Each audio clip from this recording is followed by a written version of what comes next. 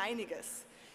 Auch hier kann ich euch jetzt schon mal verraten, werden Gäste wie Sophie Passmann, Kitchen Stories, Linda Zawakis, es gibt Live-Cooking und Wine-Tasting. Also, at 6 o'clock, this stage becomes, from the blue stage, will become the food stage. So there's going to be a lot of activities here, so you can stay here. It's going to be exciting. Okay, are you guys with me? Maybe some more people want to come up in the front. Wir haben hier noch Plätze, ein paar vereinzelte.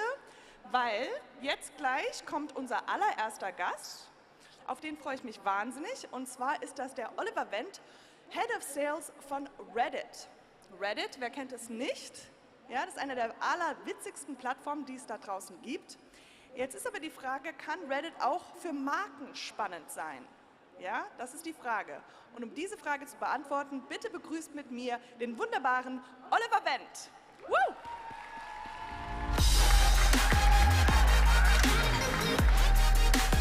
Moin Moin zusammen. Mensch, da haben wir uns ja bestes Hamburger Wetter ausgesucht, um die OMR zu starten. Ich hoffe, ihr seid alle einigermaßen trocken reingekommen. Ich weiß nicht, wie es euch geht, aber der persönliche Austausch mit Kolleginnen und Kollegen hat mir in den letzten Monaten sehr gefehlt. Deswegen freue ich mich sehr, heute vor euch stehen zu dürfen. Und auch vielen Dank, dass ihr heute so zahlreich erschienen seid. Wir bei Reddit haben in den letzten Jahren eine unglaubliche Entwicklung durchlaufen.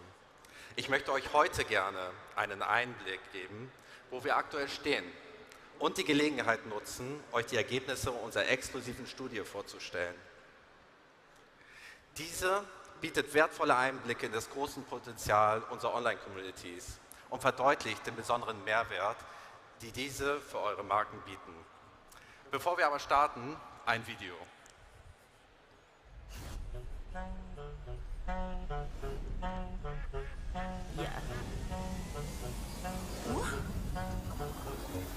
Millionaires going to the moon like Dogecoin. Prices going up, up. Oh boy, rising like crypto. Low-key was a hit though. Bernie in a spit so lit, that's a gift though. Supply chain don't work, that's a bad cost. Wall Street bets, diamond hands is mad talk. NFT fresh minted, that's ad hoc. Grandpa took a selfie with a chipmunk, huh? Yeah, the oddity is a commodity, and we still earn the money when I'm up the beat. Everything is strange, we should flip a page. Up and down like a roller coaster. Coaster, coaster, up and down like a roller coaster. Coaster, coaster. This is truly the strangest timeline. Donda, Squid Game goes Wanda. Everybody out here trying to build karma. Ask me anything and I will tell ya. Or maybe bad luck Brian could help ya. Are you team Moderna or Pfizer? Be your own boss, chase all your desires. Hang out with friends, that's required. Meet up, IRL, not just cyber. The oddity is a commodity, and we still earn the money when I'm off the beat. Everything is strange, we should flip the page. Is it gonna get any weirder? Weirder, weirder. Is it gonna get any weirder? Weirder, weirder. Is it gonna get any weirder? We're all hugging each other, yeah. We're all loving each other. It's a new beginning. I love you.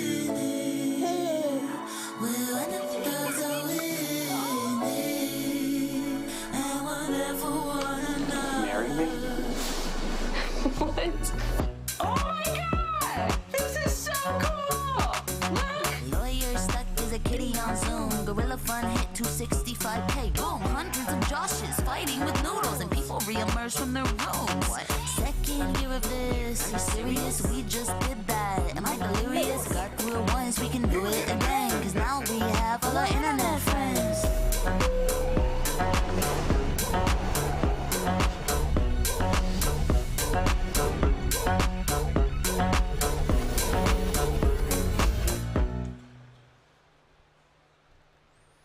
Das macht doch Lust auf Reddit, oder? Zuallererst möchte ich mich bei all denjenigen bedanken, die bereits Reddit-Nutzer sind. Vielen Dank, dass ihr uns in diesen seltsamen Zeiten begleitet habt. Und ich sehe schon, hier melden sich ein paar an. Herzlich willkommen an alle Reddit-Neulinge.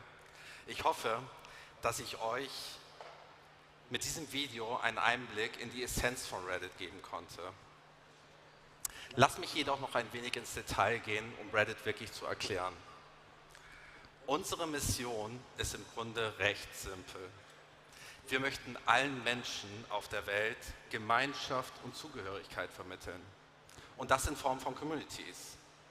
Wir sind der Ort, an dem Menschen in ihre Leidenschaften eintauchen können. Uns selbst betrachten wir als eine Community aus Communities. Und mit über 100.000 Untergruppen, wir nennen diese Subreddits, können wir davon ausgehen, dass alle Interessen bedient werden. Aber was zeichnet uns aus? Auf Reddit spielt es keine Rolle, wer du bist. Bei uns spielt es nur eine Rolle, für was du dich interessierst. Unser Fokus lag schon immer darauf, Menschen auf Basis ihrer Interessen, ihrer Ziele und ihrer Absichten zusammenzubringen. Und zwar völlig unabhängig davon, mit welchen Personen sie bereits im echten Leben bekannt sind. Auf Reddit sind alle willkommen. Von der Hautpflege über Haustiere bis hin zur Kindererziehung und dem Kapitalmarkt. Bei uns finden alle eine Community, in der sie sich mit Gleichgesinnten austauschen können. Und da wir international wachsen, bauen wir unsere Communities international kontinuierlich aus. Im vergangenen Jahr wurde Reddit offiziell in Deutschland gelauncht. Aber schon davor war Deutschland unsere drittgrößte Nutzerbasis außerhalb der USA. Und sie wächst rasant mit über 30% im Jahresvergleich. Über 70% unserer Nutzer fallen in das äußerst attraktive Segment der 18- bis 34-Jährigen. Und wie ihr seht, nutzen die meisten Nutzer Reddit über Mobilgeräte. Im Gegensatz zu anderen Social-Media-Kanälen sind es nicht demografische Faktoren, die deutsche User auf Reddit zusammenbringen, sondern persönliche Interessen. Die Plattform wird so zu einem Raum, in dem einige der ehrlichsten, authentischsten und leidenschaftlichsten Unterhaltungen geführt werden. In Deutschland folgt die Nutzeraktivität globalen Trends, wobei Themengebiete wie Gaming, Kryptowährung und Entertainment eine große Rolle spielen. Wir sehen aber auch einen klaren regionalen Bezug. Es gibt Subreddits, in denen sich zu lokalen Themen ausgetauscht wird, und Subreddits wie zum Beispiel Eltern, in denen man Erziehungstipps bekommt, Unterstützung beim Elternsein, oder auch Subreddits wie zum Beispiel Soccer, auf denen man das aktuelle Geschehen auf dem europäischen Fußballtransfermarkt beobachten kann. Unsere Nutzerbasis zeigt großes Involvement und großen Enthusiasmus. Mit durchschnittlich 18 Minuten pro Tag verbringen Deutsche mehr Zeit auf Reddit als auf Snapchat, Twitter und, sorry an meinen nächsten Speaker, Pinterest. Gemeinsam generieren sie monatlich 160 Millionen Beiträge, Kommentare und Votes. Ein weiterer interessanter Faktor: Deutsche Reddit-User verwenden nicht immer andere soziale Medien. Viele findet ihr exklusiv bei uns. Auf Reddit geht es auch nicht primär um den einflussreichsten Influencer. Wir bestehen aus unseren Communities und bieten einen sicheren Ort für alle Menschen, sich auf einer vertrauensvollen Ebene an Gesprächen zu beteiligen. Menschen verwenden Reddit, um Empfehlungen zu neuen Produkten und Marken zu erhalten. Gerade weil es sich hier um einen vertrauten und vertrauenswürdigen Ort handelt, in dem echte Menschen echte Produkterfahrungen teilen. Reddit genießt in Sachen Produkt- und Markenempfehlungen deutlich mehr Vertrauen als alle Social-Media-Mitbewerber und ist in dieser Hinsicht vergleichbar mit Google und Amazon. Marken haben damit die einmalige Gelegenheit, sich ins Gespräch zu bringen. Bevor wir aber zu diesem Punkt kommen, sehen wir uns noch einmal genauer an, welche Rolle Community im Leben unserer User spielt. Im Rahmen einer Studie in Kooperation mit YPulse ermittelten wir die Gründe für die große Beliebtheit von Reddit bei Generation Z und Millennials. Gemeinsam befragten wir über 1300 Social-Media-Nutzer, um ein besseres Verständnis dafür zu entwickeln, welche Rolle das Konzept Community in ihrem Leben spielt. Dabei ermittelten wir auch die Faktoren, die das Wachstum der Reddit-Community seit mehr als einem Jahrzehnt begünstigen. Die Studienergebnisse verdeutlichen, dass die Online-Community von Reddit mit keiner anderen im Internet vergleichbar ist. Wir haben Millennials, und User der Generation Z gebeten, andere Social-Media-Plattformen in eigenen Worten zu beschreiben. Dabei nannten sie Funktionen und flüchtige Attribute wie lustig, schnell oder auch Fotos. Bei der Beschreibung von Reddit gingen die Teilnehmenden allerdings auf die vielfältige und lebendige Community ein, die unsere Plattform deutlich voneinander abhebt. Reddit ist authentischer, Reddit ist interessanter und Reddit ist informativer als alle anderen Social-Media-Kanäle. So gaben auch 74% der befragten User an, dass sie sich auf Reddit über ihre Lieblingsthemen informieren. Und wenn sich Menschen für Dinge begeistern, auf dem Laufenden bleiben und sich an Diskussionen beteiligen, entwickeln sie ein besseres Verständnis für sich und für die Welt um sie herum. Reddit ist der Ort, an dem Millennials und die Generation Z ihre eigene Persönlichkeit entfalten, neue Interessen erkunden, ihre Leidenschaften nachgehen und authentische Gespräche zu Themen führen, die sie wirklich bewegen. Dadurch entsteht ein sicherer Raum für eine echte Community im Internet. Ausgehend von diesen Ergebnissen haben wir 5 Grundprinzipien für eine erfolgreiche Online-Community auf Reddit abgeleitet. Diese Prinzipien kann man sich als ineinandergreifende Bausteine vorstellen. Sie sind abhängig voneinander und sie verstärken sich gegenseitig. Und wenn alle Teilelemente zusammenwirken, schaffen sie einen Raum, in dem sich Menschen authentisch verhalten, offen und ehrlich untereinander austauschen und neue Ideen erkunden. Die folgenden 5 Grundprinzipien bringen den besonderen Wert der Community zum Ausdruck. Zugehörigkeit. Eine Community ist ein Ort, an dem alle willkommen sind. Menschen können sich frei entfalten, Gespräche führen, die auf gemeinsamen, persönlichen Erlebnissen basieren. 89% der Befragten gaben an, dass es auf Reddit eine Community für alle gibt. Beteiligung. Reddit bietet einen Raum für themenbezogene, authentische und relevante Konversationen. Ganz ohne den Lärm drumherum. Hier können alle ihre Ansichten zum Ausdruck bringen. 72% sind der Meinung, dass Gespräche auf Reddit themenrelevanter sind als in anderen sozialen Medien. Vertrauen. Die persönliche, interaktive und nutzerzentrierte Natur der Community ist vertrauensfördernd. In dieser Form der Community nimmt die Authentizität aller Beteiligten einen viel höheren Stellenwert ein als Empfehlungen von Influencern. Ihr erinnert euch, wenn es darum geht, sich über neue Produkte und Marken zu informieren, ist die Vertrauensbasis auf Reddit um ein Vielfaches größer als in anderen sozialen Medien. Entdeckung. Die Community ist ein Ort, an dem neue Meinungen, Informationen und Ideen frei zum Ausdruck gebracht werden. Getragen vom kollektiven Vertrauen. 73% der Befragten gaben an, dass auf Reddit neue Trends und Ideen ihren Ursprung finden. Und abschließend Einfluss. Communities tragen dazu bei, kulturelle Trends zu formen, die zum Handeln in der realen Welt anregen. Nutzer auf Reddit sind bestens informiert und immer auf dem aktuellsten Stand. 78% der Teilnehmenden gaben an, dass sie von einem Ereignis, einem Produkt, einer Marke oder einer Idee zuerst auf unserer Plattform erfahren, bevor diese den Mainstream erreichen. Vor diesem Hintergrund sind wir der Meinung, dass Communities auf Reddit einen ebenso großen Mehrwert für Marketer wie für Nutzer darstellen. Mehr als 390 Millionen leidenschaftliche Verbraucher werden hier dazu angeregt, authentische Gespräche zu führen. Und sie nehmen dadurch die Rolle potenzieller Markenbotschafter ein. Reddit-User freuen sich über die Aufmerksamkeit von Marken und zollen ihnen großen Respekt. Vor allem, wenn sie sich bemühen, sich an ihren Communities zu beteiligen. Unsere Studie ergab in diesem Zusammenhang, dass Reddit-Nutzer es nicht nur begrüßen, wenn sich Marken an Gesprächen auf Reddit beteiligen, sondern auch der Ansicht sind, dass Reddit der beste Ort ist, um sie selbst zu erreichen.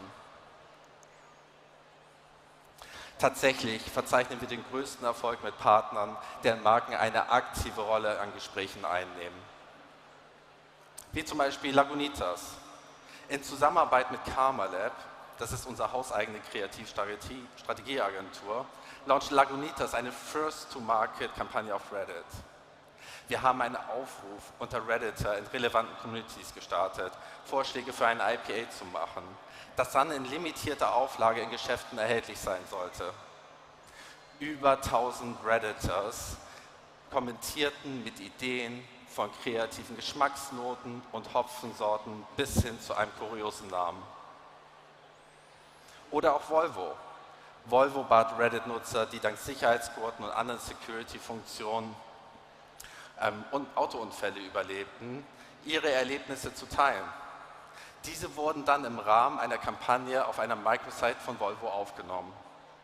Volvo stützte sich auf die Authentizität der Interaktion von Usern auf Reddit, um ein emotionales und offenes Gespräch in der Community anzustoßen. Die Marke konnte so wahre Geschichten von Überlebenden für ihre Kampagne sammeln. Und das i-Tüpfelchen: das Unternehmen wurde in der Community in den höchsten Tönen gelobt. Das ist es also, was wir tagtäglich auf Reddit beobachten. Wo Leidenschaft ist, ist aktives Handeln nicht weit. Das ist die Botschaft, die wir vermitteln möchten. Echte Leidenschaft ist der Motor für Veränderung. Communities finden sich auf Reddit in einer Art und Weise zusammen wie nirgendwo sonst. Das ist auch der Grund für unsere äußerst hohe Nutzerreichweite. User von Reddit sind mit geringerer Wahrscheinlichkeit auch auf Twitter, Snapchat und TikTok zu finden. User auf Reddit sind in engagierten und aktiven Gruppen organisiert, die sich mit einem oder auch mit mehreren Themen beschäftigen. Sie schenken der Community und ihren Peers großes Vertrauen. Produktempfehlungen werden in dieser Gemeinschaft also auf viel authentischere Art und Weise wahrgenommen.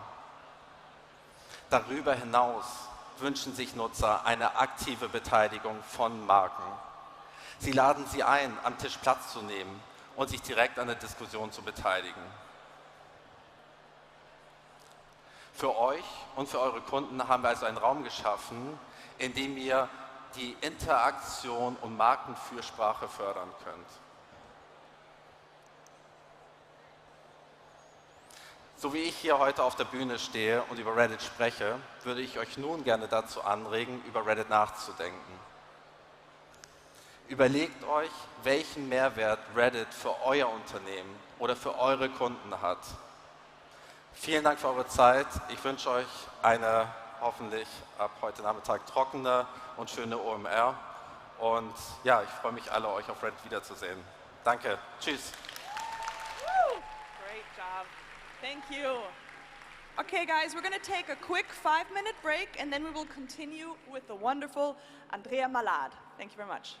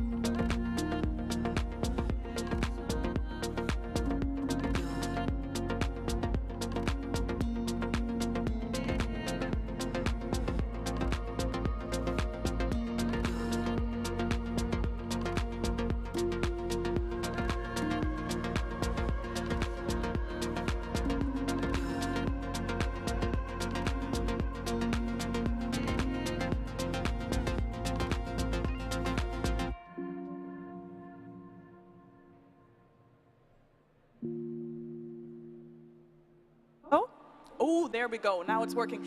Hey guys, and we will continue with our next speaker.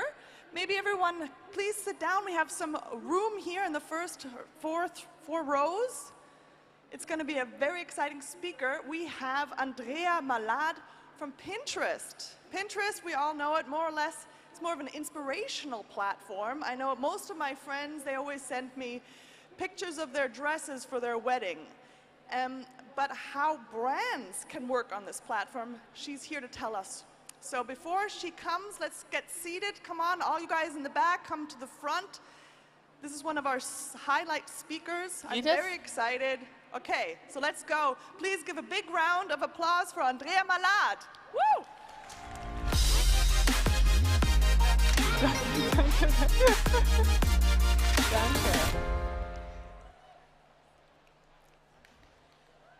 Good morning, good morning.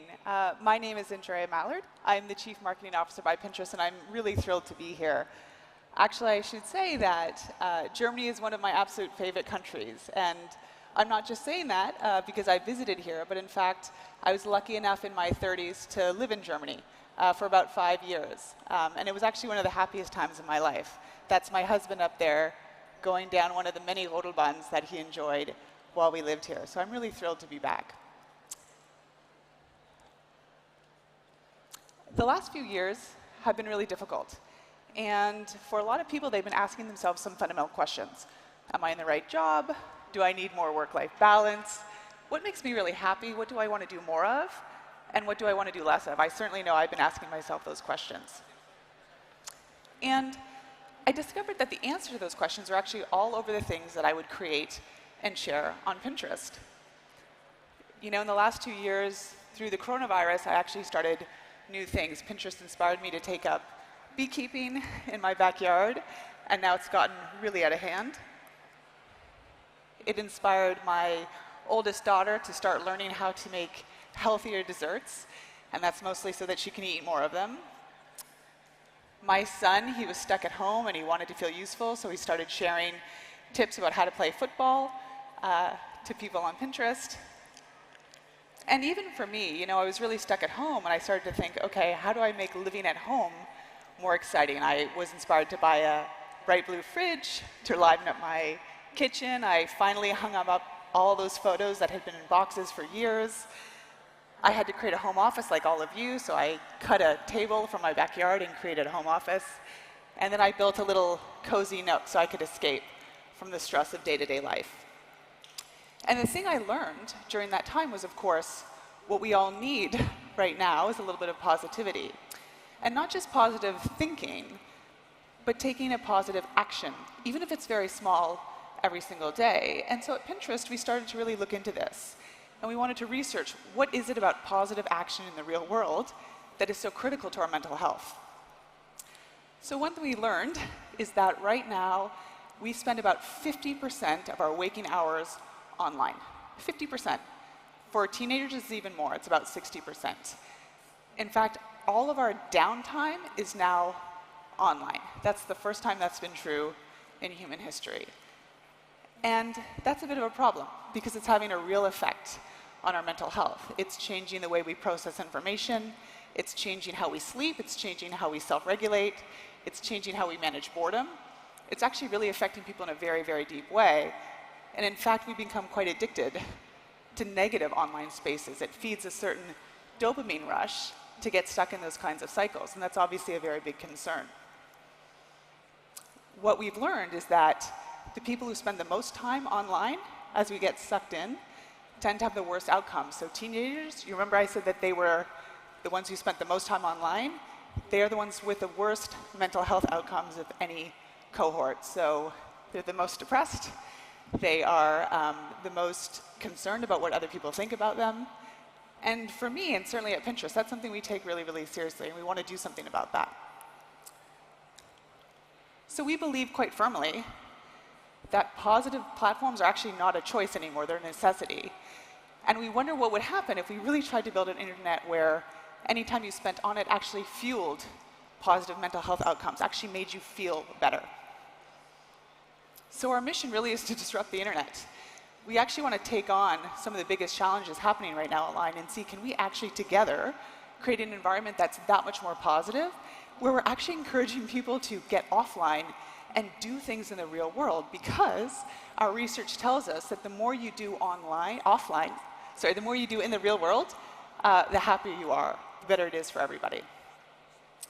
So we're really trying to build a very different kind of platform, one that's really positive, one that's really inspiring.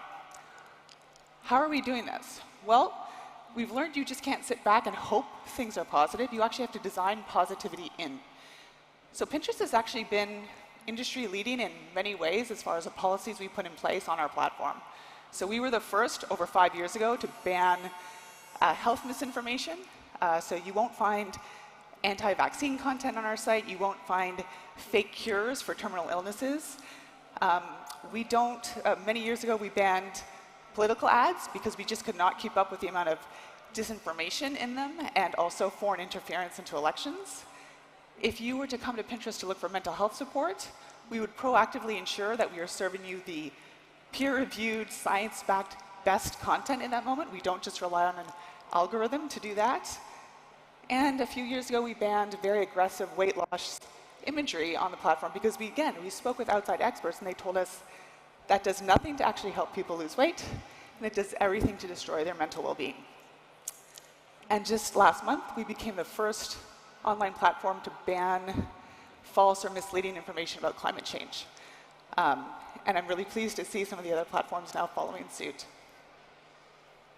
So why are we doing this? Well, our users tell us that this is the last positive corner of the internet, and they really want us to protect that. They say, hey, there are plenty of places for me to go to fight about my political beliefs or to catch up on what someone ate for breakfast. I actually want a place that is about inspiration, it's about focusing on my own life, and I want you to help me create a life that I love by building on the ideas of others. That positivity is actually very rare. So we've learned that 8 in 10 people who come to Pinterest say not only do they explicitly come to Pinterest to feel more positive, but they feel more positive once they've left. And very few people can say that about some of the other social platforms. Why does this matter? Why does it matter to brands? Why does it matter to creators? Well, as it turns out, we've learned through third-party research that when you put advertising or content next to a lot of fighting or misinformation about climate change or negativity, people consciously or subconsciously start to associate your brand with that information. By contrast, if you show up in a positive, inspirational environment, your brand starts getting associated with those things. And in fact, it literally pays to be positive. So we found that advertisers in these environments actually had better recall, people were more likely to be open to their brand, more likely to want to try it, and when they did, more likely to be loyal to it after the fact. Because the truth is that positivity matters more than ever, and especially post-COVID, users are telling us we need more positive, inspirational environments that are about focusing on your own life, not just watching the lives of others. So when I joined Pinterest, I was told, okay, this is the world's inspiration company, and I asked myself, what does it really mean to be inspirational? I knew all the brands were asking me that, creators were coming to me and saying, how do I become more inspirational? So we did some very involved research and found out that inspiration, it's not just a feeling, that's a common misperception. It's not just like, oh, I feel inspired. Inspiration without action is only half the equation. True inspiration, at its core, is about creating the urgency to act. And so we said to ourselves, okay, how do we create an environment? We're creating that feeling of urgency, like, I want to actually do this. I'm going to do this thing in my real world, not just admire it from afar. So, for example, when we think about shopping on our platform, we said, there's plenty of places to buy things online, but it's not a lot of fun. How do you create an environment where people can not only get inspired about things they might want to buy, but then feel really good that, hey, it's going to work in my house or it's going to work in my life? How do you make shopping feel fun and visual and inspiration the way it used to maybe 20 years ago? So we tried this strategy. It turns out it really works. So people on Pinterest, obviously, they're there to make decisions about their lives, but as a result, they tend to shop more, they certainly buy more when they do, and they're more likely to come back and shop again and again. And that makes perfect sense because, of course, shopping ads, for instance, don't have to interrupt what you're otherwise there to do. It's content that people are actually asking for. It's not interrupting the experience, it's actually enabling the experience. The other thing that's interesting is that Pinterest is built on a very different system than other platforms. So this is not a social graph or a search engine, it's actually a taste graph. So we have hundreds and hundreds of millions of people who come to Pinterest every single month. But at the individual level, we can help understand what your taste is. So it's not just your demography or where you might live that determines what you see. It's actually your individual taste, which is completely unique. Everyone has their own taste graph on Pinterest, and it lets us not only serve you content we think you're going to like, but also try to open the aperture for tastes that might be just slightly adjacent to your starting point, so we can make sure we're showing you ever more interesting things that you're highly likely to enjoy. The other thing that's amazing now is that we're learning that not only do people want to shop their tastes, of course, but they want to shop their values. So one of the biggest things that Gen Z is telling us is like, hey, I want to buy all these things, but I want to buy them from companies that are aligned with my own value system. And in fact, Gen Z, it gives me a lot of hope. Gen Z, in spite of being the youngest constituent on the platform, are the ones who are most willing to spend more money to shop with brands that align with their values. So for one example, the average Gen Z person is willing to spend 60% more for an eco-friendly product, for instance. That gives me a lot of hope for the future and a lot of pride. And we want to make sure we're serving that instinct as well as we can. So now we allow merchants to, if you have something that is important to the values of your business, you might be a small business, you might be eco-friendly, you might be inclusive, we want to make sure that you can show that on your profile. And once verified, then it allows all sorts of shoppers to make decisions and shop you also because not only do you have great products, but you have values that align with how they see the world or how they'd like the world to be. And what that allows you to do is really drive value from living your values and stand out for what you stand for. Another thing that was really important to us as we looked at the shopping landscape is to allow people to become verified merchants. We really just didn't want a lot of low-quality products flooding the system. We wanted really high-quality products. We've all had the experience where we see a picture online and we buy it, and the thing just doesn't match at all. We just didn't want that to be possible on Pinterest. So to become a verified merchant means you are who you say you are, your products look like they appear in the pictures on the platform, and people can really trust, and therefore they'll come back and become more loyal to your brand. And there's some really amazing examples of wonderful German companies, of course. Home24, for example, has done incredible work on Pinterest because what they've done is understood this is a place to create inspiration, not ads. And so they create incredible content that really fits in, that looks like ordinary Pinterest content because it is ordinary Pinterest content. Their shopping ads work really hard because they look like normal Pinterest content, and that's good. We have over 80% of Pinterest users saying, I think your ads are helpful and useful, and I want more of them. I don't think you'll ever hear that in any other situation, and that's because the content itself works harder. It works like normal Pinterest content, which I think is actually good for everybody. What about creators? Well, we have a whole bunch of new creators flooding to the platform for a few reasons. First, they really want a supportive environment. They don't want an environment where people are going to tear them apart or tear their ideas apart. And so Pinterest is a great example of somewhere where people come because they're looking for something to do, not just something to like. What's amazing about these creators is they actually say, hey, I'm here to major in expertise and minor in celebrity, right? Really, this is about me teaching and sharing and exposing my passion to more people. It's not just about me saying, look at me and look how great my life is. And again, for everyone's mental health, I actually think that's really critical. We've actually even asked our creators to sign what we call the creator code, where we say, look, we want you here if you're going to create content that is intellectually generous, that's going to help, that won't be clickbait, that won't be false in some way. And it's been so gratifying to see how many creators are flooding to that. They actually want to be part of an inspirational platform like that. We've recently launched idea pins because what we heard from creators as well is like, hey, I not only want to show the amazing meal I made or the outfit or the makeup look, but I want to be able to walk people step by step so they can do it, everything I do in real time. So we have all sorts of creators who are really having fun with these new formats so that people can say, look, I'm watching people not just react, but also upload their version of what I just did. And they can see their idea take on new legs and evolve over time, which is hugely gratifying to people who really care about the things that they do. And of course, we're learning that when you do this, people are much more likely to take action. So what I always tell creators is, like, if you have something amazing to teach, if you have something you want to share, this is the place to do it. And you're going to see that people don't just like what you do, but as I said, they do what you do in the real world. And we want to make it as easy as possible for creators to earn money. We think that's really important. But in this world, you can get paid for your ideas, not just your image. You don't need to have a massive following on day one in order to be successful. So for example, if you're creating an amazing recipe and you're using a type of mixer, you can tag that mixer product. That will automatically notify the brand, and if they choose, they can choose to sponsor that content right then and there. So suddenly you have access to a really wide audience, and the brand has access to a really incredible piece of content that's user-generated, that's really authentic, and you didn't need to have 1 million followers to get started.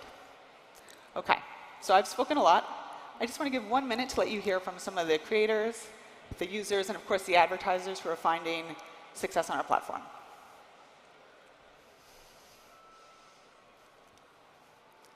Oh, there's no sound. I'll have to skip it. Pinterest is different because it is a hub of inspiration. It sparks ideas and concepts I otherwise would not have had. It's different as a platform, as Pinterest is where people go to be inspired by new ideas, and they're probably not even looking for them, but they align with their values and their needs. It's an opportunity that allows consumers to openly interact, to explore, to bookmark, to put your brand in their home. That right person, right message, right time is something Pinterest can expertly deliver against. I choose to advertise on Pinterest because I believe it's an inspirational and positive environment for consumers. Audiences aren't necessarily different on Pinterest, but their mindsets certainly are. Instead of going for social gratification, they're going for creative inspiration. In comparison to other platforms, it doesn't feel like I'm being drained. Je me sens complètement libre quand je partage sur Pinterest. As content creators, we are conditioned to anticipate negativity, but creating in a space like Pinterest that has zero tolerance for it is just so freeing. I never have to worry about trolls. I never have to worry about hate comments. I can really come on here and be my true, authentic self. When I first tried the hair pattern tool, I got emotional. I no longer have to feel like I am other or I am the exception when searching for content. It's why I keep going back, because I feel happy and I feel like I can express myself without having to sacrifice aspects of my mental health. No other platform more seamlessly integrates brands amongst ideas and intent than Pinterest. Keep being different. You're not like any other platform. You don't have a clearly defined competitive set. You don't fit neatly into a box. But those are some of the main reasons why we love working with you. So, as I conclude, we have well over 400 million people who use Pinterest every single month.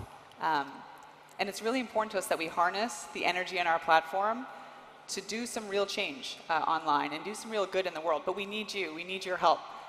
If you believe in our mission, if you believe in this vision, and of course you want to see results, as you should, we invite you to join us on Pinterest. It's a really unique environment. It's very different from some of the other places. And you get to engage with a world where we're saying, hey, we're trying to move people from being really stuck, living their lives completely online, to seeing the benefits of living their lives truly offline. So we are the one online platform probably at OMR who's going to tell you our mission is to get people offline doing things in the real world. Why? Well, our mission is simple. We want to bring everyone the inspiration to create a real life that they love because we think that's the right thing to do, and it's good for business, it's good for creators, and it's certainly good for the next generation. So I warmly invite you to join us. We want to disrupt things, we want to build a better internet, and we want to do that together. Thank you very much. Come say hello. We have Pinterest booth, And we're serving incredible food from some of our food creators of things that are starting to trend on Pinterest. So we invite you to come say hello, please. Amazing. Thank you. Really, a few quick questions at the end. You mentioned research, and you seem to really understand your audience, their motivations, needs, and wants. Maybe we have to stand a little bit apart? Okay, let's go. Other than those studies, how else do you get your insights into what's important to people? Yes. So the most amazing thing I think about Pinterest is that, again, people are coming to focus on their own lives and make plans for their real lives. So we see the future first, quite literally on Pinterest. You come to Pinterest to plan for the party you're having next month, or the wedding you're having in 6 months, you know, or the new house renovation you'd like to do. But as a result, we have incredible data that says this is where the world is going, not where the world has been. So, you know, most platforms at the end of every year, they do a year in review. We don't. We do a year in preview, and we tell creators and brands, hey, this is not trending now on Pinterest, but we predict it's going to trend in about 6 months or a year. The reason that's so powerful is you can get in on the ground floor of a trend that hasn't yet exploded, but is about to.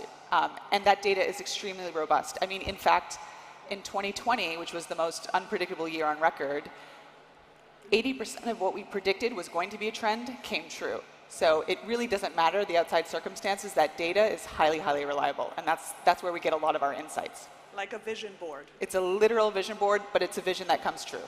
Exactly. You have been one of the first on the platform to take stance on issues like health misinformation, political advertising. But do you get any pushbacks? No, not really. I mean, honestly, our users tell us like, hey, there's plenty of places for me to look at, you know, conspiracy theories if I want to see them. I'm begging you to protect this. Like I said, this is the last positive corner of the internet. This is not about fighting with people. It's not about arguing. We want this place to be safe, and we want to trust the content that's on here and know that we can trust it. So, by the way, I should say, we don't make these decisions by ourselves. We work with neutral outside experts to help us make informed decisions because we know we're limited in our perspective, and we want to be really thoughtful when we're saying no to content.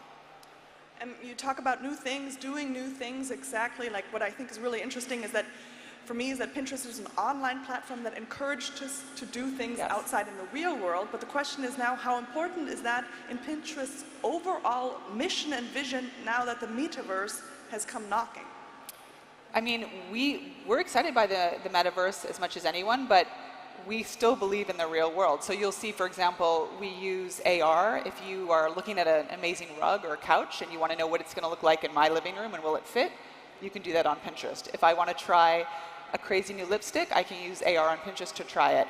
But it's only in service of actually doing that thing and living your real life in the real world. We don't want people sucked online longer because the research is pretty clear. It's hugely damaging to your mental health, and we're in the business of creating happiness and creating inspired communities. So metaverse is a tool, but we want technology that enhances life, not that consumes your life. That's amazing. Thank you so much. Give a big round of applause. Thank you. Thank you for having me.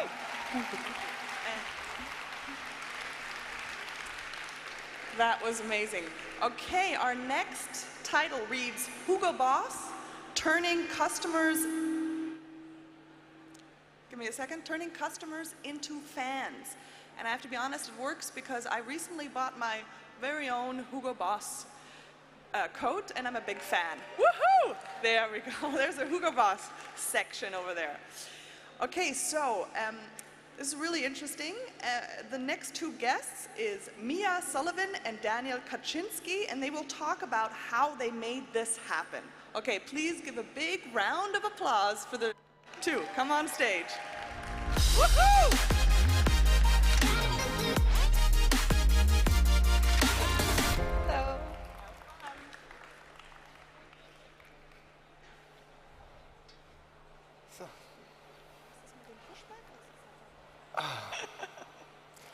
Good morning, everybody. Good morning, Maya. Morning. Very excited to show you how customers are turned into fans. And we want to try to show you how this is done in a true boss style. But first of all, let me mention who's the presenting partner. It's the Content Marketing Forum. Content Marketing Forum is a like the Association for Content Marketeers, the biggest association in the DACH region. And as you all know, content marketing is about putting the right content at the right time on the right channels, and this in an excellent way. And basically that's what the case is all about. We are speaking now together with Maya. Maya is in charge at Hugo Boss globally for brand and marketing. So she's the right person to tell us all about this thrilling and exciting case. So welcome, Maya, nice to be here with you. Thank you. Nice to be here with you as well. Good. You might not realize this, but Daniel was actually very involved in crafting the strategy behind the Hugo Boss revolution that's just hit the market in the last year. And I joined almost exactly 1 year ago as part of this transformation process to really wake up this sleeping giant that we call Hugo Boss and lead us to become one of the world's top 100 brands. Right, so that's basically what you're doing at Hugo Boss. Is that your job description in a nutshell? Exactly, in a nutshell. Good. Okay, so let's go maybe 2 steps back a little bit to the history. Hugo Boss had a great history, especially people in here know about that. It's been a brand for men, for suits. Tailoring has been a big heritage. What was your starting point? I mean, you started about 1 year ago, so you came in from a total different company. What did you find there? What was the starting point? Yeah, I think it's always really important in a brand transformation that you go back to the original ethos of the brand, and that becomes the starting point for where you go in the future. And Hugo Boss was known for having amazing tailoring, but more than anything, Hugo Boss has been known in the past as being the brand for successful people.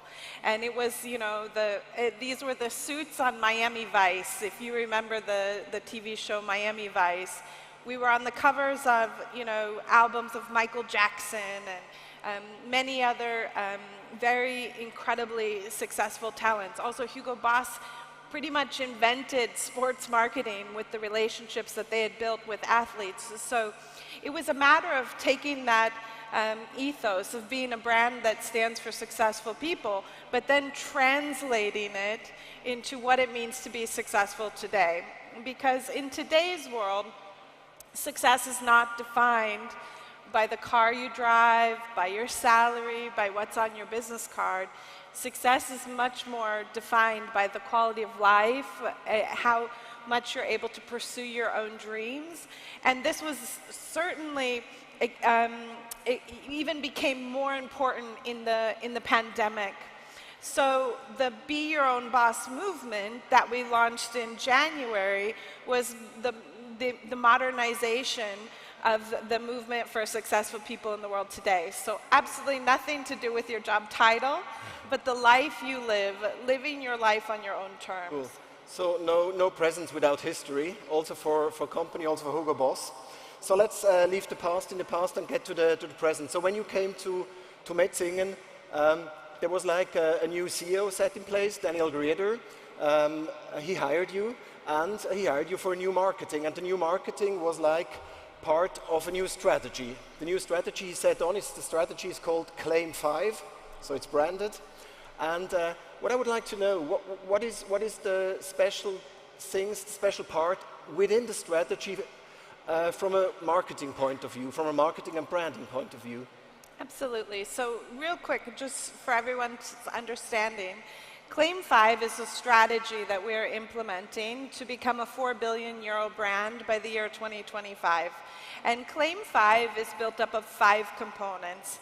Boost brands, which is the one that I'm really championing, but of course it's everyone's responsibility to build a strong brand. Also, product is king is the second pillar, leading in digital, rebalancing omni-channel, and then organizing ourselves for hyper growth. And within the Boost brand channel, the big distinction that we're making from a marketing point of view is we really want to be one of the world's top 100 brands. So the brand is not something that the company invests in because we can afford to invest in the brand. It's more that the brand becomes so valuable that the brand is driving the business. And this goal of becoming a top 100 brand, it's really not, it's not a mantra to inspire people. Of course it does that as well, but it's a genuine tactical goal that we are working against, and we are studying like scientists every single day how we are moving towards becoming a top 100 a top 100 brand by the year 2025.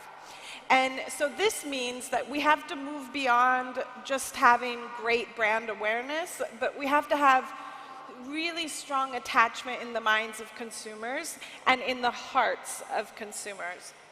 And actually, interesting to know, we just got the data, and in our first, in 2021, on this journey, our brand value increased by 40%. The average brand globally, their brand value is increasing at about 3% a year. So that's a really big first step for Hugo Boss in the first year, but of course we have to keep that momentum up for the next several years. Absolutely.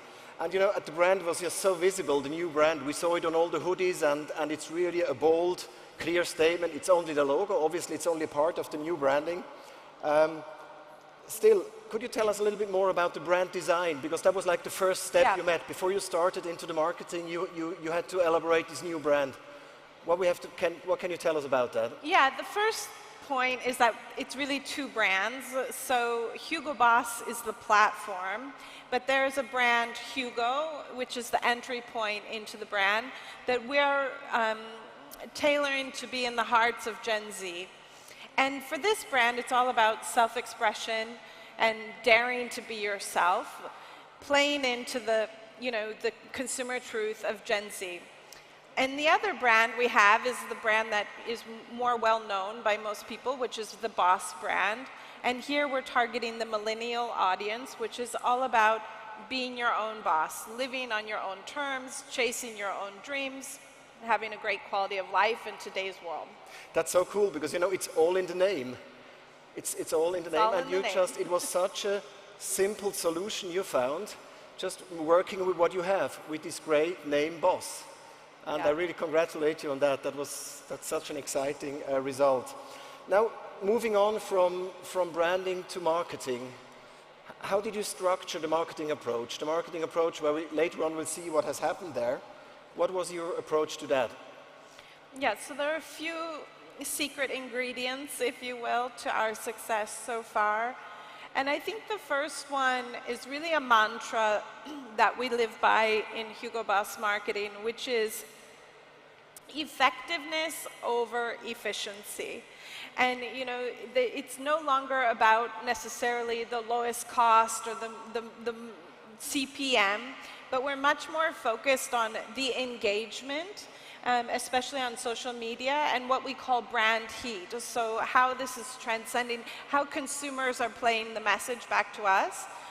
The other thing that's really, the big shift that we made, it's hard to believe, but actually Hugo Boss was quite a big print investment, and we moved into a social-first strategy.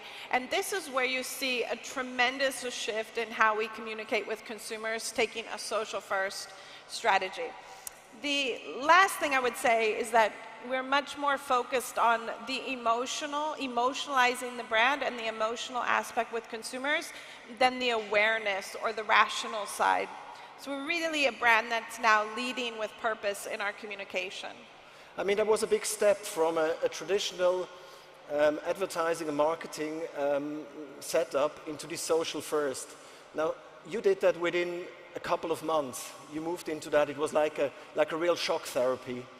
Tell us some more things about the social first approach. Yeah, I mean, I think the beauty of social media, and all you guys would know this being here at the conference today, but the beauty of social media is you can move tremendously fast. You can make a huge impact very, very quickly. And so our social first approach, we really do something we call, we have these Super Bowl moments on social media, or, some of the press have called these like shockwaves, sending shockwaves through social media, where we use social media to kind of stop the world and pay attention to a message that we're trying to communicate. And on January 26th, when we launched both brands, we were leading with Instagram for Boss, because of course it's the millennials, and we were leading with TikTok for Hugo, because it's Gen Z. And on the Boss side, we really used what I call people of influence, but maybe you call them influencers or creators, but the truth is, most of these people were not traditional creators, and we cast 220 people who we consider to be the ultimate bosses on Instagram to wear the hoodie and celebrate, be your own boss. These 220 people had a combined follower audience of 1.2 billion. And the monthly active users on Instagram is 1.4 billion. So this was definitely a Super Bowl moment. It was so big that, in fact, what we were doing from a technical point of view, we had to have a 24-hour emergency crew on standby at Facebook. And now, because we are creating these huge moments on social media, because we've done it now again and again in different ways, anytime we have a big moment now on social media, whether it be on TikTok or on Instagram, we actually have 24-hour emergency support crews helping us through to make sure everything goes off so well, because the numbers are so huge. Great, so let's just move on to these talents. You have a huge cast of talents. Yeah. Tell us more about them. How do you find them? How do you recruit them? How do you choose them? Yeah, I will not ask how do you pay them, because they cost you a fortune probably. Well, I know everyone thinks that we're spending a lot of money, but the truth is we're very, very clever in how we negotiate and structure deals. And we've had enough experience now that we know when we invest in a particular talent, we get way more out of it on the back end. But it's you know, the people that we work with are a big part of our communication strategy.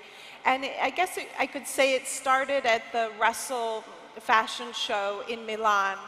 And this was in September of last year, and we had a social first approach. And we wanted to be disruptive.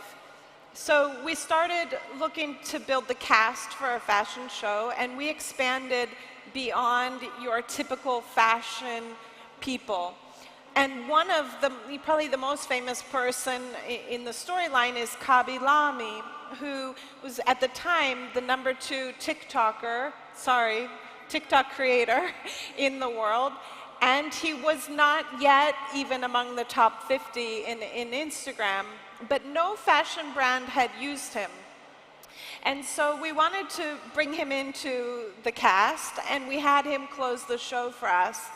And we saw the power of Kabi, which was a complete and total obliteration of all of our social media numbers.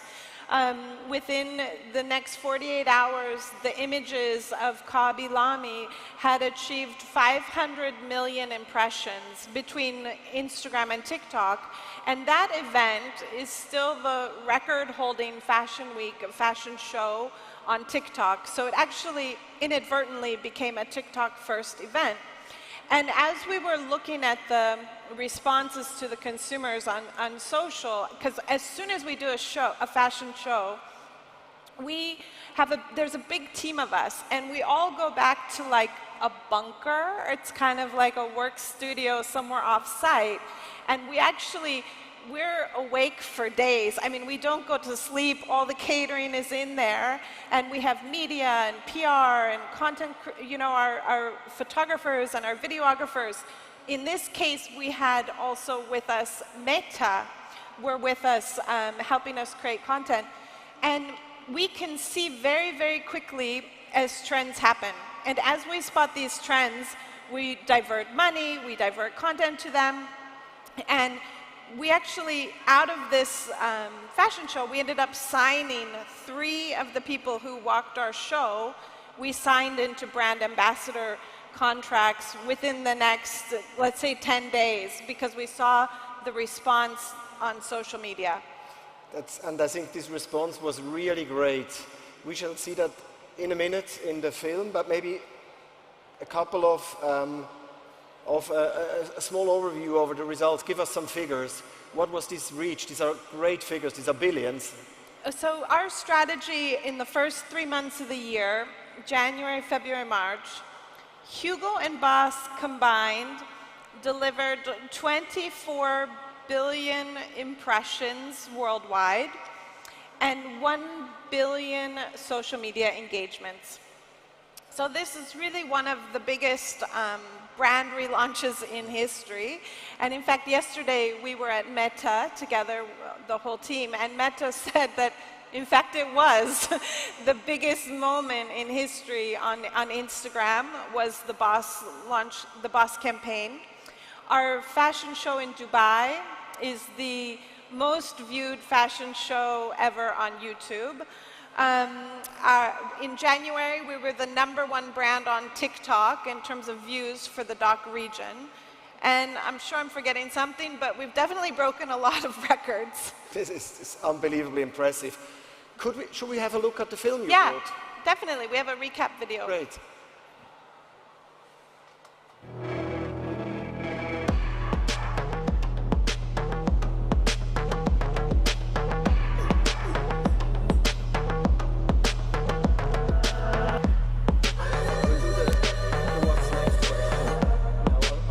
So we have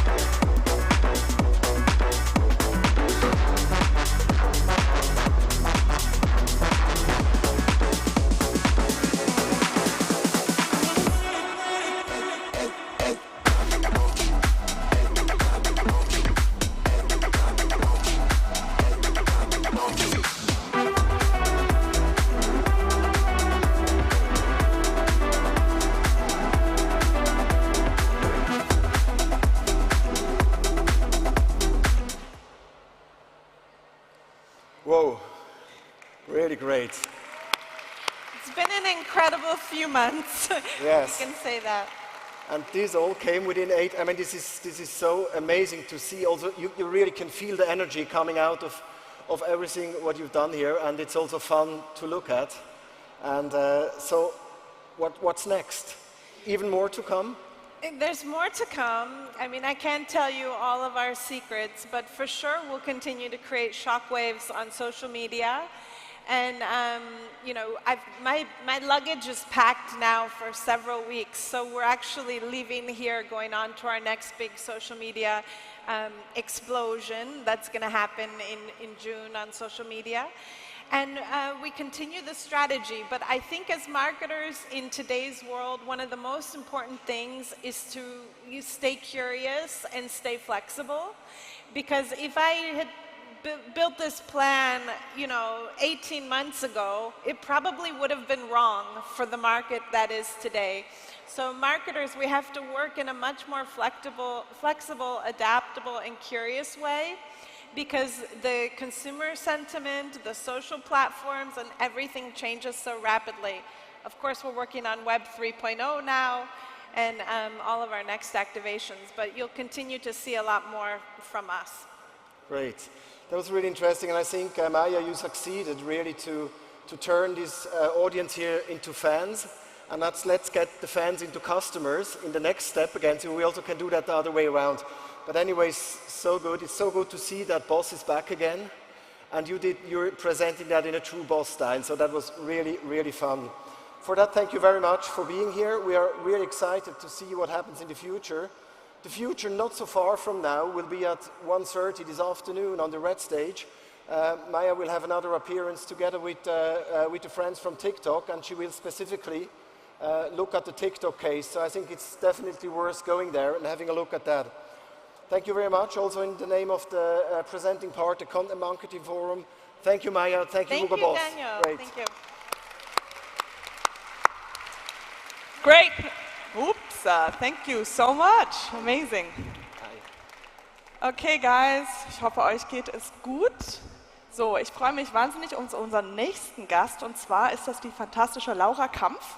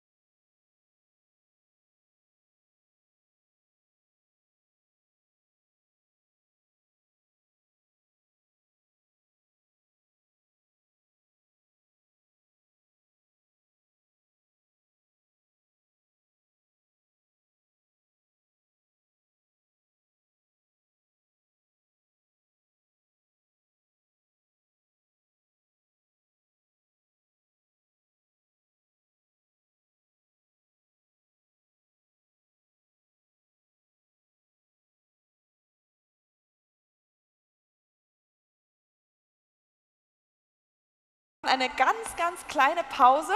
Okay, we're going to do a really quick break, and then in 5 minutes you'll all come back and you'll all sit here because we have some great other speakers coming. Okay.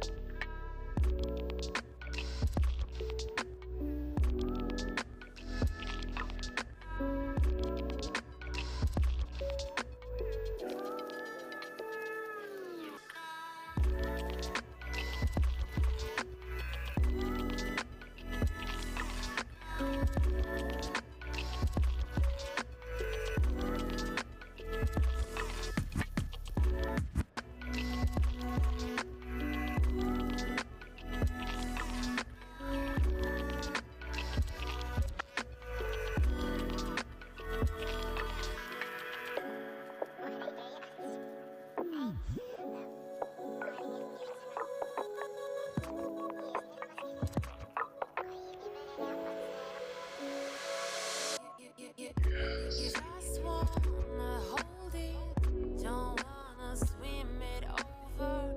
It feels like you got it, you want your roller coaster. Don't ask me about my freedom, don't ask me about my wisdom.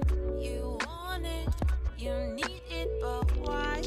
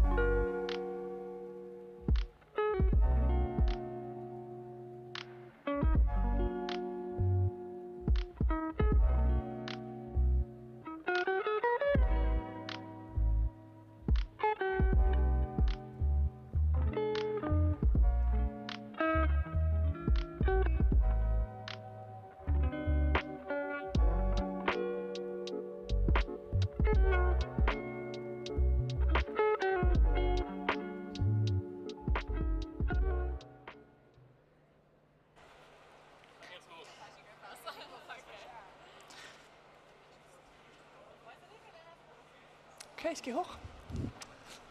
Okay, now it's about to get a little slimy in here, okay? Our next speaker, her name is Talisa, and she is a brilliant YouTube creator who's absolutely famous for slime. I have to be honest, I've spent multiple hours on her Instagram watching video after video. She will be interviewed by the lovely Sina Steiding, who is a culture and trends manager at YouTube for Germany and Austria. So, without further ado, please give a big round of applause to Talisa and Sina. Woo! Have fun. Hi. Should I say hey? Talisa. Hi, I'm Sina Steiding. I'm the Culture and Trends Manager at YouTube.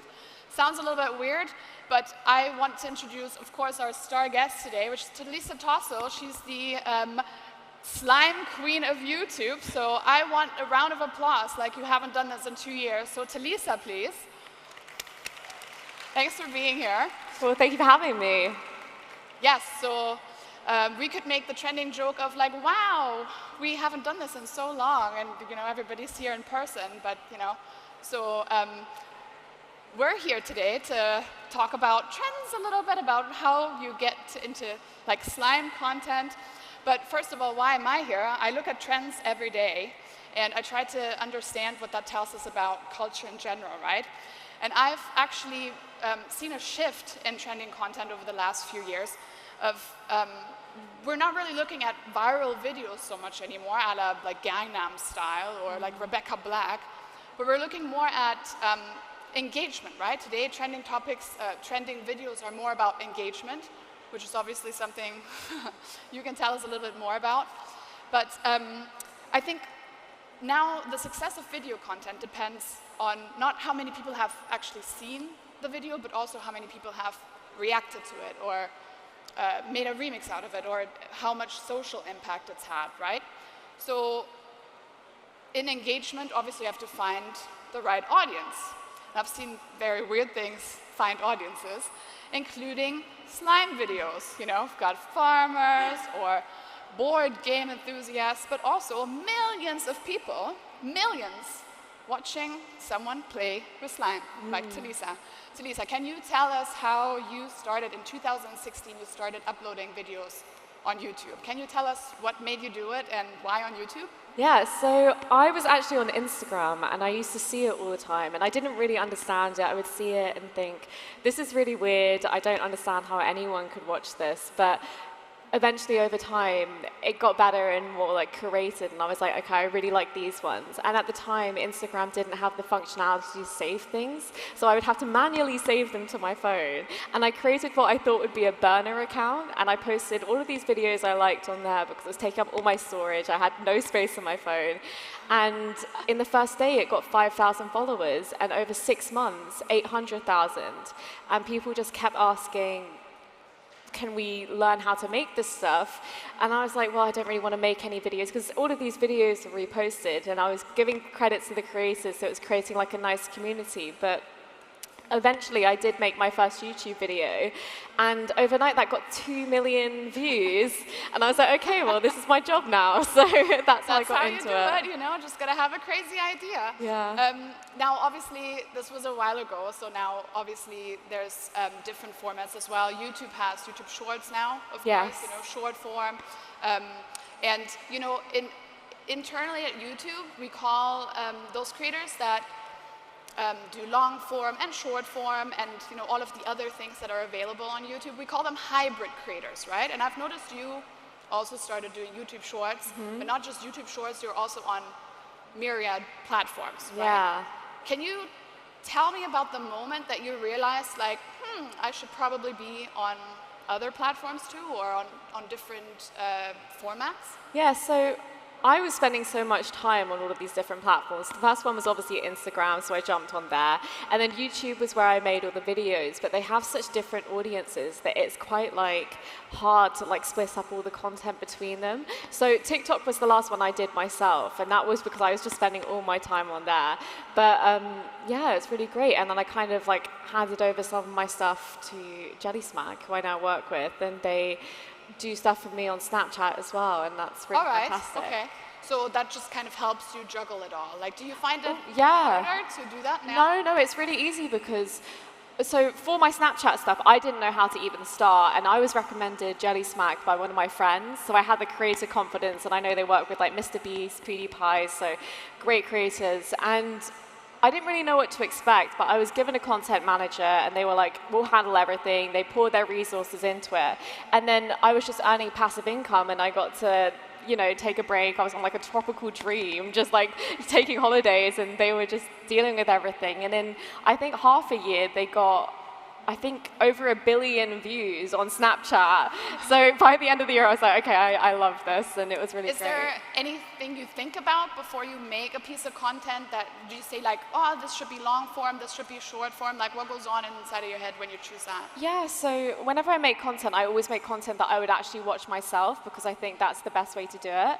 And one of the things I always say is, if you're starting with content, also do the opposite of what you don't like. So I hate long introductions. So I made my videos that like have 10-second introductions. Everyone says they're like the best thing about it, and I'm like, amazing. But my videos, because I'm so like short form focused as well, I make it kind of like a compilation style, but also like in a way that works on YouTube in long form as well, so it can be split up, but also looks great as like a whole. Yeah. So yeah. I mean, talk about starting a video, right? You usually say, hi guys, and like, you know, most of the people here today are probably, you know, seeing you for the first time.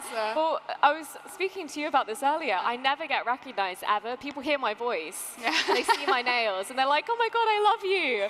But it's never a case where I'm like walking down the street and they know who I am. Yeah, fun fact actually, hey guys is the most common greeting in YouTube videos. We did an analysis last year, and like, I don't remember the percentage now, but like most of the YouTube videos start with, hey guys. Whenever you don't start with them, people actually pick you up on it and say, I really missed this. So I just have to shout, hi guys, into my like, camera every single week.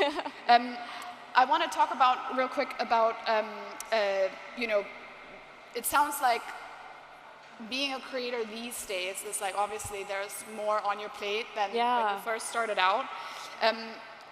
Can you talk a little bit also about like your mental health journey throughout this? Because, you know, obviously it sounds like it started as a hobby, and then of course it turned into more of that. But like, can you talk a little bit more about that? Yeah, of course. So when I started in 2016, it was really, I guess, just like what you said, a hobby, and I wasn't doing it professionally, and I was doing it full time, and I was like, this is so fun, this is so exciting, you know, so many followers, and it was this nice phenomenon. And when it became a job, I was like, okay, well, this isn't going to last very long, it's a trend. So I really just put everything I had into it, and I've never had an editor. I've come up with all my video ideas. I've done literally everything myself. And so in the first year, I was like, okay, this is great. Second year, I was like, okay, this is getting a lot, but like, it's still going, so stick with it. Third year, I was like, oh my goodness. And as soon as the pandemic hit, I was like, this is so overwhelming. There are so many different platforms. And yeah, I just really needed a break. And that's why Jelly Smack came in as well, because I really just needed to like have some time off. Yeah. And they do everything for me, so I was actually able to just chill and have everything done.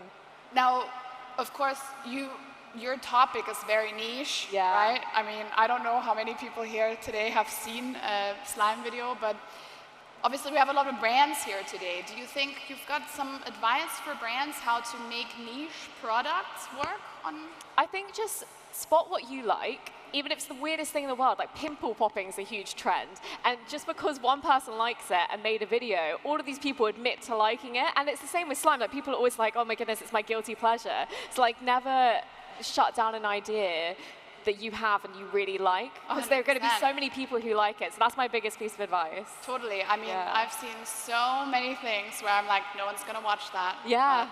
And then they do. Yeah, I know. Like one of my favorite YouTube shorts is someone, it's like science experiments, and he just dips this like bag of silver into a liquid, and it has like 100 million views. Millions, yeah. And like you wouldn't even think to do it, but it's so interesting to watch. Yeah, and it's also, obviously, you could also do elaborate experiments and like make 20-minute videos out of it, right? But like sometimes it's that little bit of action that we just want to see, and like you don't really need an elaborate video for that. Right? Like it's the same with, you know, 60 seconds, someone digging their hands into the slime, like works for me.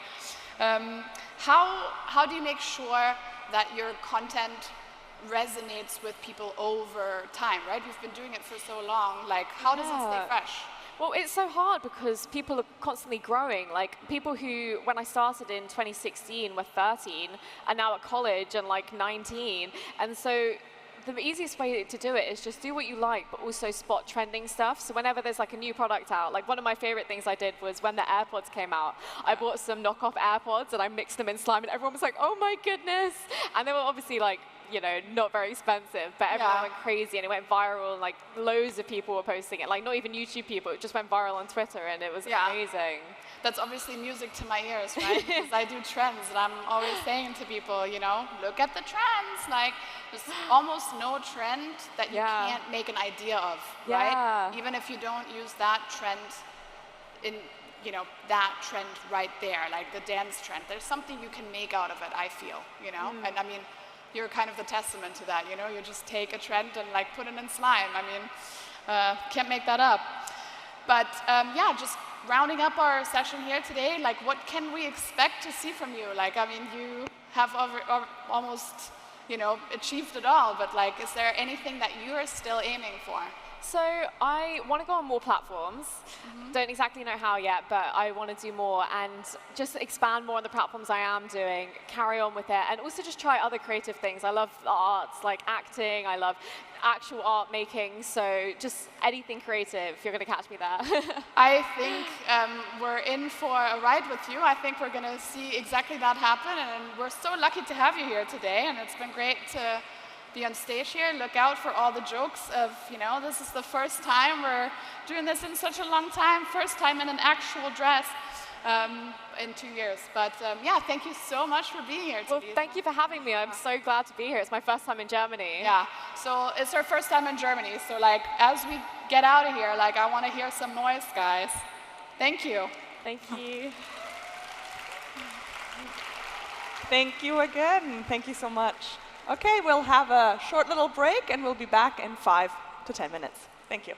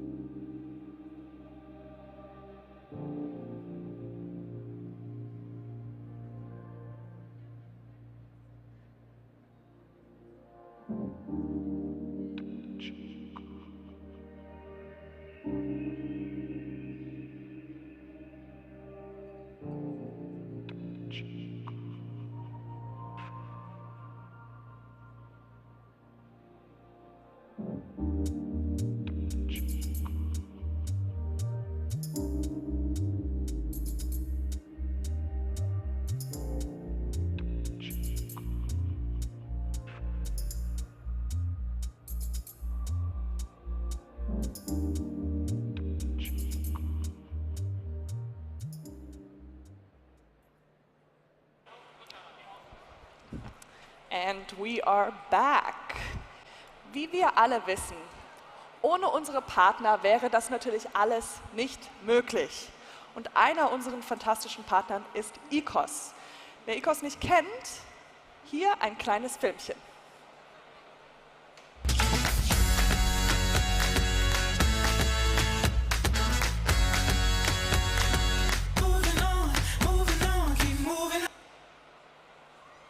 So, das war's schon mit der Werbepause. Okay, und jetzt geht's weiter und wir gehen weg von Influencern und hin zu meinem absoluten Lieblingsthema Technologie. Und hier, eine der größten Probleme, welche Kanäle bringen wirklich etwas fürs Geld? Um diese Frage zu beantworten, bitte begrüßt mit mir Mike und Volkmar, bitte auf die Bühne. Komm, bisschen Stimmung.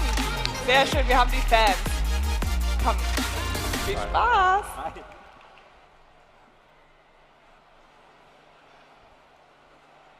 Ja, herzlich willkommen. Wir freuen uns sehr, hier auf der Bühne zu sein. Ich bin Mike von C&A. Irgendjemand hier im Saal, der C&A nicht kennt? Nee, weil es ist eine super ikonische Marke und 1300 Stores, Webshops in 21 Ländern, überall von Portugal bis Rumänien. Und ich bin ganz stolz, ja, der Leiter von unserem Marketing-Team zu sein über ganz Europa. Und wir haben ein paar Kollegen hier heute auch im Zuschauerraum. Wir sind im Endeffekt zuständig dafür, dem alten Schiff C&A wieder neuen Schwung zu geben und die Marke in die Neuzeit zu bringen, zu modernisieren und deutlich digitaler aufzustellen. Und eine der Fragen, mit der man sich natürlich als Marketeer täglich auseinandersetzt, von jedem Euro Media Spend sind 50 Cent wahrscheinlich nicht gut investiert. Man weiß nur vorher eben nicht, welche 50 Cent sind denn die richtigen. Und deswegen haben wir in eine ganz tolle Technologie investiert in den letzten 2 Jahren, nämlich Selforte. Und deswegen bin ich super happy, mit Volkmar hier heute zu sein von Selforte. Mike, ganz vielen Dank. Ich freue mich sehr, mit dir heute hier zu sein. Mein Name ist Volkmar von Selforte.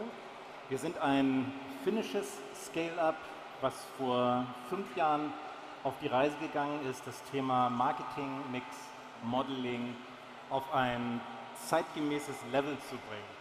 Das heißt, weg von One-off-Projekten, die man bisher so einmal im Jahr gemacht hat oder zweimal im Jahr gemacht hat, sondern Marketing, Mix, Modeling als permanent laufenden Cloud-Service anzubieten, um Marketingaktivität permanent steigern zu können. Wir machen das jetzt seit 5 Jahren. Wir haben unsere Lösung im Einsatz in 18 europäischen Ländern und wie du, Mike, und andere Kunden analysieren unsere Kunden Marketinginvestitionen in Hülle und Fülle, kann man sagen. Wir haben mal reingeschaut, so 2 Milliarden Analysen pro Jahr, die unsere Kunden halt durchführen. Und die machen das zu einem ganz bestimmten Zweck, um zu verstehen, welche Investitionen, in welchen Kanal, in welche Medien, in welche Kampagne führen eigentlich zu wie viel mehr an Umsatz oder zu wie viel mehr an Marge, beziehungsweise zu wie viel mehr an ROI. Um genau mit diesem Verständnis dann sagen zu können, jetzt fühle ich mich eigentlich sicher, um zukünftige Entscheidungen richtig treffen zu können. Wo investiere ich und welche Ziele kann ich damit erreichen? Genau, und das war auch unsere Herausforderung. Denn in der Vergangenheit haben wir Marketing-Mix-Modeling nach einem ganz klassischen System gemacht. Wir haben eine ganze Reihe von Daten gesammelt von allen möglichen Kanälen. Hier sitzt zum Beispiel Maria, die zuständig ist für unser Social Marketing Aktivitäten. Sie und ihr Team, wie alle anderen Kanäle, haben im Excel-Sheets, in irgendwelchen komischen Files Millionen von Datenpunkten gesammelt. Wir haben das Ganze rüber geschickt zu irgendeiner Agency, irgendeinem Berater. Und nach mehreren Wochen bekommt man dann eine tolle PowerPoint-Präsentation, 2 Stunden, mit der Leiterin für Consumer Insights, mit mir, mit jemandem aus dem Finance-Bereich, mit jemandem aus dem Planning-Bereich, was die Ergebnisse waren. In der Regel hat das 6 Monate gedauert, bis man eigentlich einen Blick darauf bekommen hat, was die Ergebnisse von der Kampagne waren. Und es war in der Regel immer eine One-Off-Analyse. Und dann sieht man immer so ein RQ, wie gut ist denn diese Auswertung? Statistiker hier im Saal, die kennen sich damit wahrscheinlich aus, bekommt man R hoch 2 gezeigt und dann muss man daran glauben, dass die Daten und die Ergebnisse, die dort gezeigt werden, dass die auch sinnhaft sind. Und das haben wir jede Saison, jedes Halbjahr wieder gemacht. Wenn man aber 6 Monate Time Gap hat, kann man sich das vorstellen. Wir haben gestern darüber gesprochen, welche Kampagnen fahren wir bei C&A nächstes Jahr im Frühjahr und Sommer. Wenn ich aber erst 6 Monate nach einer Kampagne eine PowerPoint-Präsentation bekomme, dann hat man natürlich einen riesigen Time Gap. Und wir wollten weg von diesem alten Vorgehen, weg von PowerPoint-Präsentationen, weg von Outside-In, weg von diesem riesigen Time Gap und haben deswegen Selforte ausgewählt, um dann einen riesigen Schritt nach vorne zu machen. Worüber wir uns natürlich sehr freuen, Mike, und die Zusammenarbeit mit euch und eurem Team, was ja heute auch da ist, macht in der Tat viel, viel Spaß. Ich würde dir gerne mal eine Frage stellen, die wir eigentlich gar nicht vorbereitet haben heute. Wir haben ja gerade über die Technologie gesprochen, ne? die von Selforte kommt, die ihr bei euch im Unternehmen einsetzt. Wenn wir jetzt mal von der Technologie weggehen, und du dir mal überlegst, was hat sich eigentlich bei euch im Unternehmen an Prozessen verändert? Oder was hat sich verändert im Marketing-Team, wie ihr bei C&A arbeitet? Ja, auch wir müssen natürlich viel agiler werden. Wir sind seit 1911 in Deutschland aktiv und seitdem machen wir Werbung. Wir haben ein Archiv, da kann man da reingehen, da kann man sich angucken, die Anzeigen aus jedem einzelnen Jahr. So ging das mal los. Aber heute sind natürlich 60-70% unserer Media-Invest in ganz Europa in digitalen Kanälen. Und da können wir nicht die gleiche Arbeitsweise an den Tag legen wie 1911. Und von daher müssen wir ja viel agiler werden. Und wenn man sich die Online-Kanäle anguckt, dort haben wir natürlich eine viel größere Heterogenität zwischen den ganzen Kanälen. Und deswegen müssen wir die Teams befähigen, praktisch jeden Tag zu lernen, und die müssen Zugang zum Tool bekommen, um die nächste Kampagne besser einzuspielen. Und das geht eben nur mit so einem Always-On-Ansatz, den wir hier mit Selforte gemacht haben. Ja, und wir haben auch eine kleine Illustration mitgebracht. Ich glaube, die müsste jetzt auch loslaufen, wie das Tool in Wirklichkeit aussieht. Und wir haben da alle Daten drin seit 2017 über die letzten 5 Jahre von allen Kampagnen in allen Kanälen, online, offline, und gucken uns an, wie die Impact sind auf alle möglichen Sales-Kanäle, also Retail, E-Com und so weiter. Und das Gute an diesem Tool ist, dass man, wie jetzt hier gerade gemacht, mit einem Klick immer tiefer einsteigen kann. Das ist also unsere Teams haben Access zu dem Programm, und deswegen ist das super easy, um wirklich immer tiefer einzusteigen. Und man kann sich eine Kashmir-Kampagne über die letzten 3 Jahre angucken, wie hat sich die entwickelt in Bezug auf ROI, oder wie haben sich alle Herbst-Winter-Kampagnen entwickelt, oder wie war der Impact für Kampagnen im Webshop, wie hat sich ein Kanal entwickelt, zum Beispiel Social Paid hier. Und das ist das super Coole an diesem Tool. Das heißt, wir haben jetzt also einen Always-On-Zugang, auch die Daten werden jedenfalls für viele Kanäle automatisch über den Datenzugang reingeladen. Wir können viel tiefer in die einzelnen Online-Kanäle reingucken, als wir das vorher konnten. Man kann wirklich so ein Slicing und Dicing machen, und das Ganze ist ein lernendes System, weil wir die Daten seit 2017 da drin haben. Mit jeder Kampagne, mit jeder Saison, die wir da wieder dort ergänzen, werden eben auch die ROIs oder die Erkenntnisse der vergangenen Jahre, sage ich mal, nochmal abgedatet und überprüft, ob das immer der richtige Zusammenhang war, der da aufgezeigt wurde. Mike, wenn du nochmal auf die Zusammenarbeit bisher zurückschaust, sind ja jetzt knapp 2 Jahre, wo wir zusammenarbeiten.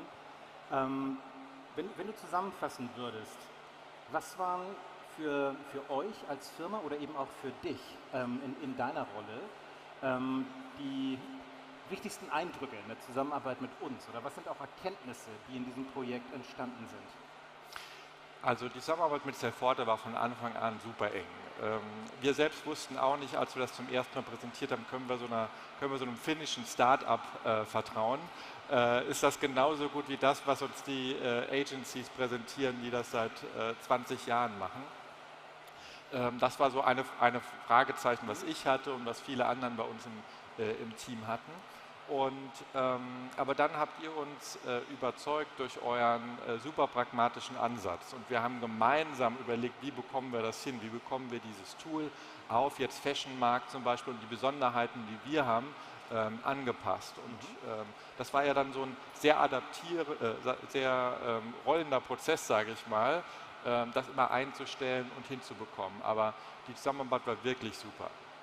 Und dadurch, dass die Erkenntnisse jetzt eben in diesem Tool drin stecken und nicht mehr nur eine One-Off-Präsentation ist, 2-mal im Jahr, haben wir eben auch die Möglichkeit, viel besser auf einzelne Fragen einzugehen, einzelne Insights nachzugehen und zu gucken, was hat besser funktioniert, was hat schlechter funktioniert bei unseren Investments.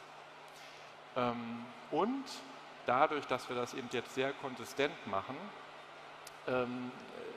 Selforte, der Name, ich hatte gestern ein Meeting mit unserer CFO und unserer CEO gehabt zu den Kampagnen im Jahr 23 und selbst dort habe ich nur Selforte sagen müssen und das hat dann Klick gemacht und dann war klar, okay, das kommt aus eurem Tool und dadurch, dass wir das 2 Jahre immer wieder konsistent machen, ist das auch ein Thema, was, sage ich mal, auf der Top-Management-Ebene zwar jetzt nicht im Detail diskutiert wird, aber was einen ganz anderen Stellenwert hat als früher. Und dann der dritte Punkt, ist vielleicht hier so ein kleiner Punkt, aber Data Protection, Privacy ist natürlich ein wichtiges Thema in Bezug auf Daten und im Endkundengeschäft insbesondere. Und wir sind froh, natürlich hier auch ein Tool mit Selforte zu haben, was auch da allen Anforderungen gerecht wird. Ja, danke Mike. Ihr seid ja jetzt schon sehr weit vorangekommen mit dem Tool selber. Und das Thema oder das Problem Marketing Mix Modeling als Projekt, beziehungsweise der Vorteil, wenn du es als kontinuierlichen Service nutzt, das sind ja alles so Erkenntnisse, die sich auch im Laufe des Projektes darstellen. Ne? Also wo wir gestartet haben, dann arbeitet man zusammen, man macht dann immer mehr draus. Wenn du jetzt zum Beispiel unseren neuen Kunden, mit denen wir zurzeit sprechen würden, ein paar Empfehlungen geben müsstest. Also was waren deine wichtigsten Erkenntnisse, was würdest du anderen mitgeben wollen auf dieser Reise in Richtung Marketing, Mixed Modeling, Always On? Ja, also ich glaube, ganz wichtig, was ich eben schon angesprochen habe, ist, dass man es als gemeinsames Projekt ansieht. Dass ich das nicht als Outside-In, Inside-Out Beratung sozusagen ansehe und Analyse, sondern dass das unser Tool ist und wir zusammen daran arbeiten müssen, wie bekommen wir das so eingestellt, dass das genau für dieses Unternehmen, für diese Kanäle funktioniert. Und das geht nur mit einer ganz engen Zusammenarbeit. Und das war hier gegeben und war, glaube ich, einer der wichtigsten Erfolgsfaktoren. Wenn wir ansonsten Analyse machen mit einer Mediaagentur oder es gibt ja auch nochmal Dedicated Agencies, dann ist das eine ganz andere Zusammenarbeit. Das ist für mich dann eher so, da kommt der Berater, wir machen einen Data Dump und dann kommt der Berater nach x Wochen zurück und präsentiert das Ergebnis. Und hier ist es eher ein ganz enger Austausch auf einer wöchentlichen und monatlichen Basis. Ja. Prima. Mike, jetzt habe ich dich eine ganze Menge gefragt. Ne? Hast du eine Frage an mich? Ja, also was mich natürlich interessiert, weil jetzt sind wir 2 Jahre dabei, was sind so die nächsten Hot Features, auf die ich mich freuen kann, die jetzt hier auf uns zukommen? Ja. Weil das Ding ist ja auch praktisch von einem Start-up, das Produkt ist ja selbst noch in Entwicklung und in Weiterentwicklung. Ne? Absolut. Absolut. Was uns bei Selforte super wichtig ist, wo wir konsequent dran arbeiten, wo wir auch immer mehr tiefer reingehen in die Modellierung mit unseren Data Scientists, ist zu schauen, dass wir auf der einen Seite genau das, was wir auch mit euch machen, ne? Also das Verständnis, wo in welche Kanäle investiere ich, was bringt mir das an Incremental Sales, super transparent in einer Plattform zu haben. Das heißt also Marketingdaten, Mediadaten, Salesdaten, Financial-Daten transparent zu machen, analysierbar zu machen, darauf Entscheidungen zu treffen, diese Entscheidungen wieder zu tracken, in das System einzuspielen und die Maschine lernen zu lassen. Das ist ein ganz, ganz wichtiges Credo. Der zweite Bereich, der mich persönlich auch unheimlich fasziniert, ist, dass wir mit Selforte auch in die Zukunft blicken können. Das heißt also mit den Ergebnissen der Analyse uns auch Fragen stellen können, wie wollen wir denn in Zukunft Medienkanäle bespielen? Wie viel Budget allokiere ich online? Wie viel Budget allokiere ich zum Beispiel im TV-Bereich? Welche Kampagnen lasse ich darüber fahren? Und ich kann diese unterschiedlichen Szenarien durchspielen und kann mir dann auch die Frage stellen, was ist vielleicht für mich ein optimaler Mix in Zukunft? Oder was sind meine Unternehmensziele? Welche Umsätze muss ich erreichen und welche Marketingentscheidungen und Investitionsentscheidungen bringen mich dahin? Und ich denke, diese Kombination aus verstehen, wo wir sind, und Szenarien in der Zukunft durchspielen zu können. Was wären mögliche Szenarien in der Zukunft, die wir erzielen können, um Marketing-Effektivität permanent zu erweitern? Das ist für mich so die Quintessenz auf der Reise, wo wir immer weiter dran arbeiten. Okay. Dann bleibt jetzt nur eigentlich die Einladung zur finnischen Wodka bei euch am Stand, habe ich verstanden.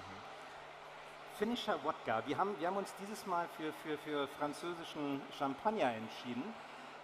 Wir möchten uns beide bei euch ganz, ganz herzlich bedanken, dass ihr diese Zeit mit uns verbracht habt, dass ihr uns zugehört habt. Wir freuen uns, dass wir diese Informationen teilen können. Wir würden euch super, super gerne zu uns an den Stand einladen. Wir sind in Halle A4, Stand F17 bis 18. Wir haben dort einen kleinen Quiz vorbereitet für euch, wie ihr Marketing-Effektivitätsexperte werden könnt. Wenn ihr das gut beantwortet, gibt es auch eine Flasche Champagner zu gewinnen. Und wir möchten euch auch die Möglichkeit geben, euch vor die Self-Audit-Plattform zu setzen, praktisch so wie auch dein Team arbeitet, also so wie ihr mit der Plattform arbeitet, um eine Aufgabe zu lösen. Und auch dafür gibt es eine Shampoosflasche zu gewinnen. Wir freuen uns also auf euren Besuch und dass wir vielleicht ein bisschen, was wir theoretisch vorgestellt haben, dass ihr das noch in der Praxis ausprobieren könnt. Ja, vielen Dank. Vielen Dank, viel Spaß noch. Danke. Thank you very much. Amazing. Wir machen jetzt gleich nochmal eine 5 Minuten Pause und kommen dann gleich wieder hier. Okay, thank you. 5-minute break.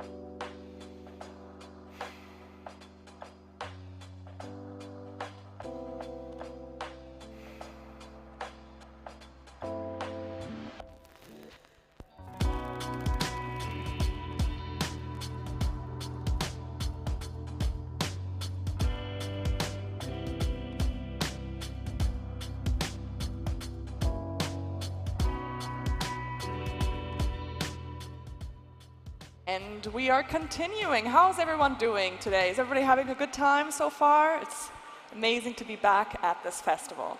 So, like I said, we are away from the influencers, we're in technology, we're going to continue into deep diving into the technology. And our next guest, very excited, he's a very nice man, is Morgan, who is Chief Sales Officer and co-founder of Audience Project. Okay, and he will talk a little bit about the future of without third-party cookies would look like, how a future without third-party cookies would look like, and what solutions are out there.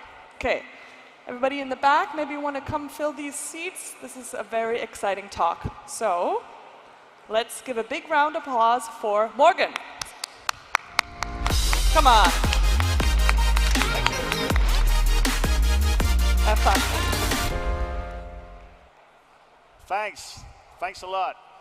So, ladies and gentlemen, are you ready for a 20-minute chat around audience measurement? Lots of statistics, lots of numbers. Super exciting now, isn't it? Well, usually when I say these opening lines, I don't necessarily get sort of positive response. But what I can tell you is that it is super exciting. And even more importantly, it's just super important.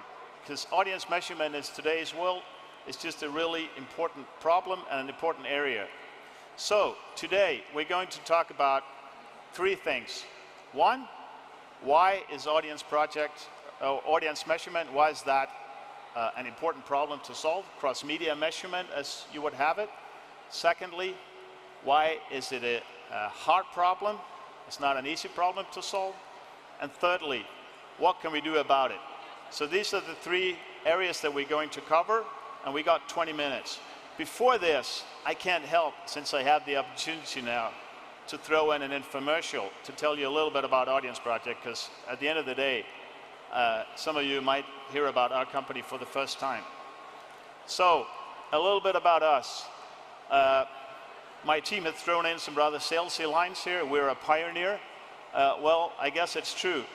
We've been working at cross-media measurement as well as also providing planning information or targeting information, if you will, to publishers. It comes from off of the same panel, if you will. We've been at it for 10 plus years. We're a Danish company, headquartered in Copenhagen, located in Berlin here in Germany. We strive to deliver unified audience analytics to brands and thereby helping them solve important problems, I'd say. And I think it's also fair to say that we try to apply best-in-class technology and merge that with statistical research practices. We're a hybrid between a market research company and a technology company. And we are not sort of, I'd say, a very well-known brand. However, if you look at the customers we have, we're an integrated part of the measurement infrastructure of quite a lot of brands across Europe. Now, enough of infomercial, let's get at it. Why do we have a problem with audience measurement in the digital world? Well, there's a number of reasons for that. One is that audiences consume content across many more channels than they ever had. We track that at a yearly basis. One of the questions we ask, one of the areas we uncover is the number of devices by which people access the internet. In Germany, it's just about 8 devices. Obviously, you can have 1 or 2 or 3 devices that are most commonly used, but people just tend to access the internet in a variety of ways, which of course makes measurement a tough challenge. Now, on top of that, because of course one way to solve this would simply be, well, it's not particularly important, but it is important. I just took a slide that I showed to one of our clients recently. That client has a target group ranging from 21 years to 65 years of age, still spends the majority of their money on linear TV, but dips a little bit into digital, but not so much. What we can see on some of their campaigns, I just took a representative one, is that the reach distribution across age cohorts are obviously incredibly unevenly distributed. Very low reach among young people, very high reach among elderly people. That's a known fact, I'd say, in the market. But take a look at frequency. Frequency is also unevenly distributed, which means that an ad impact is shown very few times to young people, those that see it, but when it comes to elderly people, it's just shown a lot of times. And if you multiply reach and frequency, you get TRPs. And TRPs is what you pay for.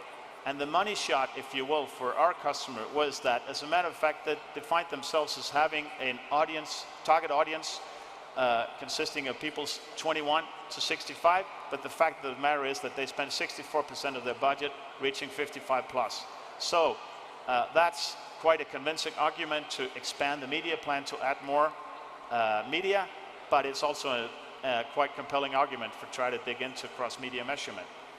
Now, the next question arises, because now we've decided that, okay, we got to add lots of digital media to the plan, but how do we then measure the digital media and compare them to one another? This is another example I brought from a client. This is the seller of a female beauty product, and she was running campaign across loads of various digital media, but the question she really couldn't get a handle on was, there were several questions, but I guess one of the most important and also one of the most telling questions was this very simple question. Am I reaching 20% of my target group 10 times, or am I reaching 80% of my target group 2 times? It's the same campaign pressure, the same amount of money being spent, but just a very different distribution of campaign pressure. And there's just no way to answer that question unless we dig into cross-media measurement. So, having established that it's an important problem, now let's dig into why it's a hard problem. Because if it was a simple problem to solve and it's an important one, then of course it was solved. But there's a variety of reasons for cross-media measurement, why that is such a hard problem. Well, you can break that down into various things, but let's classify the challenges, if you will, in 2 brackets. One is challenges that relate to technology and legislation, and challenges, on the other hand, that relates to the evolving digital marketplace. These 2 dimensions, I'd say, create its own set of challenges. Now, if we take technology, please allow me to take you a little bit back in time. And it's not so long ago, because remember, an internet year is similar to a dog year. It's 7 normal human years, because things go so fast in our business. So we're not that many years back. But for these years back, life was incredibly simple. People would access the internet via their desktop, and the access vehicle was the browser. And that was irrespective of whether you were accessing Facebook or Google or whatever have you, .com, .de. And at that point, cookies reigned supreme, and people hadn't even learned how to wipe them yet at that point. So measurement was easy, as well as frequency control and all the other things that cookies were used for. Now, fast forward just a few years, complexity started to happen. People would access the internet from both desktop smartphones, tablets, smart TVs, etc., from various devices. Still, there was a time where the primary means of access was the web browser, so you could still use cookies, although if you wanted to do meaningful measurement, you would have to apply some advanced statistics as well. Now, complexity continues. Now, as on top of having various devices, we also had native apps, again, establishing a completely different environment, making measurement more difficult. And now we have this multi-complex landscape where we not only have a very diverse and fragmented technology surrounding advertising, but we also have legislative challenges which are quite tough. We have to comply with GDPR. Obviously, we have to respect TCF signals, implying, for example, that if a non-compliant log line is received, we have to strip it of PI information, so there's no PI associated with it, but you still have to include it in the measurement. So again, you just have challenges that arises from both legislation as well as technology-driven changes.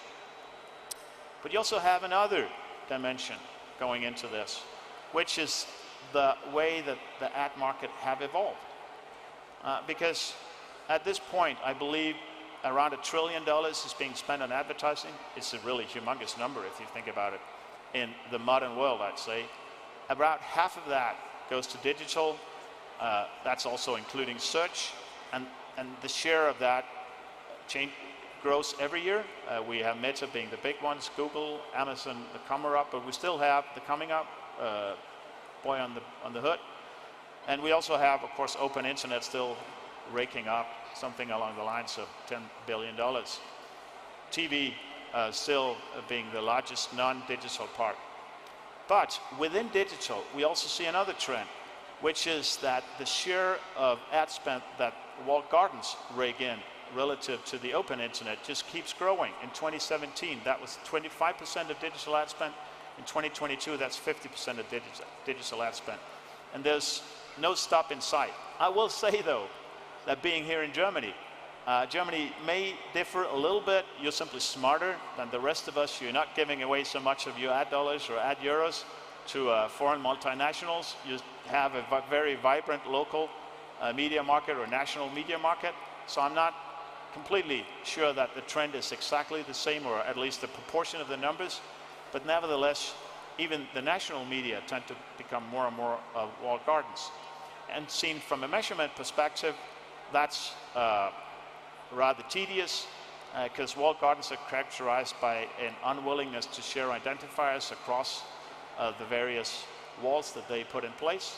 So again, we have complexity in terms of solving the cross-media measurement challenge. Now, so let's sum up, right? We got a $500 billion ad market. The part of that digital ad market that does not go toward clicks and conversions, but strives to build brand awareness, try to build reach and target groups and so forth. That market is characterized by, I'd say, little to no transparency. And obviously, the effects of that are obvious. Just going back to the example I mentioned before with our seller of a female beauty product, there's just lots of information that's currently not available out there. And it just doesn't, and it leads to a situation where advertiser needs are not being solved completely or served adequately. And also, just to sum up, being in the sum up mode here, third-party cookies are dying, so it just adds challenges to the problem, although I will say that cookies have been dying for quite some time, right? So using cookies is just sort of the little dirty secret that we've all been sharing is that cookies weren't ever that good of an idea, or at least maybe only in the first phase of the internet. And moreover, you got this big back walled garden beast attacking the cute little open internet puppy. And it's just so sad. It's so sad from a national perspective, and it's so sad from a measurement perspective. But nevertheless, it's the challenge that we need to solve. So, we got legislative issues, we got technology-driven challenges, and we have challenges that relate to the way the market evolves. So, and nevertheless, the challenge is important to solve. And how to go about this? Well, obviously, we don't pretend to have sort of an internal truth here, but I can tell you how we go about solving that problem at Audience Project. We organize our work around, I'd say, 3 pillars. One being the necessity of supporting multiple platforms. Again, going back to the walled garden part, it is incredibly important to build deep integrations with the various walled gardens that's out there, and we do that very extensively. Some of the integrations are just really, in order to, for example, have a single source integration with Facebook, for example, it's just an incredibly complicated process. But we have teams working at that, and from out of this streams data that comes in various formats, and which are then the data we need to combine and aggregate in order to produce these coherent statistics. Now, also, we have to make sure, given that we see these various data from the various platforms, we also need to make sure that we deduplicate correctly, or at least with a high degree of precision between these various channels. So that's also an area of great concern to us. And thirdly, it all needs to be embedded in privacy-safe methodologies. And of course, that's the buzzword we all talk about. But when it comes to measurement, it's just simply well, of course, I guess it's important everywhere, but it's certainly important for measurement as well. We see ourselves as the stewards or the custodians, if you will, of our customers' interest, in the sense that when we receive log lines of information or data in whichever shape or form we receive, it's on us to ensure that if, for example, we receive a log line that doesn't have a proper consent signal, the information is immediately stripped of pi, but still it has to be used in the measurement, but just now with non-pi associated. And especially if you are a company that sort of sits on top of all these walled gardens, having to respect each of our cooperation partners' own rules and interpretations of current legislation is just a massive challenge.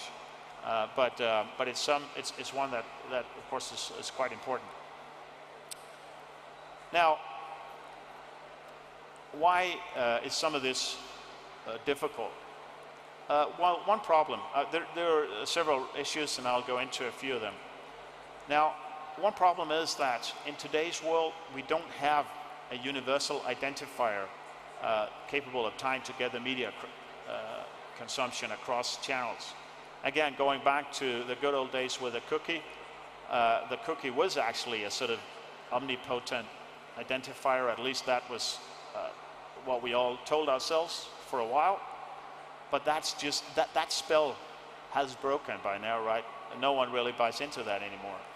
And also, as walled gardens becomes more and more prevalent, this inability to share IDs across these walls is something that we just can't ignore anymore. We just need to take care of it.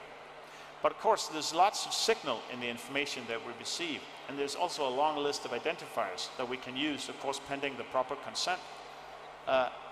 Because there's still part of what we do that relates to cookies. It all depends on the publisher, essentially. And we have all other types of identifiers. But lots of them, for example, DSUs, are just domain-specific, so you can't really transfer them across multiple gardens, multiple walls. And that leads to a situation where we, as a research company, wind up having, in a way, conceptually at least, not one panel, but multiple panels, because we might have a subset or a panel which are consented and profiled toward a specific integration, and another subset being profiled against another integration. But still, you can't combine that all in one panel, because then it would be a very, very small panel, and you need rather large panels, because after all, the internet is a rather fragmented place. So there are challenges that needs to be solved. And that's one of the areas where our development teams work rather extensively. And I'll get a little bit back to that in closing. Now, just to sum up, the system that we're building looks sort of schematically like this, although we have, I think, 15 live integrations at this point, so I've just mentioned a few, and also to signal that it's an open platform. I'm also listed the ones that we're currently in the process of integrating with.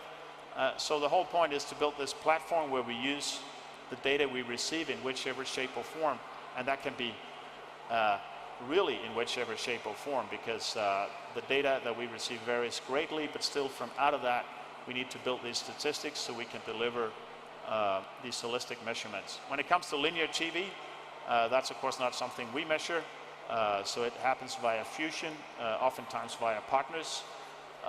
So that's a whole different story. Now, having a very short time left, the whole deduplication part, it's one of these things where you can say that either you give a short answer, short and sweet, or it becomes very, very long.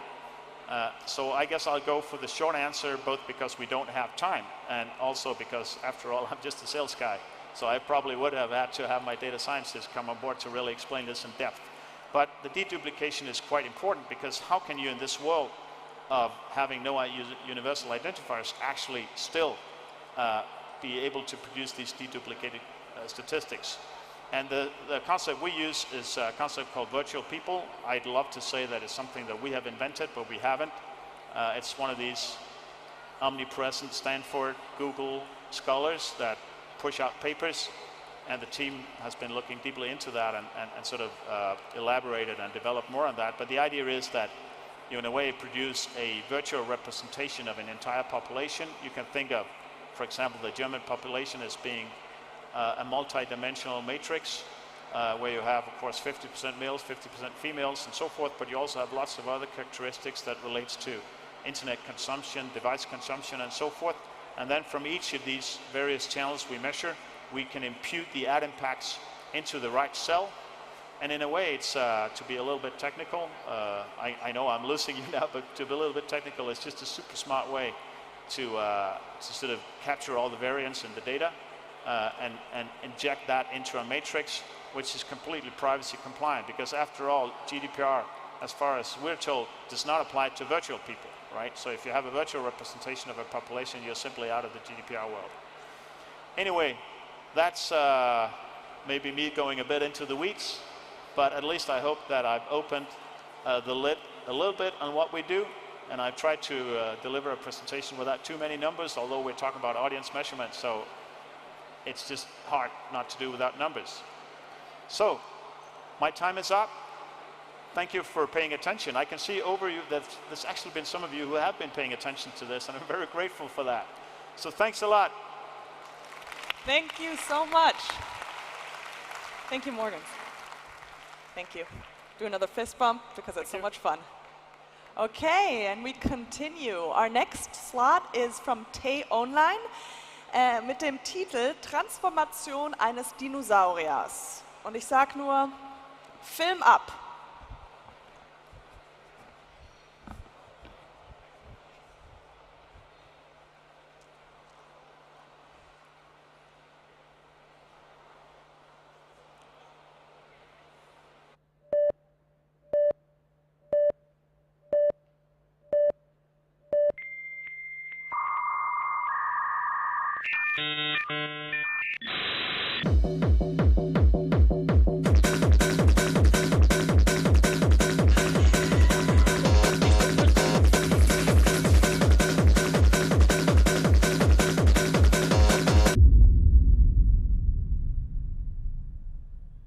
Da kannst du das. Guten Morgen, unser Computerexperte im Morgenmagazin.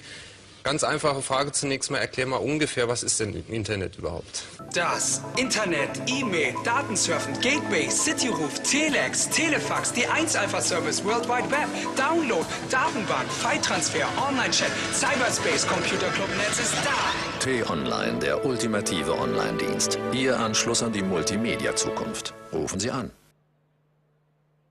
Haben Sie angerufen? Nein? Wir auch nicht.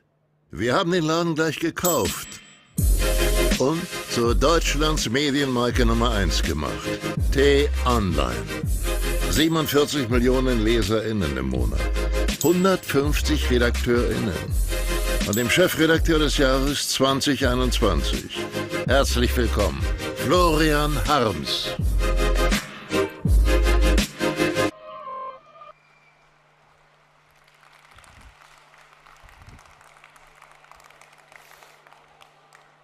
...1995, 27 Jahre, da sah ich so aus. Da war ich gerade im Zivildienst, habe tagsüber in einem Operationssaal gearbeitet, nachts auf Teufel komm raus gefeiert. Ich hatte überhaupt keine Zeit für das Internet. Damals ist T-Online gegründet worden von der Telekom und seitdem hat es sich enorm entwickelt. Heute gehört es zu Ströer, einem führenden Medienhaus in Deutschland. Und wir entwickeln diese alte T-Online zu Deutschlands führender digitaler Medienmarke. Wie wir das machen, erzählen wir euch in den nächsten Minuten. Deshalb lasst das Essen mal kurz stehen, lasst das Handy beiseite und schenkt uns ein paar Minuten eurer Aufmerksamkeit. Wenn man etwas verändern will, dann braucht man eine Überzeugung. Ich stehe heute hier, weil ich eine Überzeugung habe. Ich bin überzeugt, dass Deutschland mehr guten Journalismus braucht. In einer Zeit, in der das Klima verrückt spielt, in Europa ein neuer Krieg tobt, in der Konzerne mächtiger sind als Staaten, in der ein Virus unser Leben auf den Kopf gestellt hat, da braucht es gewissenhafte Journalisten, die berichten über was in der Welt und in Deutschland passiert. Ausgewogen und aufrichtig. Es braucht eine mediale Autorität, der alle Menschen in Deutschland vertrauen können. Diese Autorität soll T-Online sein.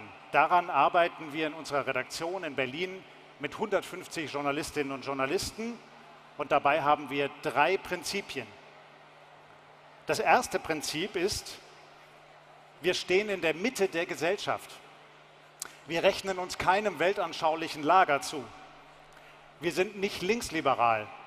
Wir sind nicht rechtskonservativ. Wir stehen in der Mitte und berichten für die Masse der deutschen Bevölkerung. Wir machen auch keinen Kampagnenjournalismus. Denn das zweite Prinzip lautet, wir sind Journalisten, nicht Aktivisten.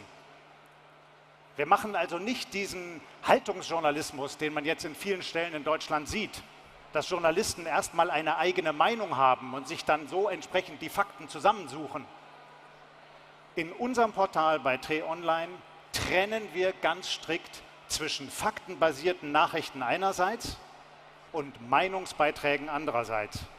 Alle Meinungsbeiträge sind klar gekennzeichnet, damit man weiß, was einen erwartet. Und das heißt im Umkehrschluss, alle anderen Berichte sind meinungsfrei. Das dritte Prinzip ist leider auch nicht mehr selbstverständlich heutzutage im Journalismus. Wir nehmen es aber sehr ernst. Wir arbeiten transparent. Unter jedem Artikel von T-Online sind die Quellen aufgeführt, aus denen wir unsere Beiträge machen. So kann sich jede Leserin, jeder Leser jederzeit ein Bild davon machen, wie denn die Beiträge entstanden sind. Und wir glauben, das ist der richtige Weg, um Vertrauen zu schaffen. Nach diesen Prinzipien arbeiten 150 Journalistinnen und Journalisten in Berlin in unserem Newsroom, hinter der Volksbühne, da wo das Leben tobt. Da machen wir rund um die Uhr Programm in 3 Sparten. Erstens, präzise, nüchterne Nachrichten zu allen Dingen, die in Deutschland und der Welt und am jeweiligen Wohnort unserer vielen Nutzerinnen und Nutzer passieren.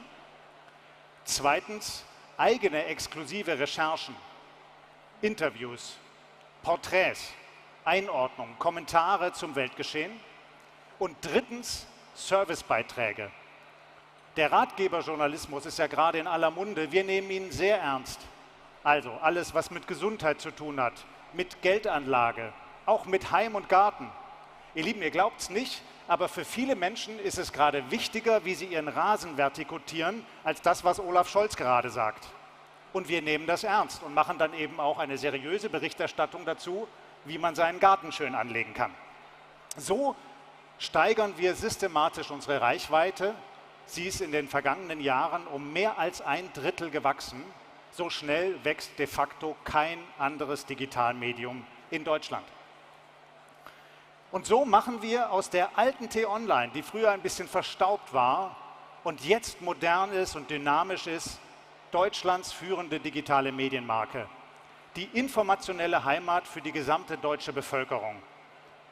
Und zwar nicht nur im Web, sondern auch auf unseren Public Video Screens von Ströer im öffentlichen Raum in Deutschland. Ihr kennt das aus den Bahnhöfen, aus Einkaufszentren, aus Innenstädten. Dort gibt es überall die Videoscreens. Auch die bespielen wir mit unseren Nachrichten und erreichen so jeden Monat 47 Millionen Menschen. Ihr könnt das sehen auf dem Screen. Da sieht man mal, wie wir eine Nachricht wirklich bundesweit ausspielen. Und wenn wir das machen mit einem unserer Contents, dann kann man, glaube ich, sagen, kommt daran in Deutschland niemand vorbei. 47 Millionen Menschen pro Monat, mehr als die Hälfte der Bundesbevölkerung. Unser Journalismus, unsere Beiträge sind kostenfrei. Wir verstecken sie nicht hinter einer Bezahlschranke, wie das viele andere Medien jetzt tun. Sie sind kostenfrei und für jedermann zugänglich. Warum? Es ist einerseits ein gutes Geschäftsmodell für uns. Wir verbinden damit aber auch einen gesellschaftlichen Auftrag. Wir sind überzeugt, dass in Deutschland alle Milieus Zugang zu vertrauenswürdigen Informationen haben sollen. Es kann oder will sich einfach nicht jeder leisten, für guten Journalismus, für wertvolle Informationen zu bezahlen. Journalismus darf aber nicht zu einem Elitenphänomen werden, wie es beispielsweise in Amerika passiert ist, dass ganze Bevölkerungsschichten abgehängt werden. Journalismus muss für alle da sein. Da arbeiten wir mit T-Online und so leisten wir einen Beitrag für eine aufgeklärte Bürgergesellschaft in unserem Land. Unsere Beiträge sind kostenlos und zwar allesamt. Mein Kriegsreporter war gerade in der Ostukraine unterwegs, hat berichtet aus Charkiw, kostenfrei. Unser Fußballkommentator Stefan Effenberg ordnet das Spielgeschehen in der Bundesliga ein, kostenfrei.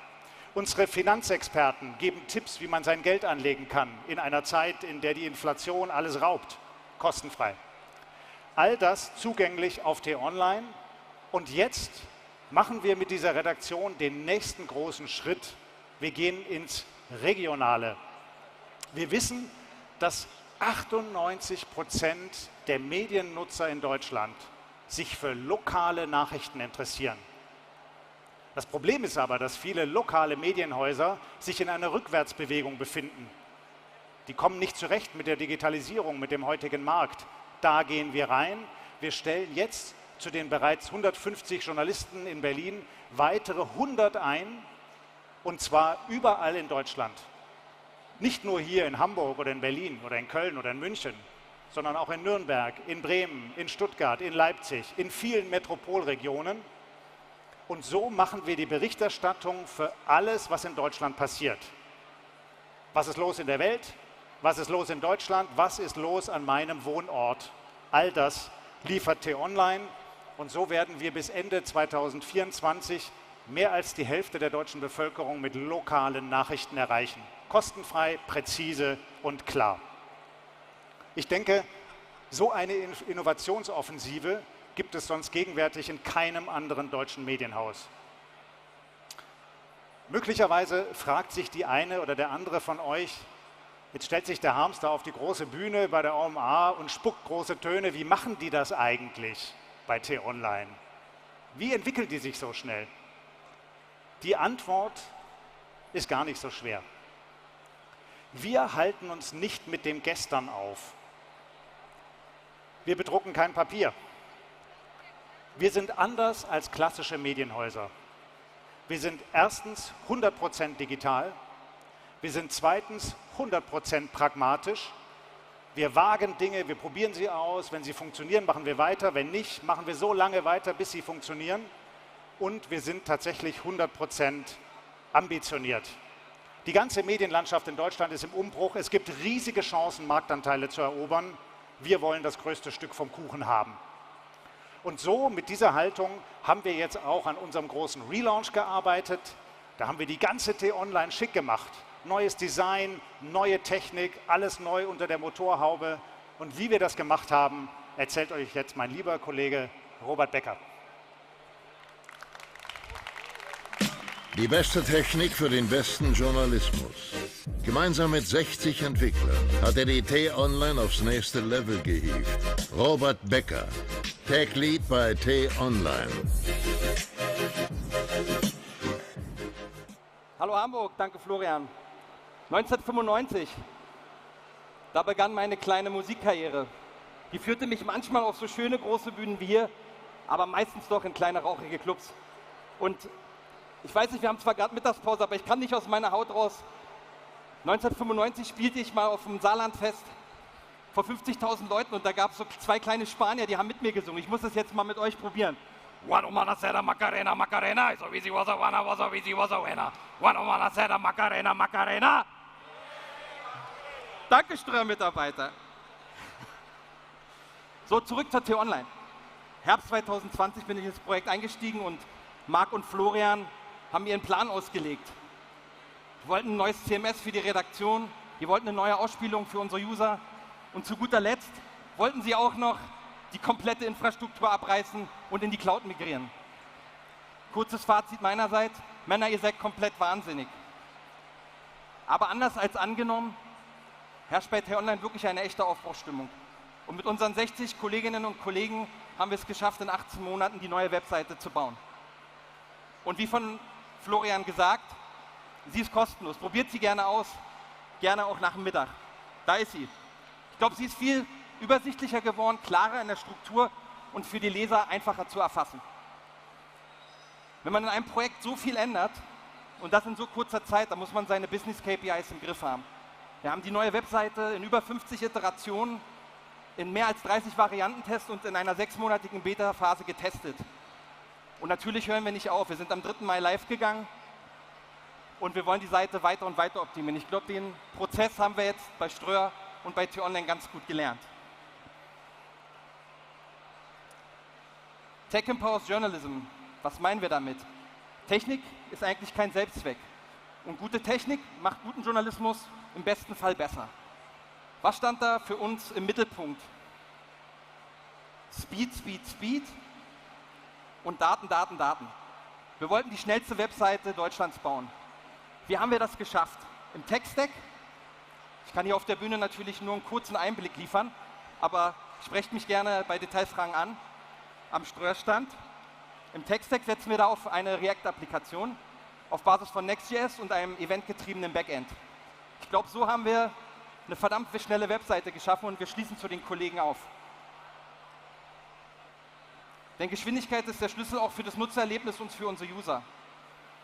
Denn von meiner lieben Mama in Berlin bis zum hinterlegsten Ort wollen wir die Nachrichten schnell an die Leute bringen.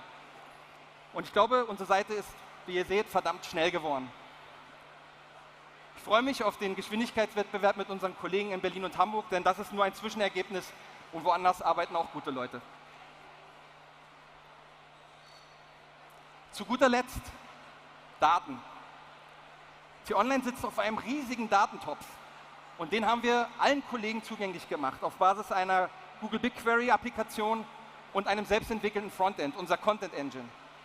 Damit können Redakteure ihre Inhalte in nahezu Echtzeit optimieren. Und was unsere Vermarktung aus den Daten rausholt, das erzählt euch jetzt meine Freundin und Kollegin Miriam. Miriam, the stage is yours. Die einzige Vermarktungsplattform mit gigantischer Reichweite und mega Performance. 110 Milliarden Ad-Impressions. Unendliche Möglichkeiten. Gemeinsam mit ihrem Team führt sie jeden Werbekunden zum Ziel. Miriam Arnoldi, Head of Brand Management bei T-Online. Vielen Dank, lieber Florian, lieber Robert, für eure Ausführungen. 1995, da bin ich gerade in den Kindergarten gekommen und das Internet war mir ehrlicherweise noch ziemlich egal. Meine Spielwiese war der nächste Sandkasten oder die nächste Schaukel. Ich bin aber natürlich mit dem Internet aufgewachsen und kenne dadurch die vielen Möglichkeiten, die die digitale Welt bietet. Nun bin ich stolz, dass die T-Online zu meiner Spielwiese geworden ist, um digitale Produkte zu schaffen und die Vermarktungslandschaft mit mehr als nur Sandburgen zu gestalten.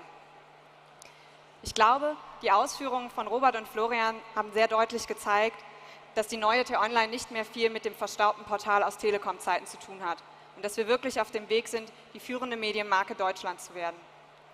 In der Vermarktung haben wir dabei das große Glück, dass die von Robert bereits angesprochenen Daten uns einen entscheidenden Wettbewerbsvorteil liefern.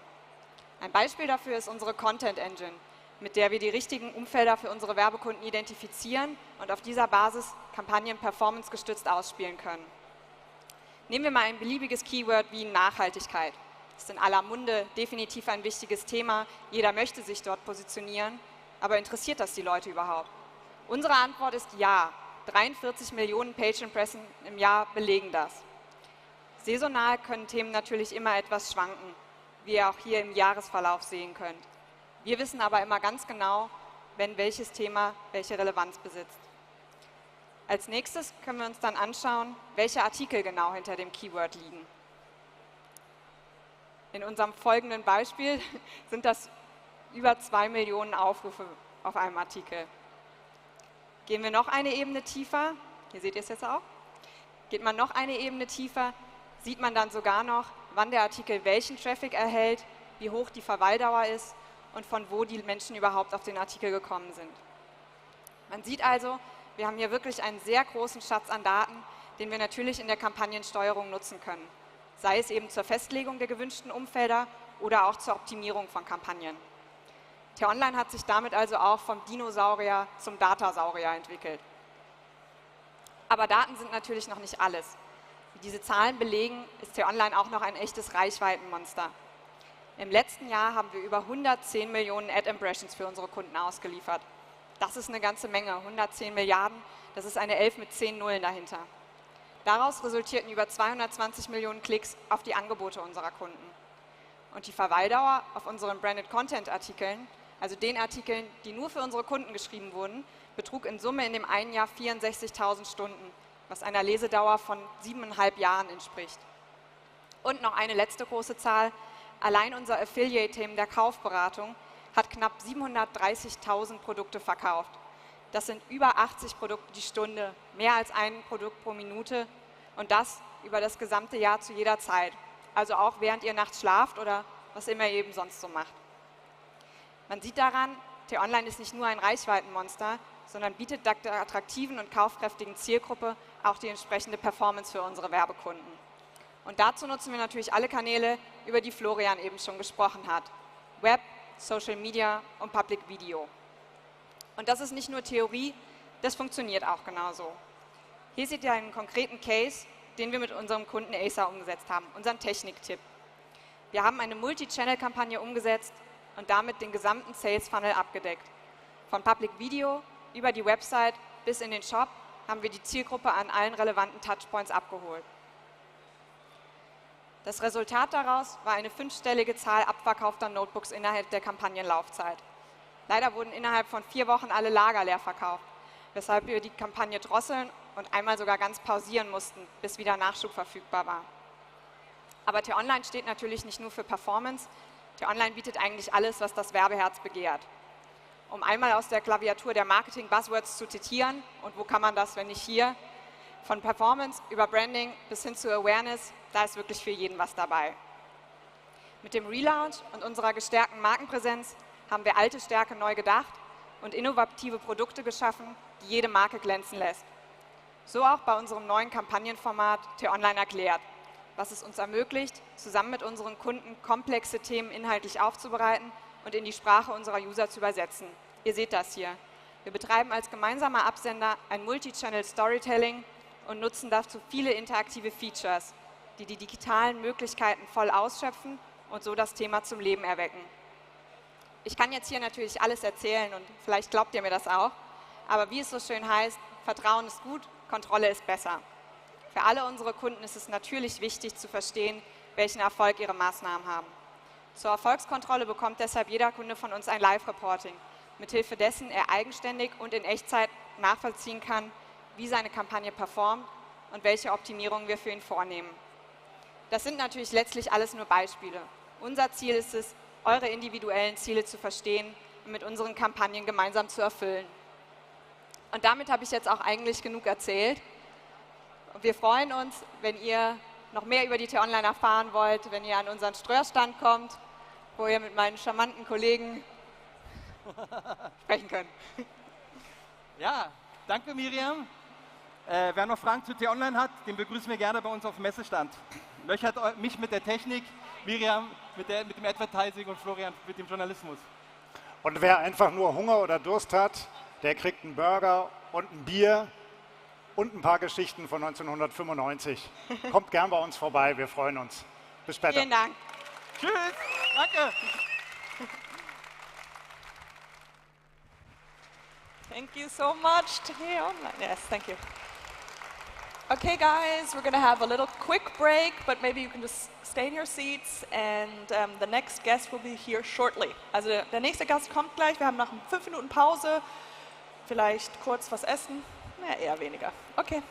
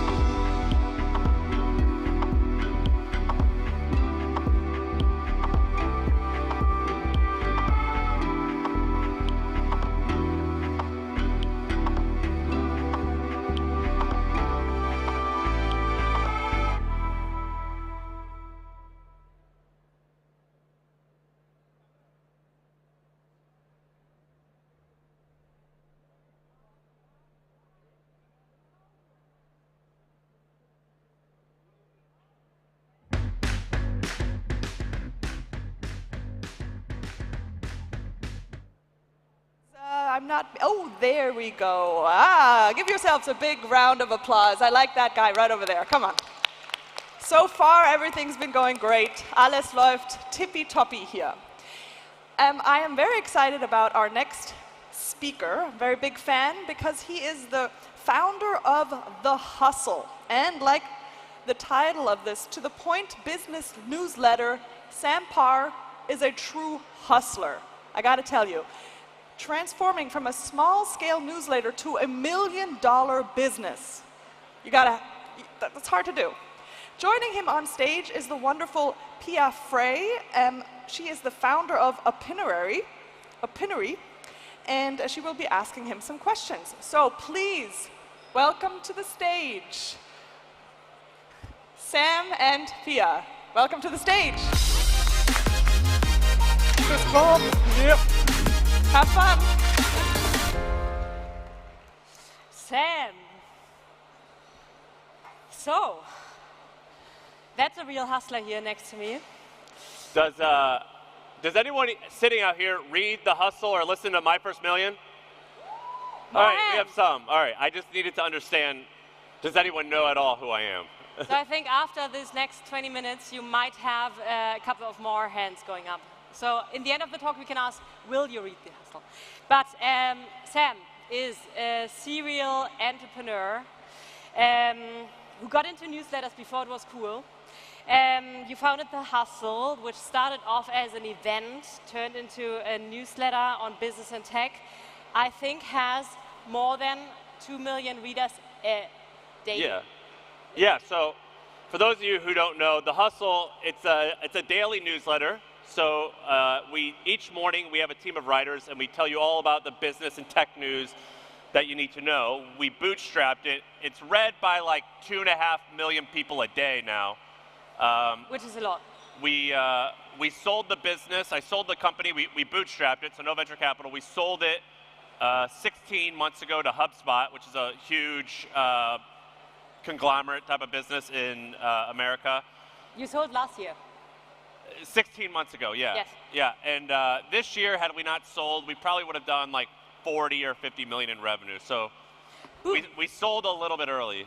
And you also started Trends, which is a subscription business that informs your community about emerging business and tech trends and developments, community-driven insights, as I understand it. I have some questions on this in the very end.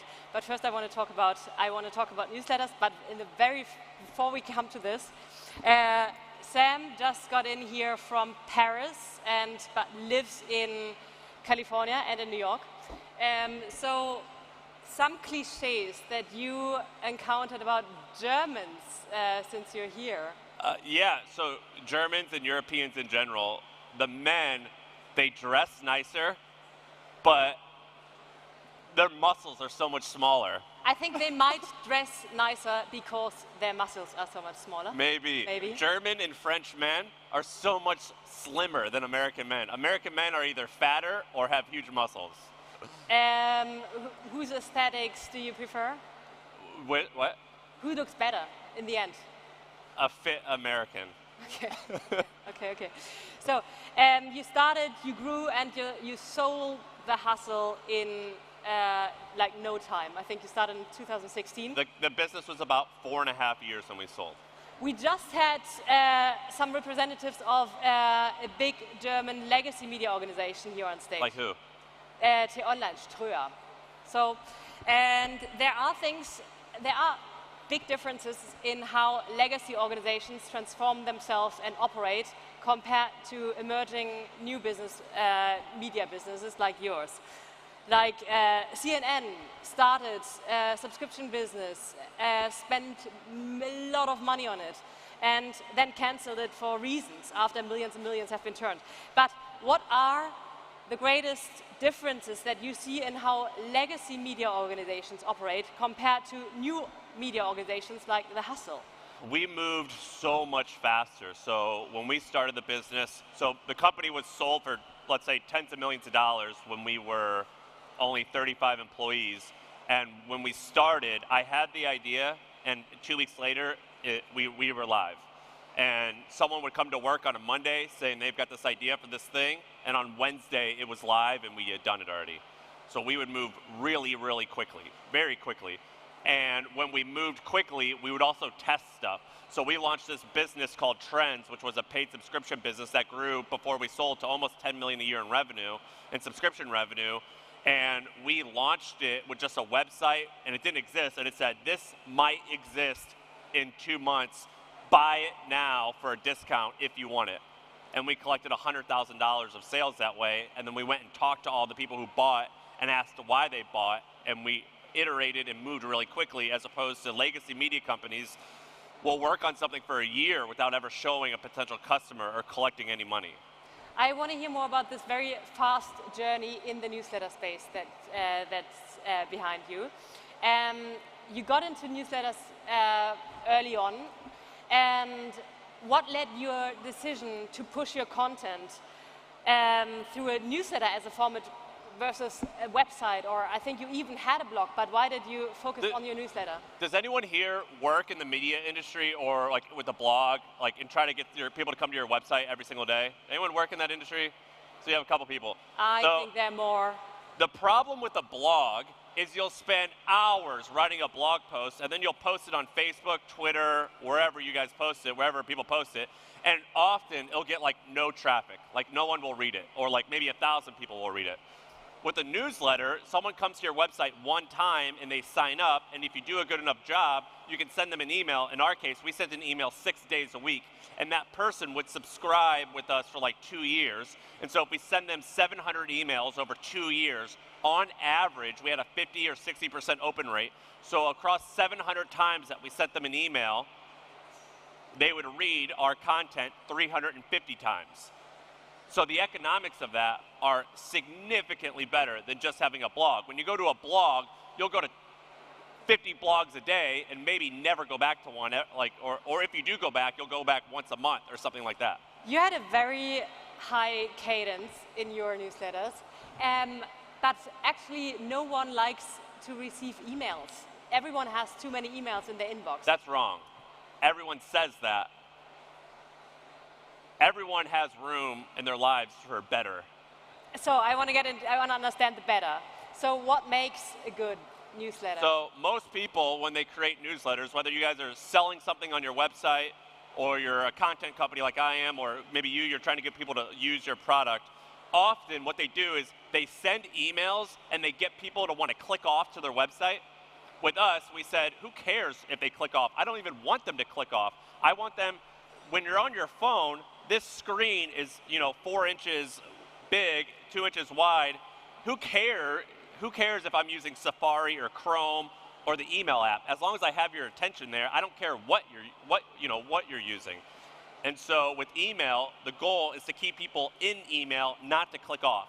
And then when you want them eventually to buy something, then you do that. But with an email, you give tons of value. You don't get them to click off. You consume it right there in the mail app.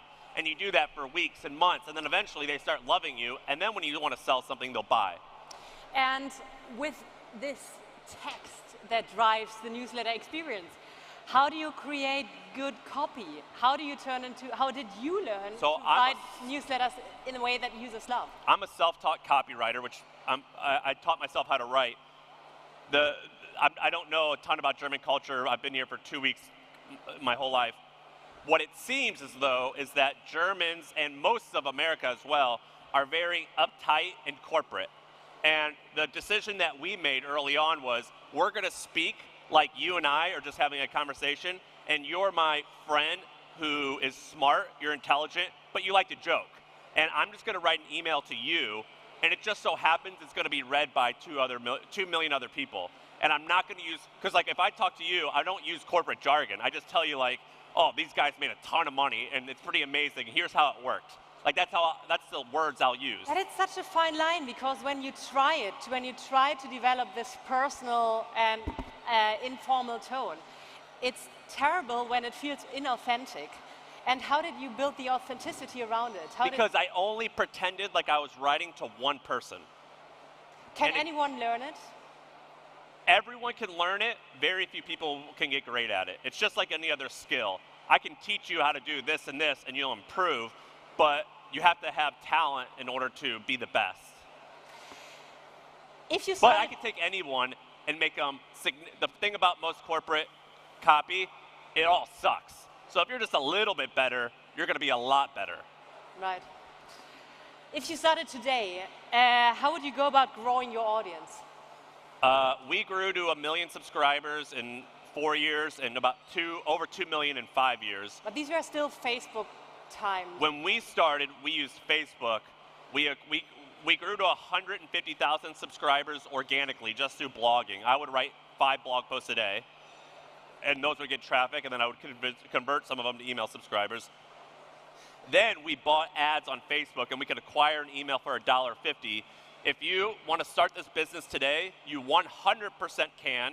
It would take you 10 years to reach 100 million in revenue, and you want to get your first 50, 20,000 organically on Twitter or through blogging, and then after that, right now, you can buy ads on TikTok, who's one of the sponsors here, and you can get new subscribers for $1.50. And each subscriber is worth $10 to $20. Which platform would you lean on as a TikTok and funnel? Twitter. TikTok and Twitter. Yeah. TikTok, interesting. Yeah, TikTok has really, really cheap costs to acquire customers. But people are young. People are young so that they might not even have an email address they're going to check. If you get a job, if you're 22 and you get a job out of college or school, you're going to have an email. I read that you have a formula, AIDA, attention, interest. Yeah, whenever I write anything, AIDA, attention, interest, desire, action. If I want to convince you to drink more water, I'll be like, have you ever seen guys with really big muscles walking around carrying gallons of jugs of water? I just grab your attention. The interest, well, you see, they're doing that because drinking water makes your muscles bigger. Desire, you see, when you drink more water, it increases your muscle size by 30%. That's desire. And then action. So every single day, drink 1 gallon of water and you'll get bigger muscles. That's the action. And so everything we do is AIDA, attention, interest, desire, action. And the attention part lives in the subject line, right? Because that's where you get and someone's the first attention. sentence. How do you get the subject line right? You guys know what clickbait is? It's kind of like that. Yeah. You just The most write crazy successful subject line you ever wrote? stuff. No subject line. No subject line? Yeah. And it it just said worked? no subject. Ah, really? Yeah. Okay, I wouldn't trust the subject line. Because no one does but that. yeah, That's right. why it does good. Newsletters are text-based, quite conventional as a format. What's next for newsletters? Do you see forms of interactivity emerging? I don't think emails, if someone out here likes writing and they want to build a business, you basically can do exactly what we did and just copy it, and you'll probably make a lot of money, and it'll be a really cool business. So I think it's mostly going to stay the same for the next 5 or 10 years. Eventually, I think that Gmail is going to make changes so you can purchase a product within an email. And if you could purchase a product within an email, you'll be able to do really cool storytelling techniques in the email. So right now in your email, if I send you an email, it's just text and a picture. Soon, I think I'm going to be able to put a video or a live video in there. What about interactivity? So our business, Opinory, is about making people's voices heard and getting people to express their opinion. And I'm surprised that newsletters, even though they're so fast moving at the moment, there are hardly any forms of interactivity. So how do you get the feedback from your audience? Well, so do you guys use, what's your most popular email here? Gmail? Gmail. So with Gmail, they've got like a spam filter, and the way that you stay out of the spam filter is you send your audience an email, and you'd be like, hey, what's going on? This is Sam from The Hustle. I'm going to tell you about your news today, but before I get into it, I just had Guacamole Bar, this restaurant in Germany, and it's amazing. What's your favorite type of Mexican food? Hit reply, let me know. And when people reply, no one else can see it, but that means that I go into people's inbox more often and won't go to spam. Huh. You said you find a lot of inspiration for your articles in comment sections. Comment sections have a very bad standing in Germany. Yeah, they do, and I understand that, but do you guys Can you give us an example? Yeah, do you guys use Reddit here? Not so much, but everyone Is knows Reddit it. popular? Yes. Does anyone use Reddit here? All right, Reddit's amazing. Reddit's my favorite website in the internet. If you ever want to figure out content to write, good content ideas that are not guaranteed but high likelihood to be good content, you go to a subreddit. There's Reddit, and then there's a subreddit, which are communities based on people's interests. There could be a subreddit on people who love carbonated water.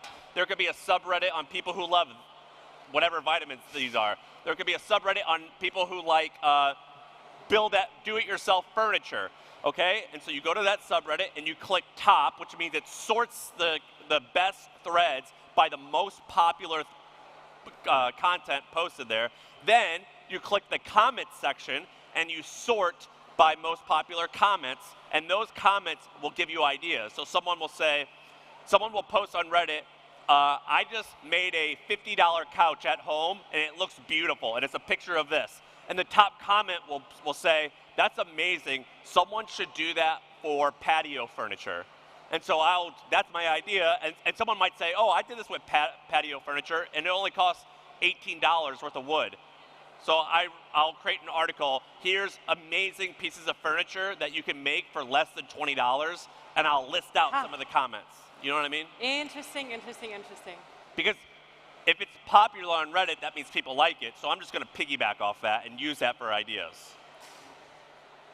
I want to hear a little bit, I have to ask you some, we have to turn you into a crystal ball, because you recently got into predictions. You have also predicted the newsletter Awakening. And you're running a platform, Trends, around trends and predictions. So I'm forced to ask you some questions looking into the future. Which new or old media formats will emerge, like podcasts? Which old media is going to get bigger? What's totally nothing, like no one cares about them right now, but they're going to be big in 5 years or 10. In America, we have cable TV. That's going to go away in like 10 years. Cable TV won't be a thing. Basically in America, cable TV, it only has ads for cars and drugs, because old people like buying cars and old people need lots of drugs. So like that's like going to go away, I think, very soon. I think that in America, like 18, 17, and 16-year-olds, they are kind of revolting against digital, and they want like more intimate, less addiction-focused stuff. Like, you know, we're all addicted to our phones. 18-year-olds now are depressed, and they don't want that. So I think that maybe there's a world where some older, like, I can mail people a newspaper, and I think there will be a market for that in 10 years, actually. Podcasts are still growing like crazy. Spotify is going to change that and make it much better, because discoverability and shareability on podcasts is horrible. And tracking, does anyone out here like work in the podcast industry? Tracking, we own a podcast that does like 2 or 3 million downloads a month, and it's one of the most popular business podcasts in America, and I have no idea how to track the data because it's like impossible. So once that changes, more money will go into podcasts, and they'll be much better, I think. Interesting. Next prediction, is there hope for interactive audio? Interactive stuff? Yes. I think there's going to be, I was just with a woman last night who owns a paid community for moms in Germany, and I think paid communities for niche interests are going to become far more popular than they are now. Agree. Yeah. Will Google, Facebook, and Amazon be broken up anytime soon? No. No. Will it be broken up? No. But people are going to use Facebook less and less because Mark Zuckerberg, they view him as a villain, and 18-year-olds don't think Facebook is cool. Last question. But it's too hard to break up. You can't break up Instagram and Facebook. Like, it physically can't get done. I don't think that you could like separate those code bases. Let's see. We're going to check back at OMR next year. Will you be back, last prediction, will you be back at OMR next year? If you pay for my flights. Yes. I think someone here will. Thank you, Sam.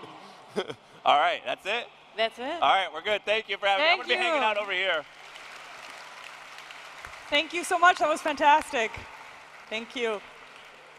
Another fist bump just for the road? Okay.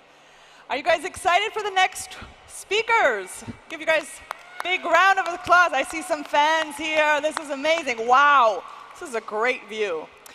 Also sind wir mal doch ehrlich, wir alle kennen und lieben unseren nächsten Gast, den wunderbaren Paul Ripke. I mean, er hat alles. Ja? Er ist Fotograf, Podcaster, hat seine eigene Klamottenmarke. Und jetzt ist er auch tatsächlich Botschafter für die Luxusuhrenmarke IWC. Hä? Normalerweise machen das so Leute wie Lewis Hamilton oder Tom Brady. Warum jetzt Paul Ripke? Um diese Frage zu beantworten, kommen bitte Maurice und Paul Ripke auf die Bühne. Wunderbar. Big round of applause. Oh. Hallo, hallo, hallo. Also ich bin ja gar nicht so richtig Testimonial, sondern Philipp Westermeier ist das echte IWC-Testimonial. Hallo, das sind ganz schön viele Menschen. Okay. Hallo, hallo, hallo, hallo. Also ich habe eine PowerPoint gebaut, die letzten 4-5 Tage, und da bin ich ein bisschen stolz drauf mit so Übergängen und verschiedenen anderen multimedialen Elementen. Verzeiht mir den Inhalt, aber wenigstens für die Verpackung könnt ihr ein bisschen Props geben, weil so groß und diese Logos nebeneinander, das finde ich schon mal ein ganz gutes Intro. Ne?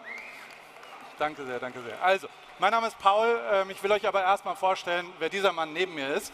Maurice Montreux heißt der junge Mann und ist der Head of Global Brand Marketing bei IWC. Einen tobenden Applaus einmal für den wichtigsten, zweitwichtigsten Mann bei IWC.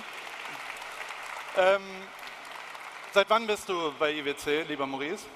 Seit knapp 10 Jahren. 10 Jahren. Und davor war auf der anderen dunklen Seite der Macht bei einer Werbeagentur. Bei welcher Werbeagentur warst du? Jung von Matt.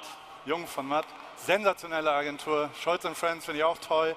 Und all diese Agenturen, da hat er dann gelernt und dann hat ihn aber IWC verpflichtet, glaube ich, dazu. Und du bist noch in einem Digital Award in der Jury. Ne? Also wenn irgendjemand mal was gewinnen will, er muss bestochen werden dafür. Wie heißt der Award, wo du in der Jury bist? Es ist der DDA, der Deutsche Digital Award. Genau. Sonst noch irgendwas, wohnt in der Schweiz, weiß, wer Torch ist, also kommt wie ich aus dem Hip-Hop so ein bisschen und ist mit der Firma und Too Strong und so aufgewachsen. Deswegen haben wir uns sehr schnell sehr gut verstanden, hat auch ein sehr stronges Shoe-Game, muss man sagen, und hat ein bisschen Hip-Hop zu IWC gebracht. Das muss man schon mal sagen. Davon habe ich ein bisschen profitiert, deswegen danke, lieber Maurice. Das ist schon mal sehr, sehr nett. Aber kannst du mich auch mal vorstellen, damit du mir... Ja, sehr gerne. Hallo zusammen, vielen Dank, Paul. Ich habe die Ehre und darf Paul Ripke vorstellen. Ich gehe davon aus, die meisten von euch sind hier wegen Paul Ripke. Paul Ripke ist ein deutscher Storyteller, Content Creator. Er hat so internationale, nationale Bekanntheit vor allen Dingen bekommen durch seine Arbeit mit dem Fußball-Weltmeisterteam 2014, aber auch mit dem Formel-1-Team von Mercedes AMG Petronas, die er während einiger Meisterschaften begleitet hat. Darüber hinaus ist er Podcaster, unter anderem in dem Format AWFNR. Und wenn ich gerade dabei bin und ich Paul vorgestellt habe, möchte ich euch auch sehr gerne noch IWC vorstellen. IWC steht für International Watch Company und diese wurde 1868 von einem Amerikaner, Florentine Aristo Jones, gegründet. Das hier ist der Founder, genau genommen ist das James, diese Unternehmensgeschichte mit uns zusammen verfilmt hat. Und er hatte zu Zeiten der aufkommenden Industrialisierung die Idee, in Schaffhausen Werke und Uhren auf höchster Qualität herzustellen und diese international zu vertreiben. Long story short, über 150 Jahre später sind wir still around und erfolgreicher denn je. Und wir sind stolz darauf, sagen zu können, dass wir die Engineers und Storytellers of Fine Watchmaking sind. Die bekanntesten Linien, die wir haben, sind die IWC Portugieser und die IWC Fliegeruhren rund um die Ikone, die Big Pilot, als auch die Flieger Chronographen. Big Pilot, das ist die Uhr, die der Paul heute trägt. Chronograph, das ist die Uhr, die ich heute trage. Die könnt ihr euch aber sehr gerne, among others, an unserem Stand an der Halle A1 später noch anschauen. Das ganze Team ist da und freut sich auf den Austausch mit euch. Das sind die Neuheiten, die wir letzten Monat lanciert haben und die haben wir an den Stand mitgebracht. Großartig, vielen Dank. Ich hatte gerade einen wunderbaren Moment hinter der Bühne. Von dieser Uhr gibt es genau eine. Falls ihr die danach braucht, die kriegt ihr nie wieder, nur damit das schon mal klar ist. Und man kriegt so eine Uhr angesteckt, wenn man anscheinend für IWC Vorträge hält. Hatte ich schon mal in meinem Leben vor 15 Jahren, das war ein schöner Moment, aber egal. Mein Leben ist auch ein bisschen verrückte Geschichte und da will ich euch einmal kurz durchführen. Wir haben angefangen, kann man da so drauf zeigen, ganz links mit Hip-Hop und ein bisschen Musik. Materia, der beste und schönste und erfolgreichste Rapper, den es auf dem ganzen Planeten gibt und der gerade einen wunderbaren Auftritt da drüben gemacht hat. Und dann auch die Toten Hosen und ich habe Musikfotografie gemacht und habe deren Konzert wie auch Musikgeschichte so ein bisschen versucht festzuhalten und zu erzählen durch Videos und Fotos. Dann mein Durchbruch, bin ich nach Norderstedt, das ist nochmal eine Stunde weiter in A7 Richtung Quickborn und da habe ich ein Fotostudio gehabt für einen Aldi-Zulieferer, Miles heißt dieser Aldi-Zulieferer und habe dieses Meisterwerk der Fotografie, die Matsch- und Buddelhosen für Aldi fotografiert, pink links unten zu sehen. Dieses Talent wurde dann entdeckt vom DFB und dann haben die mich beauftragt, ein Gartenzwerg von denen zu fotografieren. Das war mein erstes Werk für den DFB und glücklicherweise mit viel Zufall und all so einem Kram ist daraus dann One Night in Rio geworden. Das sind die Fußballbilder da unten. Wie gesagt, auch da immer Storytelling, mal mehr, mal weniger, mal mehr Inhalt, mal weniger. Die Gartenzwerge waren jetzt nicht so das Schönste, aber trotzdem ist da ja auch eine Geschichte zu erzählen. Danach dachte ich, geht's bergab, ging aber nicht bergab, weil also heute ist der Zenit. Besser wird es nicht in meinem Leben, muss ich schon auch wirklich mal sagen. Aber, kriegt man Applaus, stark, danke sehr. Danach hat Nico Rosberg angerufen. Nico Rosberg kommt aus Monaco und wollte ein bisschen cooler und jünger sein und wollte vor allem Weltmeister werden und hat irgendwie durch Georg Nolte, einem wunderbaren Menschen, eingeredet bekommen, dass man da mich nur anrufen muss und dann wird man Weltmeister. Und dementsprechend bin ich mit dem zusammen durch die Formel 1 gedüst und habe da so verschiedene lustige Sachen gemacht, habe dessen Geschichte erzählt und habe schon angefangen, so ein bisschen in Social Media eher hinzugehen und nicht mehr nur Fotos zu machen, sondern eben auch ein paar Videosachen und auch ein bisschen vor die Kamera und ein bisschen andere Sachen zu machen.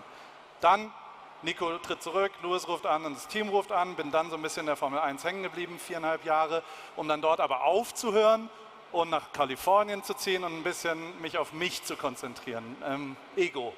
Schamlose Selbstvermarktung. Man kann mich übrigens buchen, sensationell. Ich bin der perfekte Partner für all eure Marken da draußen.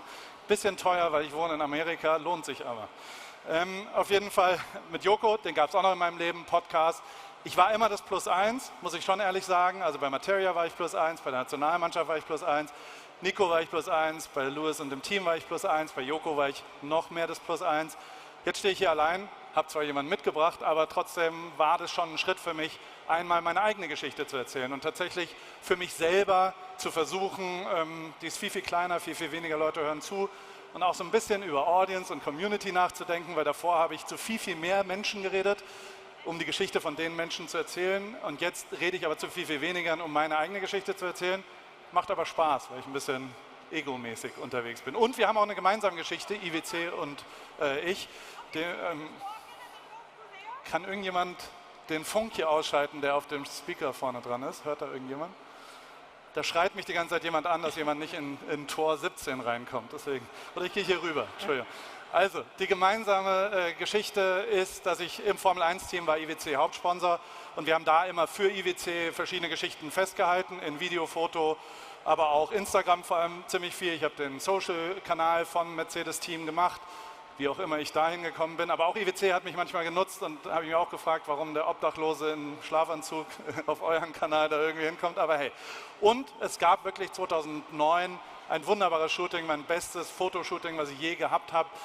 Da haben sie eine Geschichte erzählt von einem Seemann, der mit einer IWC auf einem neuen Luxussegment dorthin gekommen ist. Und da kommen wir auch schon zum Thema von heute, echtes Storytelling. Und das war mit Sicherheit was, also diese Fotos, benutzt ihr die heute noch? Ich weiß nicht, wie das so bei IWC angekommen ist damals. Ich fische für Compliments. Ja. Also dieses Shooting, was er gemacht hat, das wurde 2010 erstmalig in der Kampagne eingesetzt für die IWC Portugieser-Kollektion.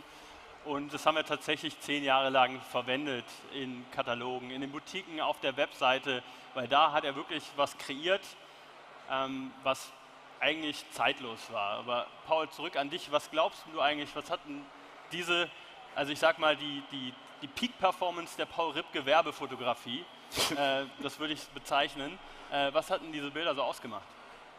Das eine echte Geschichte war. Also tatsächlich war das halt nicht irgendein dahergelaufener Hollywood-Schauspieler oder irgendwen, den man halt sich draufsetzen muss, sondern der Typ, dem wir da, das Testimonial von der Geschichte damals, war der Leiter der Jacques Cousteau Stiftung, jemand, der zum Portugieser Thema dazu passt. Und fairerweise ist es ja auch was bei IWC immer wichtig war, Geschichten zu erzählen, das gesamte echte Storytelling. Dementsprechend musste ich eigentlich nur abbilden, ich musste nur dokumentieren, was IWC mir hingelegt hat. Und deswegen habe ich davon wieder erheblich profitiert am Ende. Und echtes Geschichten erzählen wart ihr schon immer gut. Ich mache mal einen weiter. Was passiert jetzt? Ah, schöner Mann, oder? Ja, noch mehr Paul. Entschuldigung. Everybody wants to be authentic, aber wirklich authentisch sein bedeutet auch mal loslassen zu können. Und Paul und IWC haben natürlich jetzt eine Historie, die jetzt schon, ich sage mal, über ein Jahrzehnt verbindet. Wir kennen uns, wir haben ein Vertrauensverhältnis und vor etwas mehr als einem Jahr waren wir kurz davor, unsere neue Fliegerkollektion, die Big Pilots, zu lancieren. Und wie wir das in der Vergangenheit gemacht haben, wir sind mit einer A-List-Celebrity aus Hollywood, einer Mega-Crew von 50 Leuten plus, irgendwo in die kalifornische Wüste gereist mit 3 Trucks und haben ja, eine Produktion abgerissen, wie Hollywood sie auch machen würde. Und vor ziemlich genau einem Jahr sind ja auch ganz viele Hollywood-Produktionen pausiert worden, einfach aufgrund der Situation. Und so war es für uns auch nicht möglich, einen Werbefilm zu kreieren, wie wir es vielleicht in der Vergangenheit gemacht haben. Und so haben Paul und ich, die Verbindung ist hat immer bestanden, haben wir darüber gesprochen, dass wir eigentlich mit dieser Big Pilot Kollektion aussagen wollen, an wen wir uns eigentlich richten. Und das sind in der Tat Menschen, Freigeister, Free Spirits, die sich trauen, neue Wege zu gehen oder diese auch zu kreieren.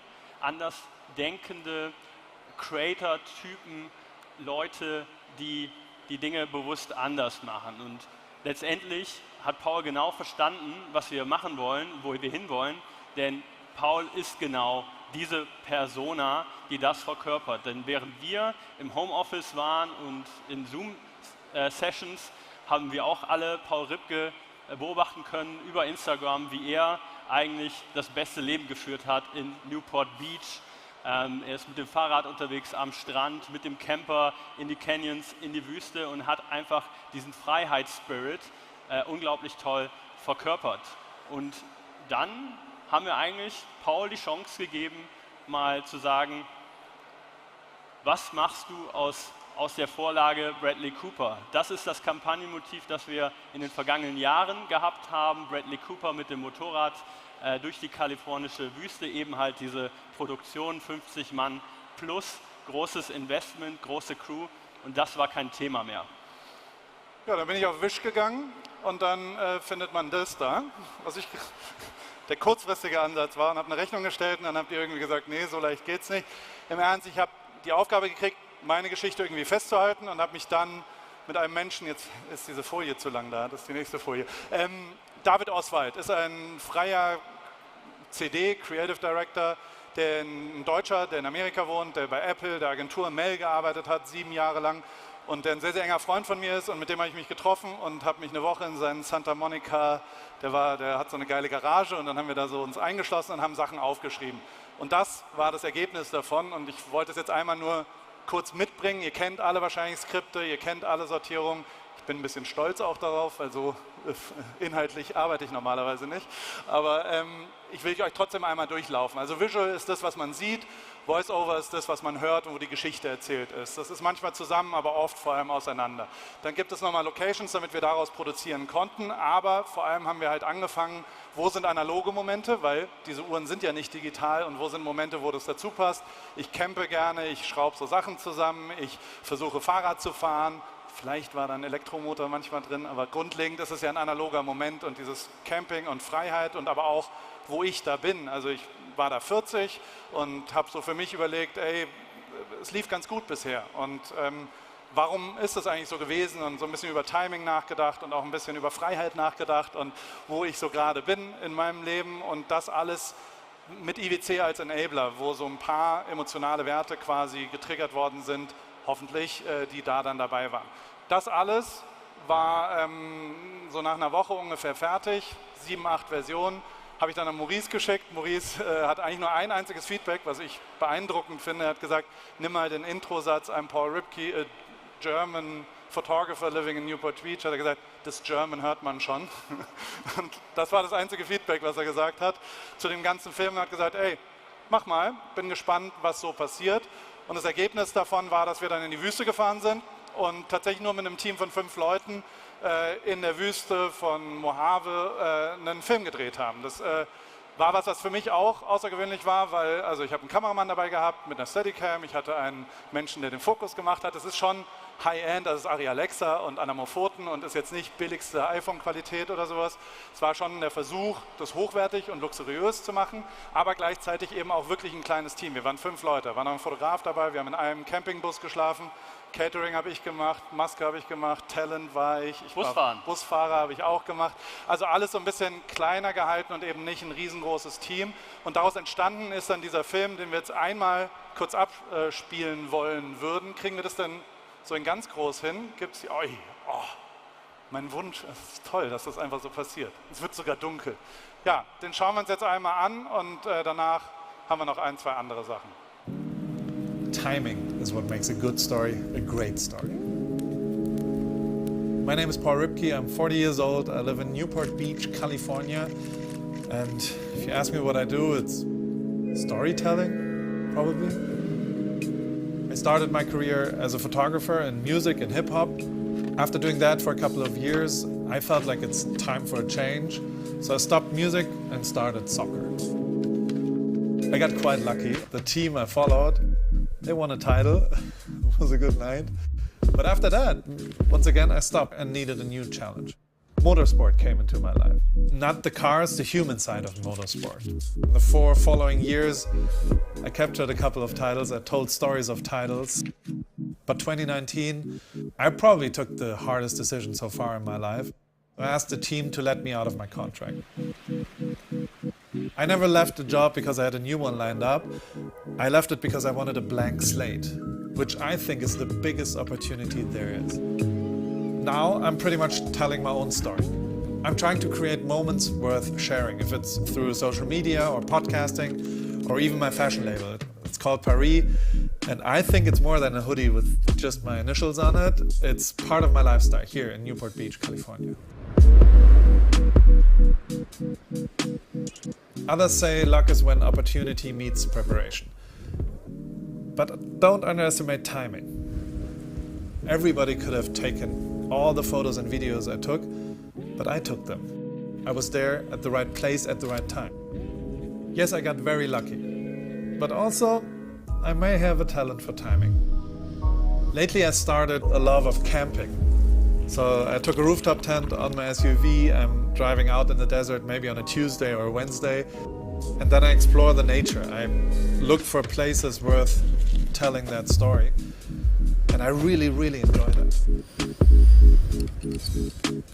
The best thing you can do is create memories, moments that others remember. Basically, being alone makes me act instead of react. Like when there's tons of people around, I only react. I try to react here and there. When I'm truly creating, that's normally when I'm alone.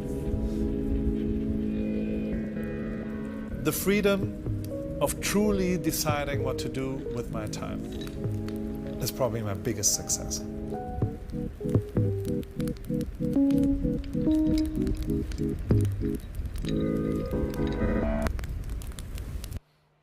Besten Dank, wunderbar.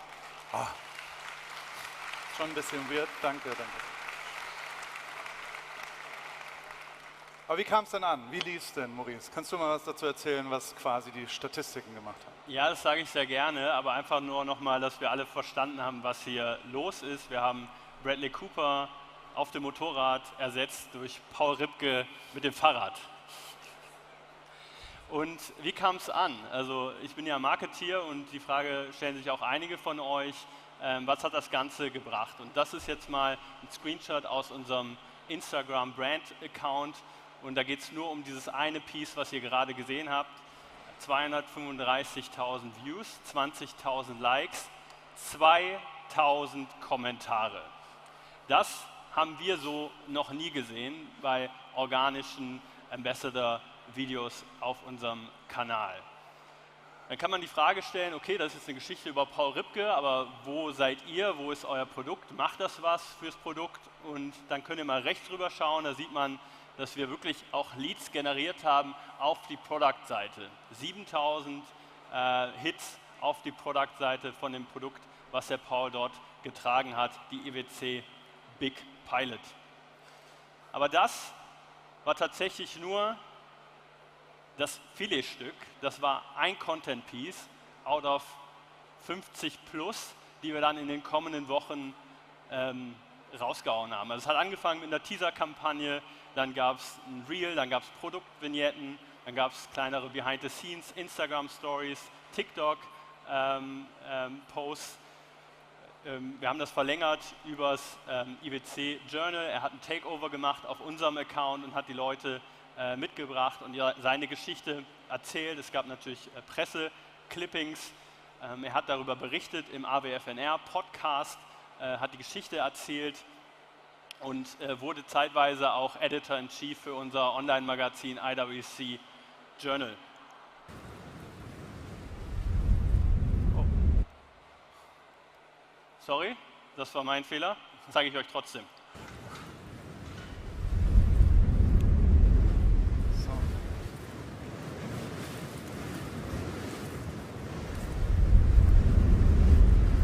Also neben diesem großen Film gab es ganz viele kleinere Vignetten, die wir dort gespielt haben. Und weil das so viel Spaß gemacht hat und weil es so toll angekommen ist, haben wir dann kurzerhand entschieden, wir lassen ihn jetzt nicht mehr so schnell wieder von der Leine und haben ihn nicht nur in die App integriert als Content Producer, sondern ihn auch verhaftet als Co-Host von unserem IWC Partners in Time Podcast, den er zusammen mit unserem CEO Chris Granger herführt, dazu gewonnen und haben unser eigenes Podcast-Format entwickelt. Paul spricht mit IWC-Fans und Freunden wie Creative Director Christian Knob, unserem Designer, der Mann hinter den Uhren, ebenso wie Formel-1-Pilot George Russell oder eben auch Uhrmachern und Ingenieuren aus den einzelnen IWC-Fachabteilungen. Genau, vielen Dank. Als nächstes habe ich ein paar Ripkeys to Success zum Abschluss mitgebracht, damit wir so ein paar Keypoints haben, wo ich ein bisschen versucht habe aufzuschreiben. Ripkey to Success ist ein dummer Wortwitz, den ich mir immer ausdenke und ich finde es immer ganz inspirierend, dass man so tolle Sachen an. Am Ende könnt ihr auch ein Foto, ich habe noch eine Folie vorbereitet, wo alle Ripkeys to Success drauf waren, dann könnt ihr das aufschreiben und egal. Also, der erste ist tatsächlich Authentizität, jeder redet darüber, oder Realness, wir sind Hip-Hopper, dementsprechend, es gibt kein ein bisschen authentisch, es gibt kein 95% echt, es gibt kein ein bisschen, es ist entweder an oder aus, es ist kein Dimmer, der Lichtschalter ist an oder aus und das muss man immer wieder sagen und das ist tatsächlich was, die haben losgelassen, die haben gesagt, mach und viel Spaß damit und haben mir wenig reingeredet. Habe ich schon mal erlebt bei Materia, zum Glück in die Zukunft 1 und 2, damals seine ersten 2 Alben, weil Martin mir komplett vertraut hat. Das gleiche Vertrauen hatte ich in meiner Karriere die nächsten 17 Jahre eigentlich nicht mehr so richtig, bis IWC um die Ecke kam und tatsächlich gesagt haben, mach du, viel Spaß. Daraus entsteht tatsächlich eine echte Geschichte, so blöd wie es klingt. Ob die gut oder schlecht ist, ist was anderes, aber sie ist zumindest echt. Und ich habe es mir gerade eben nochmal angeguckt, die ist echt. Also das ist wie ich bin und so ist es eben. Und das ist der Anspruch gewesen, er wollte eine echte Geschichte oder IWC wollte eine echte Geschichte und das hat funktioniert. Das zweite, Media Social. Es ist nun mal so, nicht nur Social Media, sondern auch alle Medien sind social, finde ich. Ich glaube nicht, dass Marken reden können. Ich glaube auch nicht, dass Brands und Produkte reden können, sondern ich glaube, dass Menschen reden müssen und dass man immer wirklich in den Vordergrund reinstellt, wie man irgendwie mit Leuten connectet. Das habe ich vor allem auch in meiner Zeit bei Mercedes, AMG, F1, Petronas, super, ne? Fast richtig gesagt. Ich glaube, Petronas heißt nicht mehr, egal. Also in der Zeit habe ich den Instagram-Account gemacht. Das war natürlich ein Problem, weil ich da immer mein Gesicht reingehalten habe und weil dann irgendjemand dadurch größer wird. Und vor 3 Jahren stand ich hier und habe darüber diskutiert und das ist, man zahlt natürlich einen Preis als Marke, aber ich glaube, dass die Situation viel, viel geiler ist, dass man ein Enabler wird von einer Geschichte und dass man ein bisschen in den Hintergrund geht, weil die ganzen Medien nur funktionieren können, vor allem Storytelling, vor allem Geschichten können nur funktionieren, wenn man jemanden hat, der diese Geschichte erzählt. Und das, glaube ich, kann nie eine Brand sein und kann nie ein Produkt sein. Think Small ist was in dem Fall, das Budget war wirklich nicht so wahnsinnig. Das war sechsstellig, aber klein, aber eben nicht siebenstellig. Normalerweise kostet so ein Film, ich weiß nicht, was Bradley Cooper gekostet hat, aber tatsächlich das 10-fache, glaube ich. Wir haben es einmal nachgeschaut. Man braucht nicht immer für echte Geschichten zumindest ein riesengroßes Budget, sondern man muss manchmal auch kleiner denken, um eben gar nicht erst möglich zu machen, dass, und das wäre das Zweite, ein riesengroßes Team da anreist. Also wenn da nochmal 10 weitere Leute von der Agentur gewesen wären, da gibt es gar keine Agentur, ist tatsächlich ganz angenehm für meine Arbeit, oder weitere 10 Leute vom Kunden gewesen wären, dann hätte ich allein mit jedem darüber reden müssen, so ey, und ich will jedem gefallen. Also ich will ja natürlich, wenn jemand da nach Amerika kommt und auf dem Set ist und darüber redet, was so seine Belange sind und ob man das noch reinbringen kann, dann wird genau dadurch eben nicht mehr schwarz oder weiß, keine echte Geschichte mehr, sondern wird eine unechte Geschichte, die irgendwann irgendwie nicht mehr funktionieren wird, weil sie verwässert.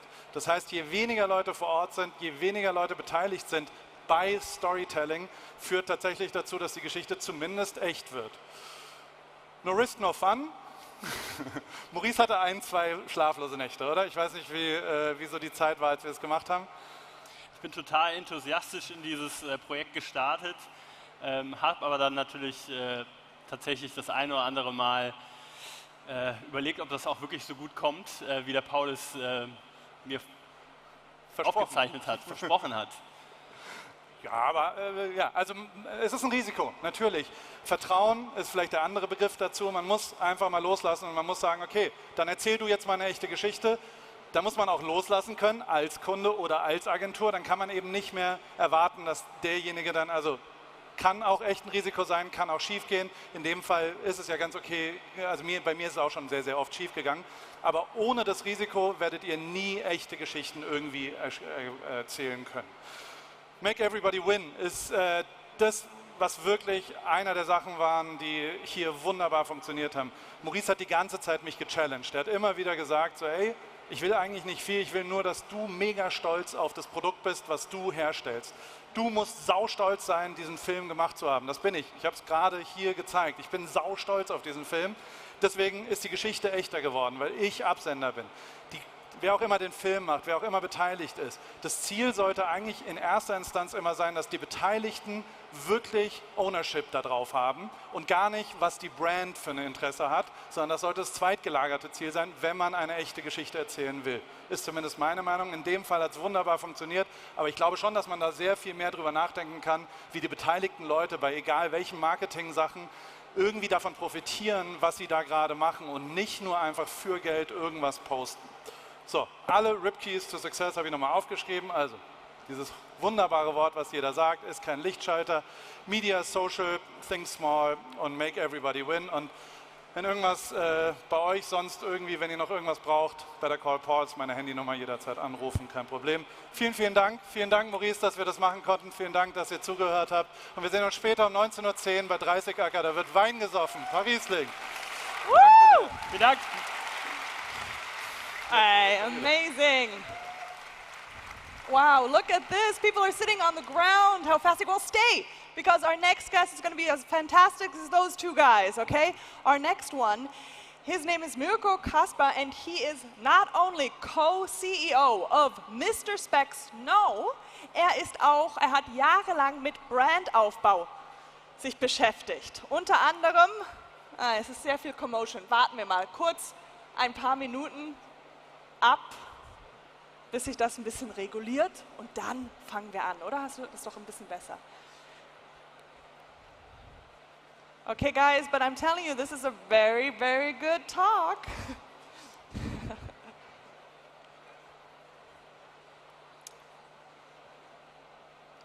Alles gut. Alles gut.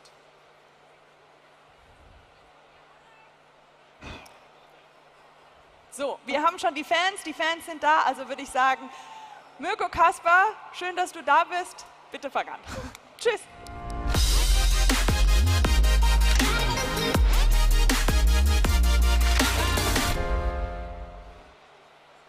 Ja, super, vielen Dank.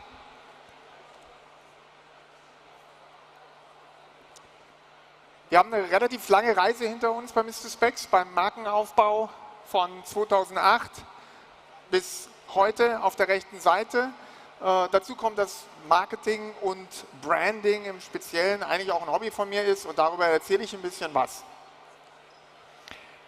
And I'll do it in English because I think that's what I was asked to do. So this presentation is going to be successful if after you've heard it, you want to engage with the topic of building a brand. The second thing is, you know at least a little bit how to position a brand and how to create a purpose for a brand. And the third thing is, you know at least roughly what you can do to make a brand work. Now, what is a brand? A brand is created in the minds and hearts of the consumers. It really encompasses all the associations, the thoughts, the emotions, the perceptions that the consumers have about your product, your organization, or your service. And you want it to be strong. Strong means you want it to be evoked easily. You want to evoke those associations either by a category name, by your brand logo, anything like that. So that makes a strong brand. A strong brand is firmly established in the minds of the consumers. Second, it's unique, so it is identifiable. And third, it's positive, obviously. You want positive associations. But we're talking about performance brands today. And what makes a performance brand? Well, it's very simple. It drives behavior. It drives action. You want action. You want that people start to purchase your product. You want them to pay higher prices. You might want them to tell other people about it. You know, you want to drive repurchases maybe. So those associations that you're trying to create, they need to be relevant in order to have impact. So you don't only want to be unique, positive, deeply anchored, you want to be relevant. Now, zooming out, how and why can brands be relevant for consumers? Well, the brain uses a lot of energy, and you want to reduce the level of energy for the brain. So the first thing is, if you want to grab your favorite product, you want to find it easily. You want to just grab your drink, pay for it, and drink it. Right? So it provides orientation, makes it easy for the brain. The second thing is, if you have a hard decision to make, let's say you want to have a credit because you don't have enough money, and you are a bit unsure, well, you can read the terms of conditions, or you can just say, you know what, I'll go with a safe choice. But usually when you talk about the brand, it's more about the idealistic, the psychological value that a brand can create. And the first one is intrinsic, right? You want to maybe treat yourself. You want to reward yourself for something. So you pick the very expensive champagne, right? No one else sees it. It's just for you. The other thing is, the brand can have a psychological value extrinsically, right? If you wear cool glasses from Palm Angels, obviously people will assume you're cool too, right? Why would you otherwise wear it?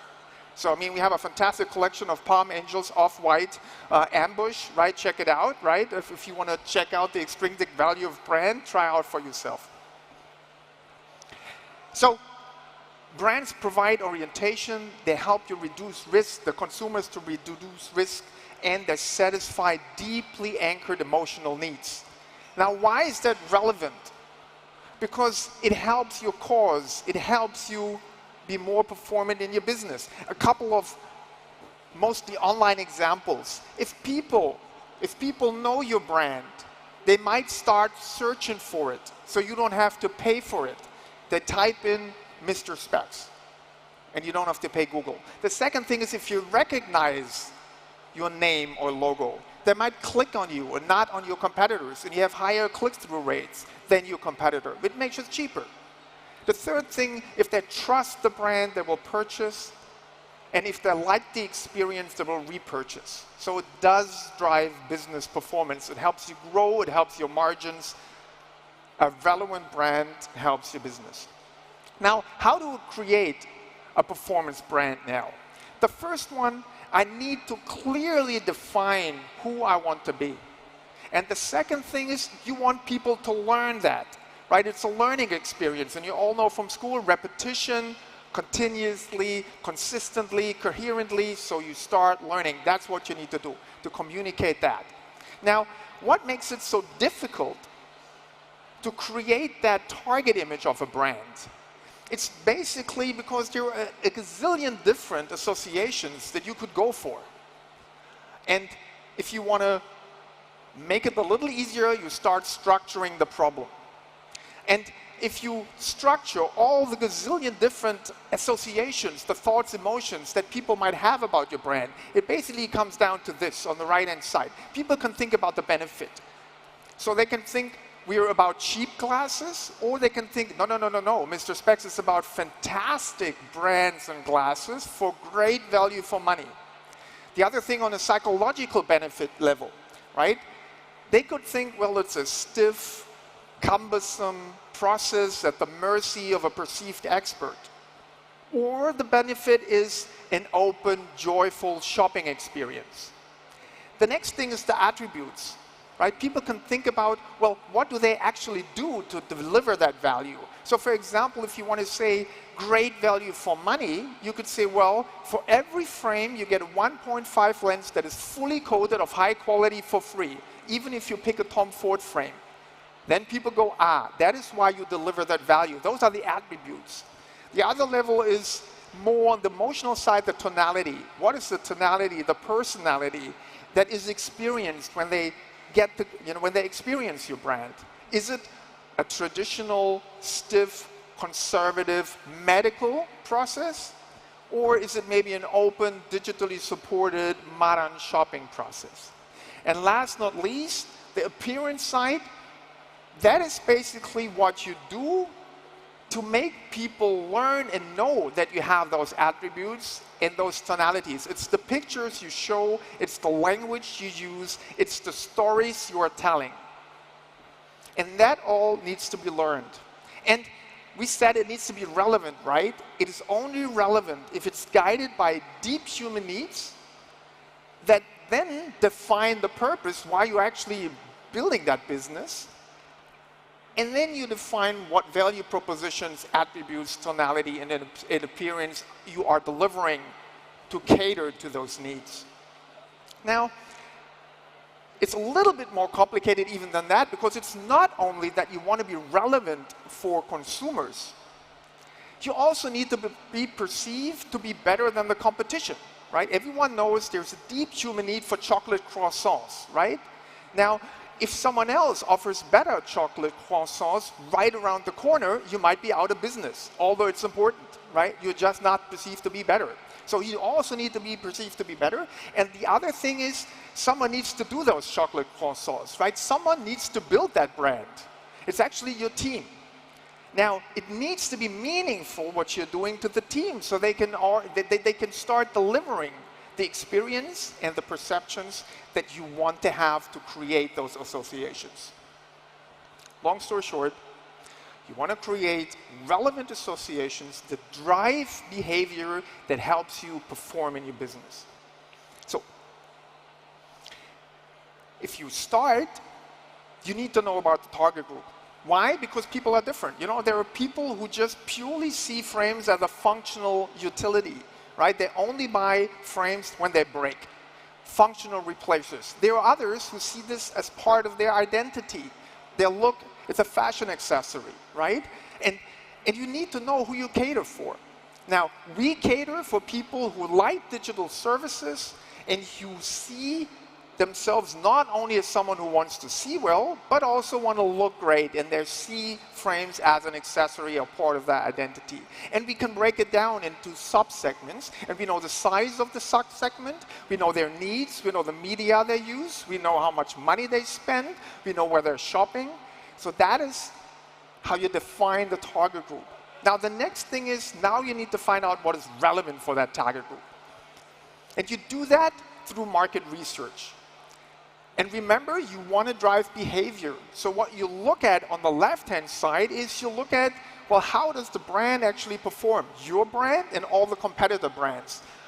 Do people know them? Are they engaged? Do they purchase? Are they loyal for the competitors and yourself? And then you look at the images out there, those associations of your brand and the other brands that are already in the market.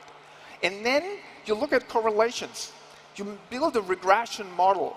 And you look at, well, if people know we have Palm Angels and other great independent brands, did that make a difference? Did that drive them to engagement or purchase? Or did that not make a difference? If it makes a difference, it is relevant. And that you can measure.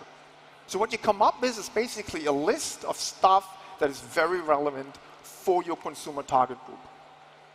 Now the question is, how deep do you go? How deep do you go in that list? Do you only write good service, or do you go deeper and more psychological? Now I'll suggest to go deep.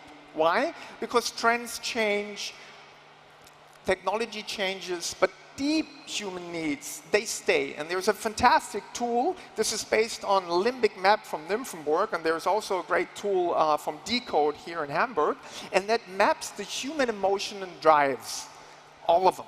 And let's run through them. There are people who are really driven by dominance and autonomy. Then there are other people who are driven by control and discipline. There are other people who need harmony and security. Others want to have fun and be engaged. There's others who want stimulation and creativity. And there's some who want adventure. And this is really, it's a fantastic tool because it is interlinked, right? I mean, if you think about someone that's very dominant, right? If they want to have stimulation, they go on an adventure, right? If there are people who are in deep need of harmony or security, you can either become a control freak to get that security, or you maybe seek out your friends, your family, to find that harmony and security in socializing. It's a fantastic tool to really give you a search map to find out what might be relevant on a deeper level for your target group. It's an old example, but a quick one. But you can even use it for very basic things like beer.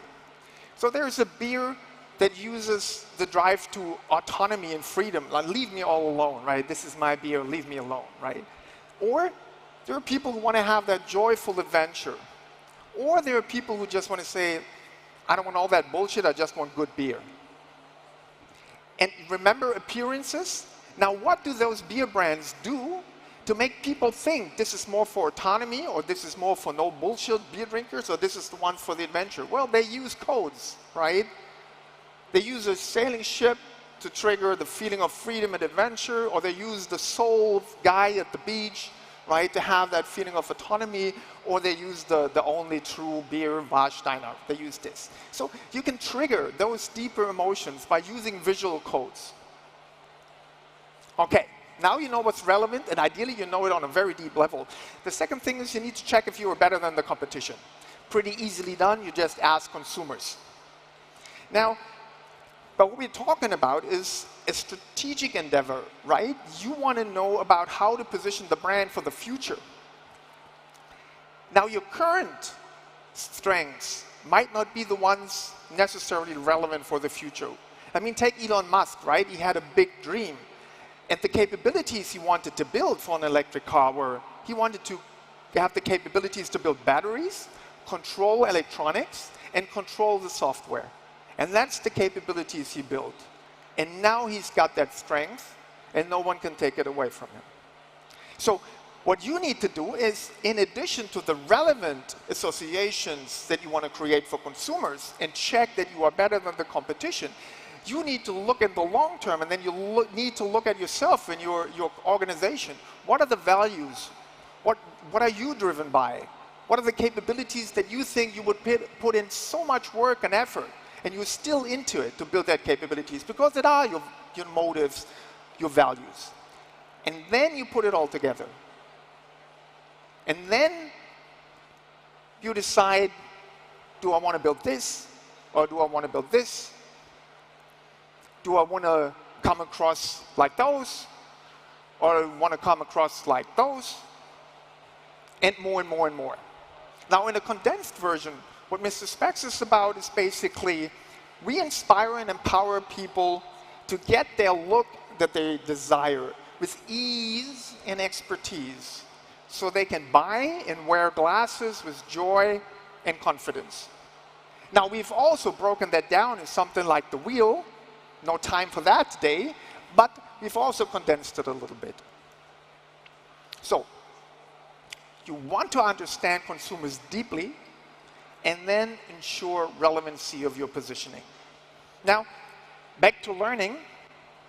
Now what do you need to do to get that target image into the heads and minds of the consumers? The first thing is you need people to help you. An agency, your own team who designs the products, the experience, and you need to brief them. Because you have learned so much by now. And you need to let them know. It's one of the biggest mistakes to not brief in a detailed enough way. Because otherwise, it's a lucky shot. If your agency, your teams don't know what is relevant, the chances that they come up with an idea that is relevant is pure luck. And the two biggest excuses for bad briefings are usually, oh, I was busy. The other excuse is usually, I didn't want to restrict the creativity of the agency by being too narrow. Well, they are creatives by heart, right? You cannot restrict their creativity. What you can do is let them know everything that you have learned so they can come up with relevant ideas. And if they have an out-of-the-box idea, they'll come with it anyway. That's why they're creatives, right? So this is how detailed we brief. It is like for TV spot. I see the guys who did the TV spot, they know how detailed we brief. Thanks for keeping up with it. Okay, next thing. You always need to measure your creatives, or broader, your stimulus, your products or service, because you need to know if they are relevant and good. Because if you put media and marketing money behind it, a lot of media spend makes a bad message fail faster, right? You need to be sure what you put out into the market is good, and then you can start optimizing the rest. And 3 questions are important. 1, you ask consumers, what is the message of the product, of that creative? The second, is it relevant to you? The third, do you like it? And if not, you need to start over again. Don't put money behind it. The third is, now we're coming to the effectiveness and efficiency of marketing spend. You want to measure impact.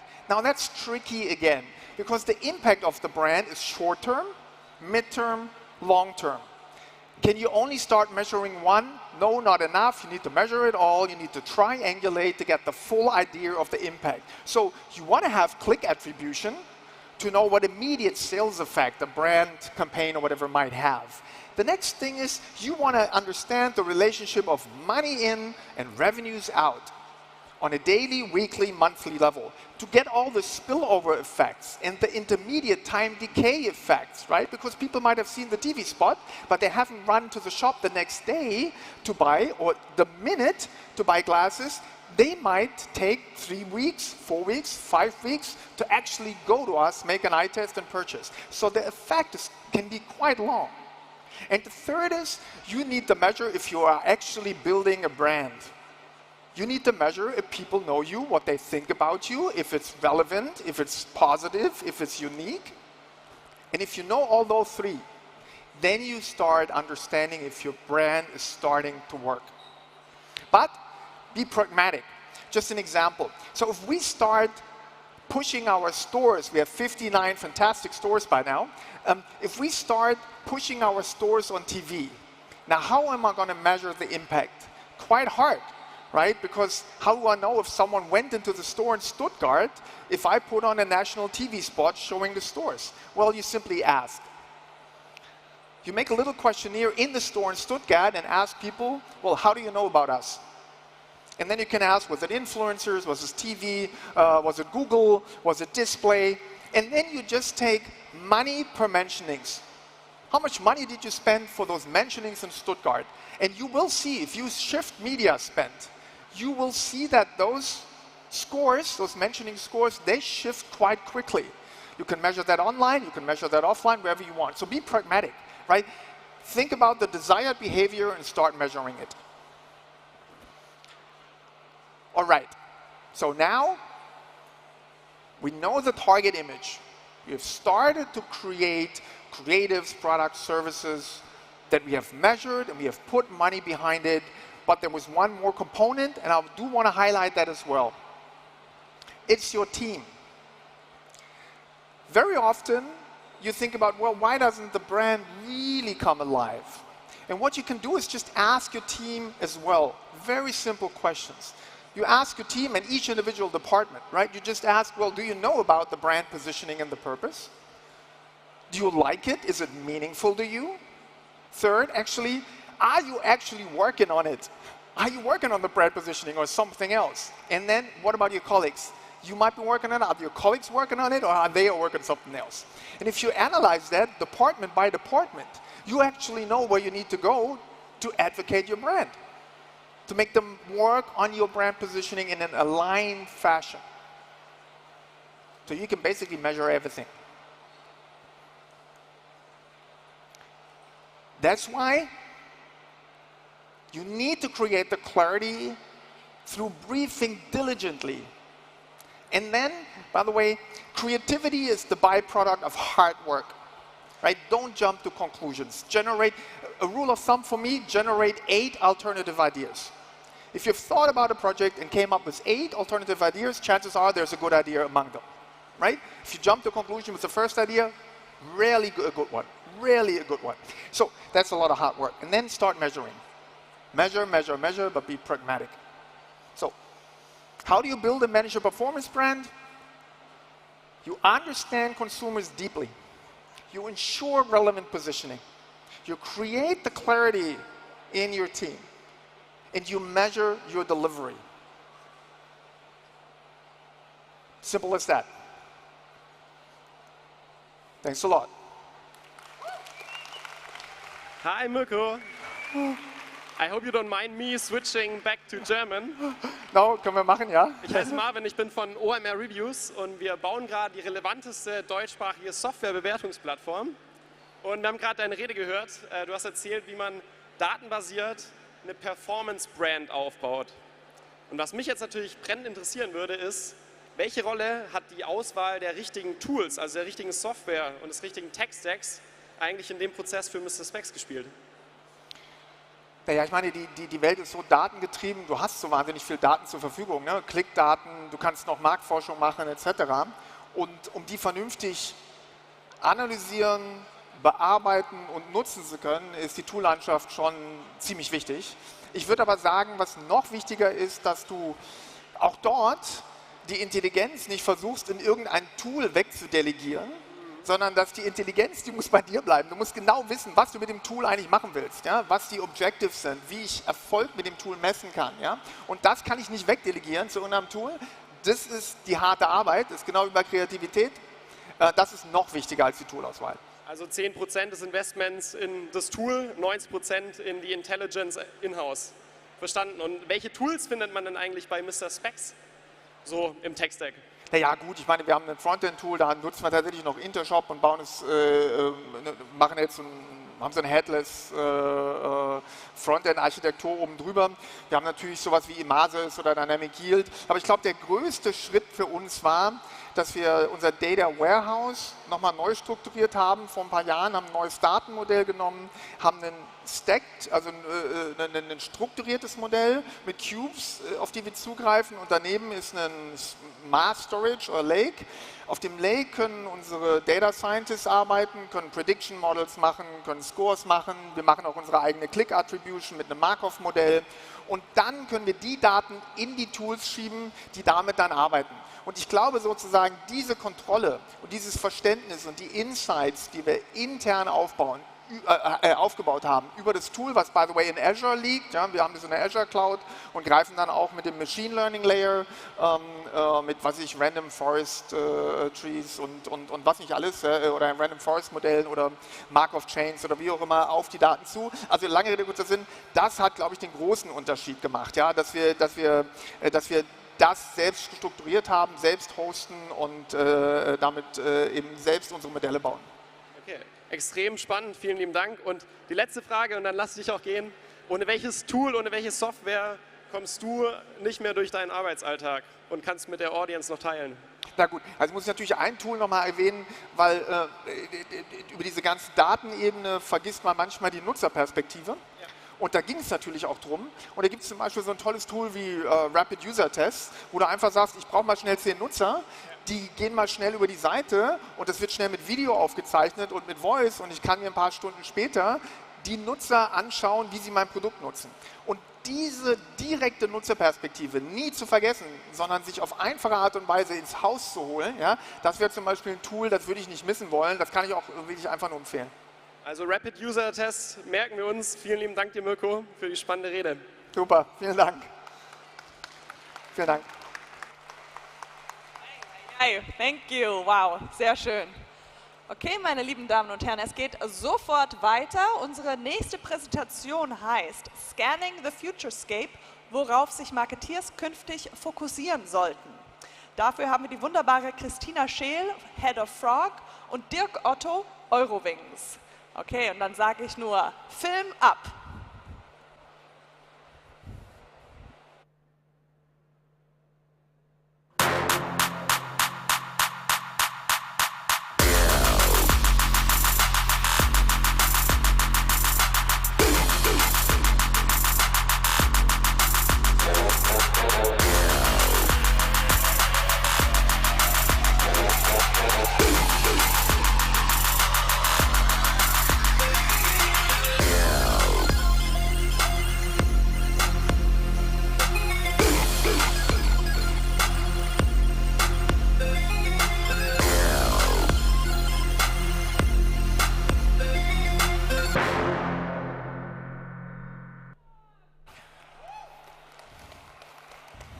Wahnsinn, endlich wieder OMR. Wie geil ist das eigentlich?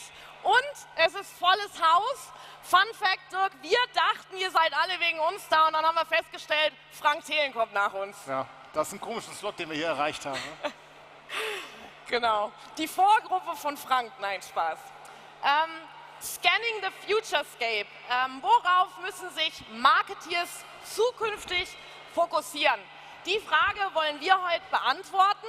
Ich bin Christina, Managing Director von Frog in Deutschland. Wer Frog nicht kennt, wir sind keine Frösche. Wir sind die globale Kreativberatung, Teil von Capgemini Invent und mit über 2000 Expertinnen und Experten aus Strategie, Design, Technologie und Data Science unterstützen wir Unternehmen dabei, neue nachhaltige Geschäftsmodelle zu entwickeln und ja, herausragende Kundenerlebnisse zu gestalten, um sich wirklich kundenzentriert aufzustellen. Ich bin heute nicht alleine da, wie ihr sehen könnt. Ich habe mir exzellente Verstärkung mitgebracht. Dirk. Ja, moin. Ich bin der Dirk Otto, Head of Marketing bei Eurowings, dem Value Carrier der Lufthansa-Gruppe. Der eine oder andere kennt uns vielleicht. Und ja, ich freue mich auf den Vortrag. Sehr gut. Aber Dirk, bevor du zur Stimme kommst, lass dich doch mal hinsetzen. Setz dich mal hin. Das ist jetzt eine One-Woman-Show für die nächsten paar Minuten. Und dann machen wir den Reality-Check mit Dirk. Ich habe mir, als ich wusste, dass ich heute hier on Stage sein werde, eine grundlegende Frage gestellt. Nämlich, ist das Marketing von heute tot? Das ist eine sehr gewagte Frage, hat Dirk dann auch gesagt. Aber ich glaube, ja, das ist es. Und was ich damit meine, ist im Grunde, dass ich der Ansicht bin, dass Marketing, wie es heute aufgestellt ist, noch nicht auf die Zukunftstrend und auf die Veränderungen, die es draußen gibt, rund um Daten, rund um Technologien, noch nicht darauf wirklich eine Antwort hat. Und deswegen bin ich davon überzeugt, dass Marketing sich weiterentwickeln muss und Marketing von uns gemeinsam neu gestaltet werden muss. Bevor das aber passiert, muss man bei was anderem ansetzen. Und das ist der Kunde. Und damit auch das Thema Kundenerlebnis. Und die Frage, die sich am Ende stellt, ist, welchen Beitrag kann Marketing maximal leisten, um ein gutes und herausragendes Kundenerlebnis sicherzustellen?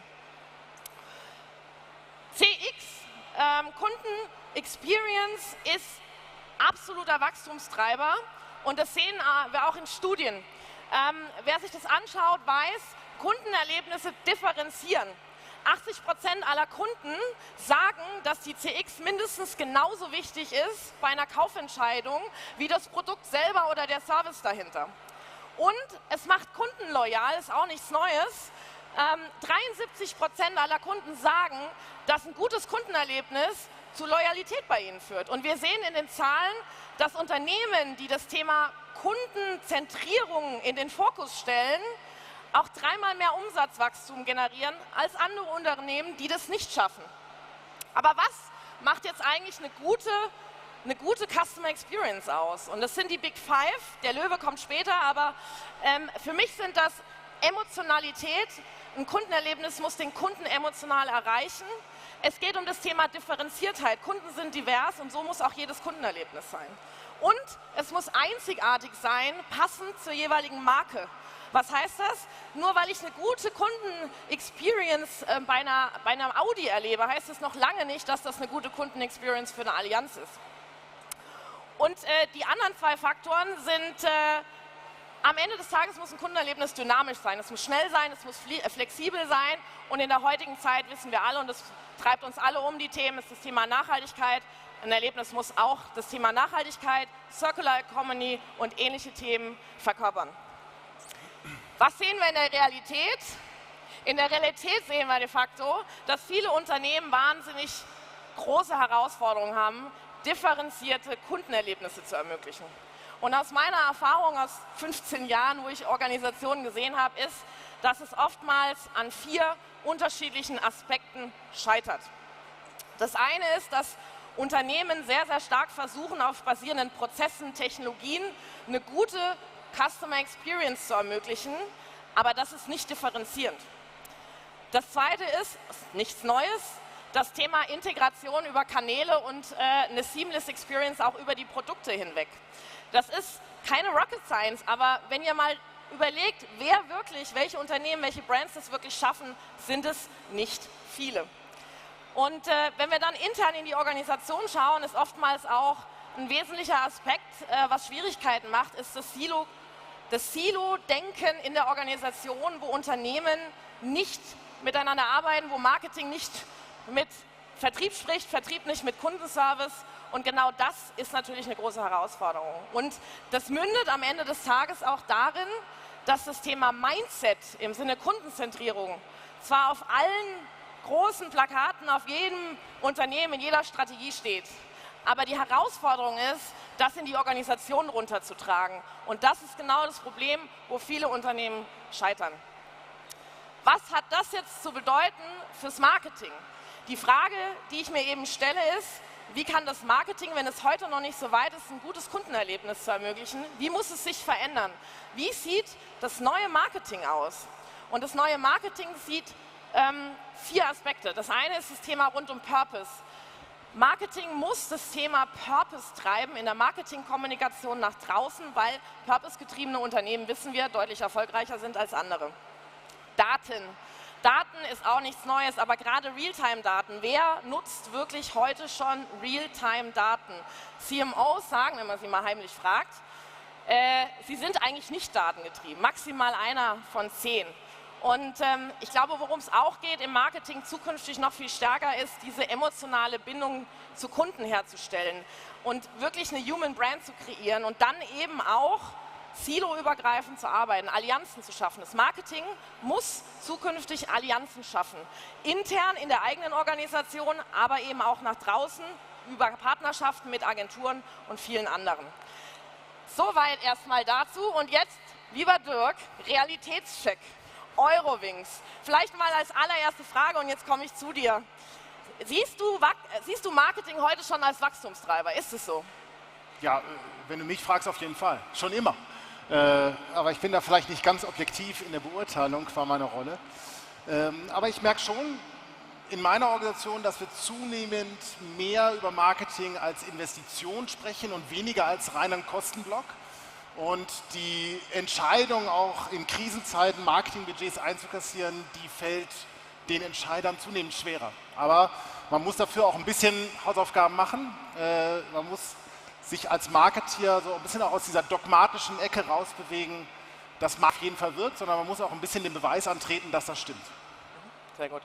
Dirk, wie hat sich denn bei Eurowings bei dir das Marketing in den letzten Jahren verändert? Wir kommen alle aus einer Pandemie, das hatte sicherlich auch auf Eurowings einen signifikanten Impact. Wie hat sich das verändert in den letzten Jahren bei euch?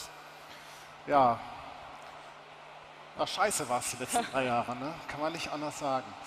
Vielleicht, ohne euch jetzt langweilen zu wollen, aber seid ja ein paar Leute, wenn sich jeder von euch mal vorstellt, in eurer Firma würde von jetzt auf morgen 90 bis 95% eures Umsatzes wegbrechen. Auf unbestimmte Zeit, bei Kostenstrukturen, die ihr nicht kürzen könnt, praktisch nicht so schnell kürzen könnt. Ich denke, stellt es euch einen kurzen Moment vor. Ich glaube, ich muss nicht erklären, was bei uns los war. Klassisches Marketing war ganz schnell per se. Und so sind auch die letzten 3 Jahre geprägt. Wir haben im März 2020 Pandemiebeginn, keiner wusste, wie lange dauert es. Schon 2, 3 Wochen später war klar, das wird kein normales Jahr. Und das Erste, was wir gemacht haben, Marketingplan in den Müll schmeißen. So ein schöner Plan, toll budgetiert, klasse Initiativen, alles für den Po. Weg. Und und dann war tatsächlich, wie das so ist im Krisenmodus, da muss man gucken, was steht denn an, was kann man den Tag machen. Und ich habe letzte Woche einen Talk gehabt mit Tim Alexander von der Deutschen Bank. Der hat die Situation so beschrieben und ich kann das nur zitieren. Auf einmal wird VUCA real. Der eine oder andere hier, der vielleicht mal das Vergnügen einer Führungskräfteschulung hatte, der hat bestimmt das Thema schon mal gehört. Dann weiß man, was das wirklich bedeutet. Alles dreht sich ständig, nichts ist sicher, alles wird komplexer und komplett widersprüchlich. Und was wir dann im Grunde auch die letzten 3 Jahre geprägt hat, ist wirklich so das Loslassen von so starren Plänen und das Fixieren auf so klare Ziele, von denen man das Gefühl hat, hey, bei allem Chaos, das hat Bestand. Daran kann ich mich immer orientieren und wenn ich jetzt hier so gucke, irgendwo sitzt auch jemand aus meinem Team, Julia, bist du da? Traut sich nicht. Aber wenn ich die jetzt ansprechen würde, die könnte mir aus dem Stegreif jetzt, aber auch heute Nacht um 3 noch, ja, wobei heute Nacht vielleicht nicht nach der Party, aber um 3 könnte die mir noch sagen, was sind unsere 3 Ziele und an denen haben wir uns orientiert und dann ist viel passiert. Wahnsinn. Was sind denn deine Top 3 Prioritäten aktuell bei Eurowings Marketing? Also der eine oder andere hat es vielleicht mitbekommen. Ein paar Leuten hier traue ich zu, dass sie noch lineares Fernsehen gucken. Aber ansonsten sind wir auch Online-Video auch unterwegs. Wir launchen gerade unsere Marke neu. Wir haben ein komplettes Repositionierungsprojekt durchlaufen und vielleicht ein ganz spannendes Beispiel, Rolle des Marketers. Weil es tatsächlich das, was ihr jetzt seht, ist so die Spitze des Eisbergs. Am Ende manifestiert sich das Marketing ja immer an so dem großen Film, den man dann überall sieht. Aber das Eigentliche, was wir so in den letzten fast 2,5 Jahren gemacht haben, ist halt ganz knallharte Strategiearbeit. Und das war gar kein Marketingprojekt am Anfang, aber wir waren von vornherein mit dabei. Und es fängt an mit ernsthaft den Kunden zu fragen, was sind die Bedürfnisse, was können wir als Firma, was macht der Wettbewerb? Gibt es da eine Schnittmenge, in der wir uns differenzierend positionieren können? Hat das Zukunft? Gehen wir das alle mit? Wie können wir denn das erlebbar machen? Was ist unser Versprechen an den Kunden, das wir dann einhalten wollen? Und das sind alles Themen, wenn ich so erzähle, das ist alles noch kein Marketing. Aber wir waren da als Marketing immer vorne mit dabei und das hat extrem geholfen zu wissen, nachher mache ich daraus eine Kampagne. Aber der größte Strecke davon war eigentlich CX. Also die Rolle des Marketers geht Richtung CX. Sehr gut. Ich habe über das Thema Daten gesprochen und dass das Marketing noch stärker datengetrieben arbeiten muss. Wie seid ihr da aufgestellt? Würdest du euch heute schon als 100% datengetrieben einordnen? Nein. Ich glaube, jeder, der das hier Ja sagen würde, der hat es auch nicht verstanden, weil du bist da nie 100% da. Ich würde sagen, es kommt ein bisschen auf die Use Cases an, im klassischen Marketing-Use Case, Targeting, Performance-Marketing, all diese Themen. Ich glaube, da sind wir schon gut mit dabei, da machen wir auch viel. Wenn es jetzt um das Thema Personalisierung geht, wenn es um das Thema das Verknüpfen von Daten, CDP und sowas, das sind also Themen, da können wir noch besser werden. Wir haben als Airline das große Glück, aber auch die Herausforderung, dass wir so eine User Journey hat, die unglaublich viele Datenpunkte kreiert, leider in 1000 Systemen, die erstmal miteinander ins Sprechen gebracht werden müssen. Klassiker. Das heißt, wir haben das Problem erkannt, das ist ja schon die halbe Miete. An der Lösung arbeiten wir und das, was uns so datentechnisch gerade besonders spannend, CDP sagte ich, aber das andere ist das Thema Custom Experience messbar machen. Wie verstehe ich eigentlich entlang einer ganzen Reisekette, wo sind denn die Pain Points, die Leute haben? Wo sind die emotional Highs und Lows und was kann man damit machen? Ne? Und das wirklich systematisch zu erheben, da sind wir mit ganz interessanten Cases und Projekten auf gutem Weg. Wie siehst du denn zukünftig die Rolle des Marketings, also auch im Sinne Relevanz? Ja, du hast es eingangs die provokante Frage gestellt, ist Marketing dead? Und ich hatte in unserem Vorgespräch den unmittelbaren Reflex zu sagen, bist du wahnsinnig, das kannst du hier nicht sagen. Nie, da gehe ich nicht mit dir auf die Bühne, ja? Weil nein, ich glaube, es ist more alive than ever. Nur die Rolle ändert sich insofern, dass die Mehrwerte nicht mehr so in der klassischen Linienorganisation in der Marketingabteilung vor allen Dingen stattfinden, sondern eigentlich muss man so die Schreibtischkante mal Schreibtischkante sein lassen und muss eigentlich gucken, wo man mit dem Know-how, das man als Marketer hat, Strategien entwickeln. Agil denken, crossfunktionale Zusammenarbeit, den Insight hinter den Daten sehen, menschliche Grundbedürfnisse verstehen, das übersetzen können in kreative Ideen, die auffallen und nicht durchspülen. Ja? Und all diese Fähigkeiten werden ja an anderer Stelle im Unternehmen gebraucht, wenn es geht um Produktentwicklung, wenn es darum geht, wie erfülle ich denn jetzt unser Kundenversprechen. Und da ist man dann nicht der Project Lead, sondern ist so ein bisschen Consultant, aber unsere Erfahrung. Und ja, das muss man auch ein bisschen gegen die Organisationsform manchmal anmachen, aber wenn man es denn wagt und tut, dann hat man extremen Mehrwert in der Organisation und das wird zumindest bei uns auch gewertschätzt. Mhm. Ja. Und wenn du sagst, was ist der entscheidende Erfolgsfaktor im Marketing bei euch jetzt auch gewesen? Ist es Ways of Working? Ist es Prozesse? Ist es Strategie? Was ist es aus deiner Sicht? Ja, schwierig, ne? Also jetzt rattert dir durch den Kopf all diese ganzen Themen, Daten und Tech-Know-how und Analysefähigkeit, das habt ihr ja alles schon gehört. Ich glaube, am Ende ist es alles Mindset. Mindset ist es eigentlich. Und ich spreche ja jetzt, weiß nicht, wer hier so ist, sich da jetzt angesprochen fühlt, ich spreche ja so aus so einer Rolle eines eher Corporate-Umfeldes und wer da irgendwie so in der Nähe unterwegs ist, der kennt das immer, dass das Gefühl hat, irgendwie diese Organisation, die ermöglicht es mir ja nicht. Und so eine latente Hoffnung von der CEO wird es irgendwann lösen und die Veränderung schon irgendwie bewegen. Und ich glaube, da ist das Entscheidende, dieses Bewusstsein, wie selbstwirksam bin ich. Und dass man ganz vieles bottom-up, wenn man denn möchte, schon machen kann. Deshalb wäre, glaube ich, der eine Tipp, wenn ich mich entscheiden muss, wäre don't wait for the change, be it und legt los. Klare Ziele, total wichtig. Ich habe es eingangs gesagt, ich finde, man muss in dieser chaotischen Welt irgendwie wissen, wo man hin will. Und dann gibt es halt ganz viel Hype und Noise und Buzzwords und wir alle leben in so einer Blase. Aber wenn man so eine klare Vorstellung hat, was die Themen sind und welche Probleme man lösen will und idealerweise aus dem Kunden heraus gedacht hat, dann glaube ich, wird schnell klar, was sind die Tools, was sind die Fähigkeiten, was sind die Prozesse, die mir wirklich helfen und die mich da weiterbringen. Und alles andere, wenn du Luft hast, experimentier mit, macht das alles Spaß, aber Fokus ist vielleicht das Zweite. Fokus. Okay. Meine erste Frage ging ja darum, ist Marketing heute schon ein Wachstumstreiber? Wie messt ihr denn? Ja. Ich habe es ja eingangs gesagt, man muss so ein bisschen Hausaufgaben machen, wenn man irgendwie in der Diskussion ernst genommen werden will. Es ist ein bisschen, man würde sich ja wünschen, die Leute glauben einem, dass das Marketing wirkt. Aber wer schon mal mit Controllern gesprochen hat, der weiß, du brauchst Zahlen. Ja, die Sprache der Controller sind die Zahlen. Also muss man das irgendwie auch in Zahlenform belegen können, was das tut. Und da haben wir als Team viel Arbeit investiert. Ich habe das nicht verstanden, wie das geht, aber ich kann sagen, was das Ergebnis ist.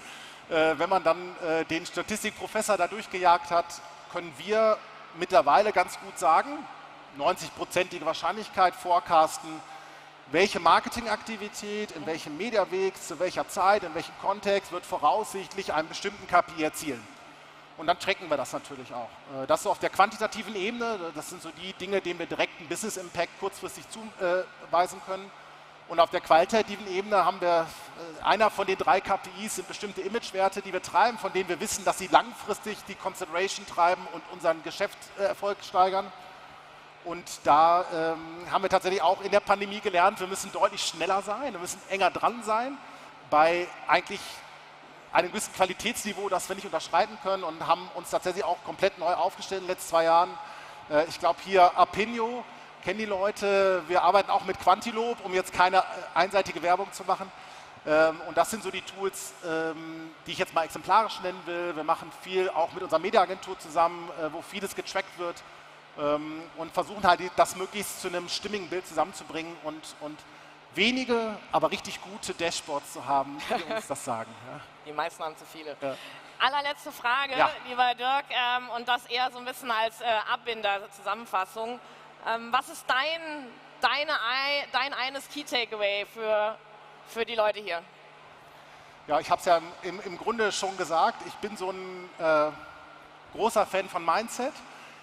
Ich finde immer, dass es ganz wichtig ist, dass man bei all dem Klatter sich davon nicht so stressen lässt und irgendwie so eine Ambition hat. Ich behaupte immer von mir selber, unserem Team, dass wir so eine naive Neugier und Freude am Marketingthema behalten haben. Und ich glaube, das ist ganz wichtig, dass man das irgendwie sieht und dass man da Spaß dran hat und auch nicht den Anspruch hat, ey, guckt euch um, jeder von euch, links und rechts, alle haben ihre Shortfalls, jeder kann irgendwas nicht, traut nicht LinkedIn, ja, und auch nicht den großen Face-Stories, aber probiert's. Ne? Machen ist ganz wichtig, reingehen, klare Ziele haben, probieren, schauen, messen, verbessern. Und gleich kommt Frank, der erzählt dann, wie man das hoch 10 macht, aber so für den normalen Corporate-Jünger wie mich, einfach loslegen und darauf vertrauen. Ihr werdet überrascht sein, wie viel ihr bottom-up auch ändern könnt, ohne dass jetzt von oben jemand euch die neue glorreiche Prozess- oder Ablauf- oder Aufbauorganisation überstülpt.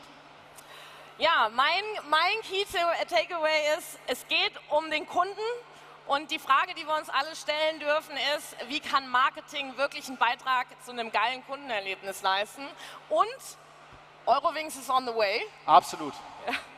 In diesem Sinne, wenn ihr mit uns in Kontakt bleiben wollt, hier nochmal der QR-Code. Wir freuen uns über einen Connect.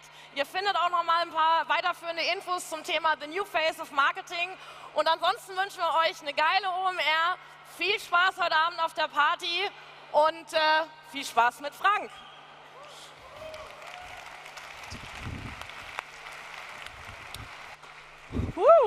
Jetzt aber. Das war fantastisch. So, just gonna slowly, how's everyone doing? Is everyone doing great?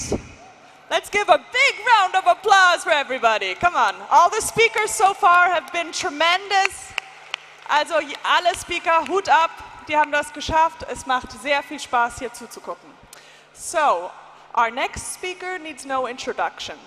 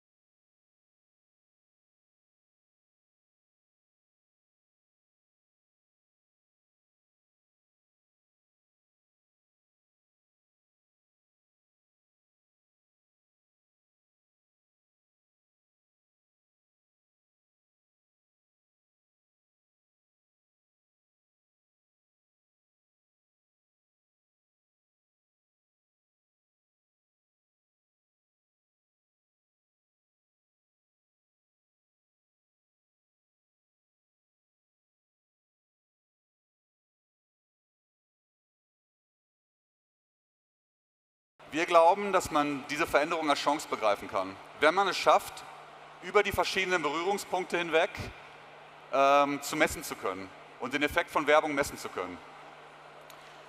Was wir dabei immer wieder sehen, ist allerdings, dass die Messmodelle erstaunlich linear sind, wenn man bedenkt, dass die Customer Journey das schon lange nicht mehr ist und ganz andere Wege beschreibt. Vielleicht eine kleine Zeitreise. Im Jahr 1998 machte ich ein Praktikum bei der damals führenden Suchmaschine. Weiß es vielleicht irgendjemand noch? Lycos. Ich saß gar nicht weit von hier in Hamburg am Baumwall und versuchte meine Keyword-Banner zu verkaufen. Und dabei kam mir der Gedanke, da könnte ich meine Diplomarbeit drüber schreiben. Das Original-Diplomarbeit habe ich mal abfotografiert für euch. Und zwar über das Thema, wie misst man eigentlich den Effekt von Online-Advertising, und zwar irgendwie ganzheitlich. Und ein Jahr später saß ich dann in meinem kleinen Zimmer, nahm mir verschiedene Modelle her, die Performance beschreiben, die Awareness beschreiben, quetschte es zusammen, zog ein bisschen an allen Enden, dass es halt irgendwie so passte, so wie man das als Student so macht. Und das ist das Ergebnis, also vor mittlerweile 22 Jahren. Was ich damals machte, war natürlich eigentlich nichts anderes, als mir über die Customer Journey Gedanken zu machen und darüber, wie in den verschiedenen Phasen der Customer Journey Werbung wirksam sein kann. Das war natürlich brillant, richtungsweisend, wegweisend, bahnbrechend und ich glaube, es haben auch so 2, 3 Leute gelesen, wenn ich mich selbst mit einschließe und mitzähle. Ein Gutes hat es aber, ich habe den Gedanken eigentlich nie verloren, wie man messen kann, wie man über verschiedene Phasen der Customer Journey messen kann. Und heute, 20 Jahre später, arbeite ich bei Amazon Ads und die Messbarkeit und die Wirksamkeit ist natürlich eines unserer Hauptziele. Eine moderne Sichtweise von Marketing-Trichtern ist natürlich so, dass man mittlerweile auch dem Ganzen gerecht wird, dass eine Customer Journey nur in den allerseltensten Fällen linear verläuft, sondern sich vorwärts bewegt, rückwärts bewegt, zickzack und das Ganze quasi mit einzubeziehen und sehr individuell zu messen. Es ist natürlich kein Geheimnis, dass die ständig sich weiterentwickelnde Medienlandschaft immer weiter fragmentiert und es immer mehr Möglichkeiten gibt, sich zu informieren, sich zu unterhalten zu lassen und oops, I think we need to go back. Oh. Und das ist, wie gesagt, eine Chance, also eine Herausforderung für Marketingentscheider, das Ganze noch zu begreifen und wie der Footprint aussieht, aber es ist auch eine Chance, wenn man es, wie gesagt, schafft zu messen. Wir sehen mittlerweile nach den letzten Zahlen, die ich gesehen habe, dass Menschen in Deutschland mittlerweile 5,5 Stunden am Tag mit digitalen Devices sich beschäftigen und in dieser Zeit natürlich die unterschiedlichsten Services nutzen. Was wir auch wissen, ist, dass die Art und Weise, wie Kunden mit Marken interagieren wollen, sich auch stark verändert. 9 von 10 Menschen sagen mittlerweile, dass sie bestimmen wollen, auf welche Art und Weise, wo und wann sie mit einer Marke in Kontakt treten wollen. Und das ist etwas, was wir natürlich aufnehmen müssen. Es ist eine Herausforderung, dass wir unsere Werbebotschaften und die Werbebotschaften der Marken, die mit uns zusammenarbeiten, auf die Bedürfnisse von Kunden anzupassen. Und das ist natürlich auch nachvollziehbar. Wir alle wollen natürlich Mehrwert aus allem, was wir machen. Von Anfang an haben wir bei Amazon Ads versucht, Lösungen zur Verfügung zu stellen, die Kunden dabei helfen, die für sie richtigen Produkte zu finden und ihnen Orientierung zu geben. Mittlerweile ist Amazon sehr viel größer geworden, sehr viel breiter aufgestellt geworden und ist ein fester Bestandteil in der alltäglichen Routine von mittlerweile Hunderten Millionen von aktiven Kunden weltweit. Und bei all diesen Kontakten steht für uns der Kunde im Mittelpunkt. Wir versuchen also, ob es nun bei Musik- und Filmempfehlungen ist oder auch bei der Frage, wo und wie wir Ads ausspielen, steht immer der Kunde im Mittelpunkt und wir versuchen Mehrwert für den Kunden zu schaffen. Kunden beschäftigen sich mit Amazon heute auf die verschiedenste Art und Weise. Ob das jetzt ist, wenn sie sich ihre Lieblingsserie auf Prime Video streamen, ob das dabei ist, dass sie Alexa darum bitten, ihre Playlist zu spielen auf Amazon Music, oder ob das darum geht, mit ihren Lieblingsstreamern auf Twitch zu interagieren. Ich kann übrigens nur den Twitch-Vortrag später empfehlen, auf der gleichen Bühne hier, meine Kollegin Sumi wird hier mehr über Twitch erzählen. Kunden sind auch bei uns, wenn sie sich zum Beispiel Fußballspiele anschauen, Live-Sports in der UEFA Champions League auf unserem Fire TV Devices zum Beispiel. Und selbstverständlich natürlich auch, in der Customer Journey auf unserem Amazon Shop, wenn es darum geht, zu browsen, zu kaufen, in den verschiedensten Produktbereichen. Und wenn wir Full-Funnel-Lösungen für unsere Werbekunden erstellen, dann machen wir das basierend auf diesen verschiedenen Erlebnissen und versuchen sie zusammenzuführen. Und so helfen wir Marken einerseits dabei, relevante Zielgruppen auf Amazon, aber auch außerhalb von Amazon zu erreichen, andererseits aber auch ganz neue und überraschende Begegnungen zu schaffen zwischen Marken und Kunden. Später habe ich noch einen Special Guest, später ist gut gleich. Das ist der Philipp Gräger, der ist Online Advertising Manager Home and Garden bei Bosch Power Tools. Und mit ihm werde ich kurz darüber sprechen, wie Bosch mit Amazon Ads zusammenarbeitet, um Full-Funnel-Marketing-Pläne zu erstellen. Und das auf eine Art und Weise, dass es ihm dann gelingt, Neukunden zu gewinnen, also New to Brand, aber auch generell neue Zielgruppen anzusprechen. Aber vorher möchte ich noch auf 2 Angebote eingehen, die neu sind für unsere Kunden und in dessen Rahmen es auch Möglichkeiten gibt, Werbung zu schalten. Und zum einen sprechen wir hier über Freebie. Freebie ist gerade umbenannt worden, hieß früher IMDb TV und ist ein kostenfreier Streaming-Service für Filme und Serien. In den USA seit 2 Jahren am Start und verzeichnet sehr, sehr große Wachstumsraten. In den 2 Jahren ist die Zahl der Kunden, die Zahl der Nutzer um das Dreifache gestiegen oder auf das Dreifache vielmehr. Und Freebie gibt es seit letztem Jahr auch schon in England, in Großbritannien am Start. Dort können auch Kunden schon Top-Filme, Fernsehserien, original erstellte Filme auch für Freebie sehen und bis zu 60 Streaming-TV-Kanäle.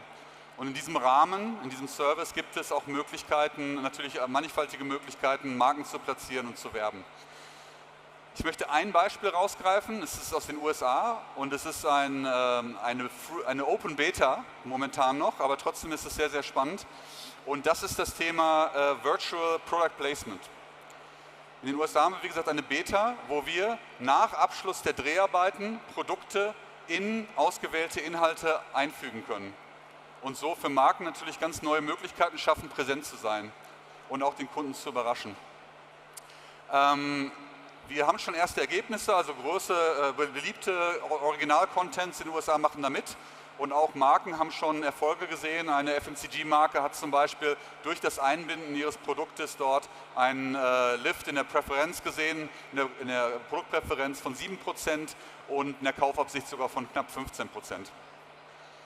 Wie gesagt, USA und Beta noch. Wenn wir über Inhalte sprechen und über Inhalte, die Engagement treiben, über Inhalte, die große Zielgruppen ansprechen, landen wir auch relativ schnell bei Live Sports. Wir haben dieses Thema im letzten Jahr gerade sehr groß angegangen und haben weltweit verschiedene Live-Sport-Angebote mittlerweile im Angebot auf Prime Video. In Europa haben wir vor allen Dingen auf Fußball gesetzt und dort gibt es verschiedene Möglichkeiten. In Deutschland und Italien haben wir das Topspiel, das Dienstagstopspiel der Champions League und in Frankreich haben wir die Ligue 1. Und in diesem Rahmen haben wir natürlich auch Möglichkeiten, Werbung zu schalten. Und von den letzten Einschaltquoten jetzt aus der quasi Knockout-Phase der Champions League, da waren unsere Prime-Video-Kollegen so beeindruckt, dass sie ein kleines Video erstellt haben, um dem Ganzen Ausdruck zu verleihen.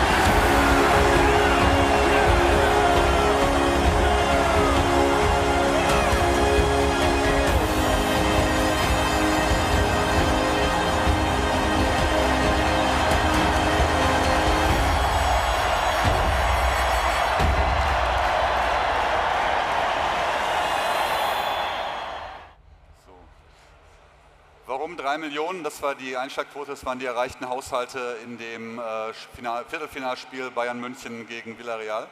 Also ein Angebot, was immer weiter wächst und auch in der nächsten Saison gibt es wieder Möglichkeiten, das Ganze bei uns zu schauen, aber auch Werbung zu schalten. Aber jetzt möchte ich gerne wieder zurückkommen auf das ursprüngliche Thema, nämlich die Messung. Wenn wir über diese ganzen unterschiedlichen Erlebnisse nachdenken, wie gesagt, ist die Herausforderung, auch messen zu können als Werbetreibender, was passiert da eigentlich und wer interagiert und wie kann ich meine Werbung besser aussteuern. Und das ist ein Bereich, wie gesagt, dem wir uns sehr verschrieben haben und wo Amazon auch immer versucht, dauerhafte Lösungen zu bauen. Und Lösungen, die auch wirklich den Veränderungen der Industrie, die die Industrie gerade durchlebt, auch weiterhin Bestand halten können. Wir gehen davon aus, dass unsere Lösungen, weil wir auch integrierte auf unseren Sites Werbelösungen und Messlösungen geschaffen haben, dass sie auch den anstehenden Veränderungen Bestand halten werden und weitgehend unbeeinflusst sein werden.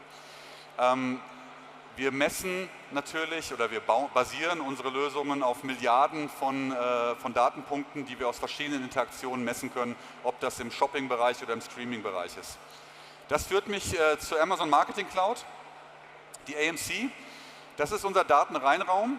Die AMC ermöglicht es werbetreibenden Agenturen über die verschiedenen Touchpoints hinweg, über die verschiedenen Erlebnisse, die ich eben beschrieben habe, hinweg, Daten zu analysieren, zu experimentieren und diese ganzen auf Event-Level-Basis zusammenzuführen. Also wir reden über Conversions, Klicks und Impressions natürlich. Die Amazon Marketing Cloud, Genau, über die Amazon Marketing Cloud haben wir natürlich die Möglichkeit, wirklich zu analysieren, zu messen über den ganzen Funnel hinweg und damit Mehrwert zu schaffen. Jetzt möchte ich gerne Philipp Gräger begrüßen. Philipp Gräger von Bosch. Wo kommt er? Da kommt er. Hallo Philipp, wollen wir uns setzen? Oh, wir wollen uns hier erst noch ein Video anschauen, glaube ich. Ja? Die Marke Bosch, mit der wir schon seit langem zusammenarbeiten, seit einigen Jahren, vor allen Dingen im Full-Funnel-Bereich, ist natürlich in Deutschland sehr bekannt. Aber die Kampagne dreht sich natürlich vor allen Dingen um Like a Bosch. Like a Bosch. Und da schauen wir mal kurz rein.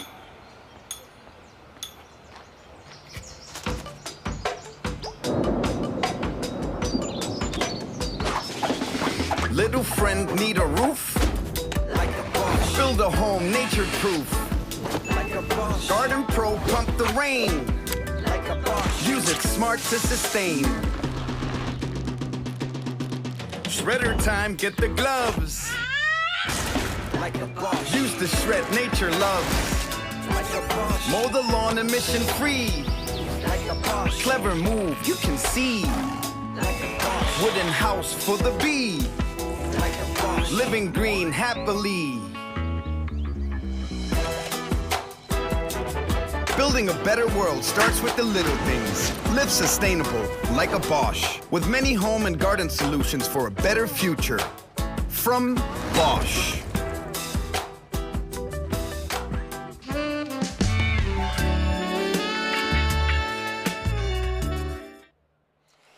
Philipp, schön, dass du heute da bist. Danke, dass ich hier sein darf.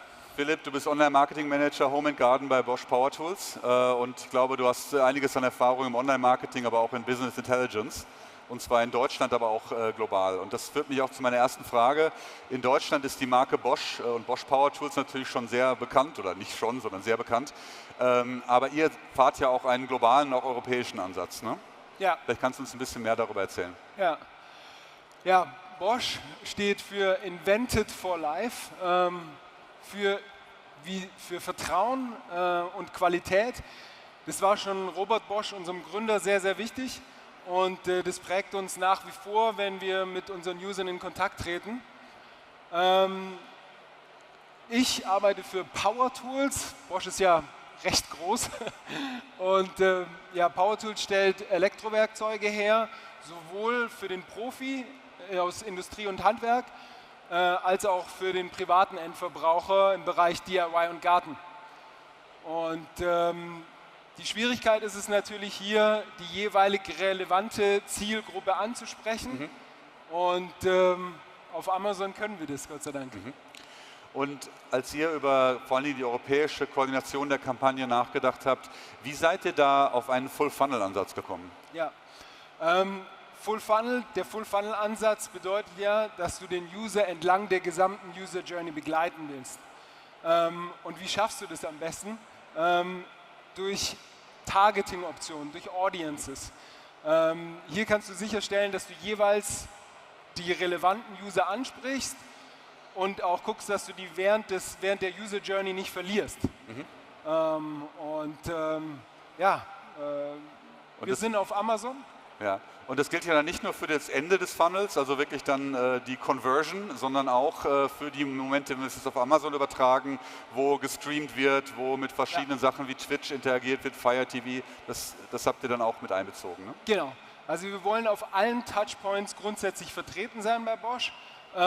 Und hier bietet Amazon eben durch die verschiedenen Touchpoints die Möglichkeit, den User in dem jeweiligen Funnel, in der Funnelphase, in der er sich gerade befindet, jeweils individuell anzusprechen und auch jeweils die Performance der einzelnen Phase zu messen. Ja. Jetzt hast du eben gesagt, der Kunde oder der User, ihr habt ja verschiedene Zielgruppen. Ihr habt ja die Heimwerker mit dem Do-it-yourself-Bereich und die Handwerker mit dem Pro-Bereich. Wie steuert ihr da verschieden aus? Genau. Also wir haben natürlich die blaue Linie für die Profis und die grüne für DIYs. Und alleine auf Amazon, wenn du eingibst Bosch, Akkuschrauber, ist es halt immer schon schwierig, okay, wen willst du jetzt ansprechen?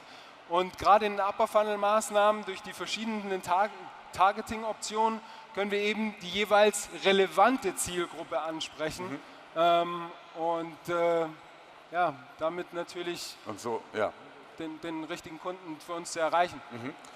Und um das Ganze jetzt messbar zu machen oder Insights zu generieren, wie wichtig ist euch das? Extrem wichtig. Also wir wollen unsere Investments wirklich faktenbasiert optimieren.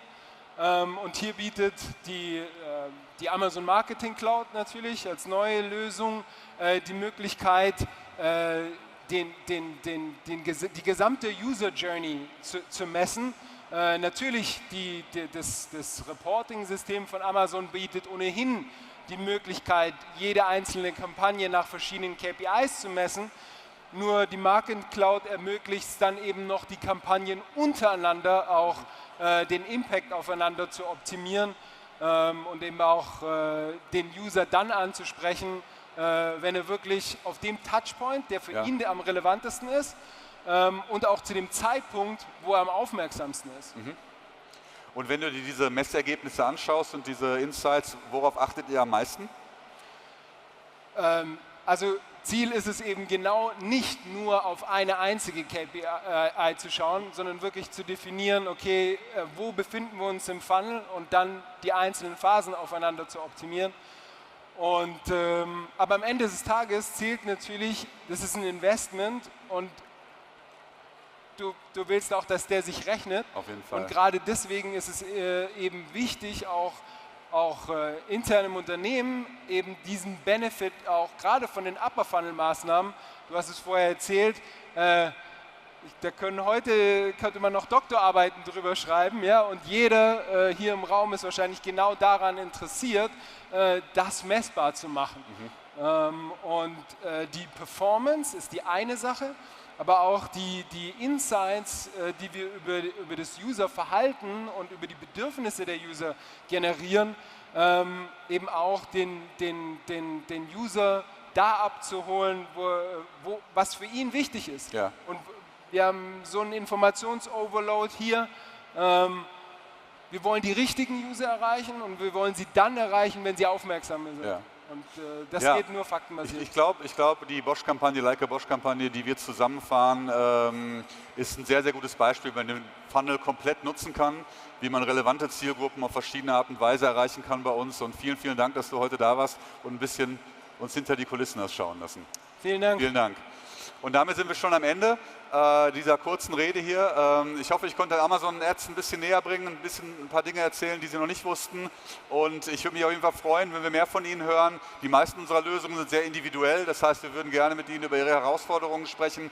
Kommen Sie vorbei zu unserem Stand. Ich glaube, die Halle wird eingeblendet, wo wir sind.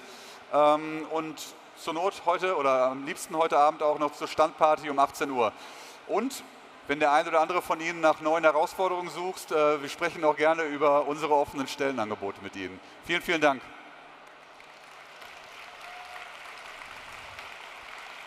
Much. That was fantastic. Okay, guys, and we will do now a 5-minute break, and we'll see you all later exactly here. 5 Minuten Pause.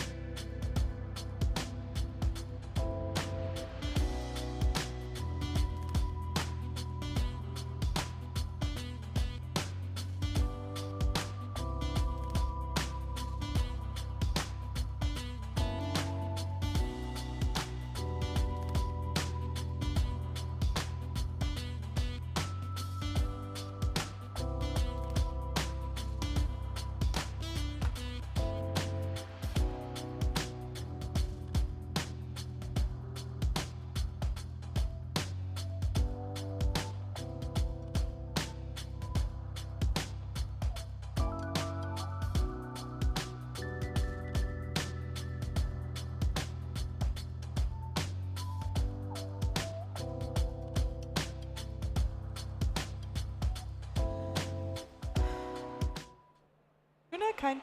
Oh, und es geht weiter, meine lieben Damen und Herren, mit der Präsentation Beyond Conversions, wie Google Search Innovation und Unternehmensziele treibt. So, wir haben kein Slide hier, aber ihr wisst, wie es ist. 2 der Speaker hat es kurzfristig erwischt. Leider werden heute Kai Schmidt und David Löwe von Everdrop nicht da sein, aber das ist nicht schlimm. Dafür ist der wunderbare Emre und Belgin auch da. Gut, without any further ado, sag ich mal, Film ab. When we come together, we can light it brighter. Even when we rise and fall, anything is possible.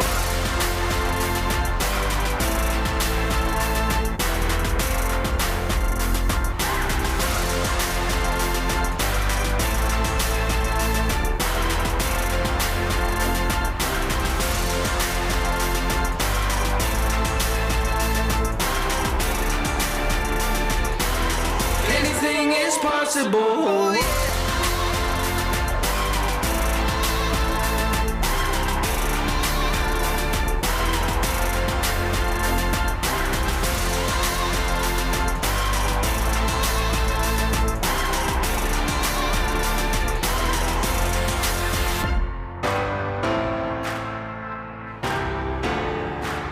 Anything is possible.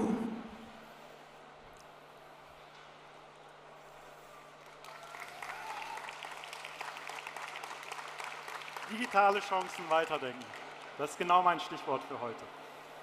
Stellt euch vor, wir wären schon ein Jahr weiter bei der OMR 2023. Wir sind wieder genau hier in diesem Saal, alle zusammen.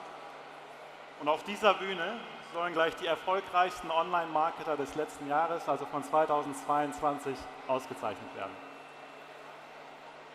Online-Marketer of the Year 2022.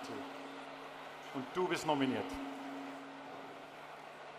Alle sprechen von dir, deine Kollegen, ihr feiert das total, wenn ihr euch in den Aufzügen seht, die High-Fives fliegen durch die Luft, unterschiedlichste Magazine rufen euch an, einige wollen dich auf dem Cover von der Mai-Ausgabe, andere wollen deiner Story 2 Seiten widmen.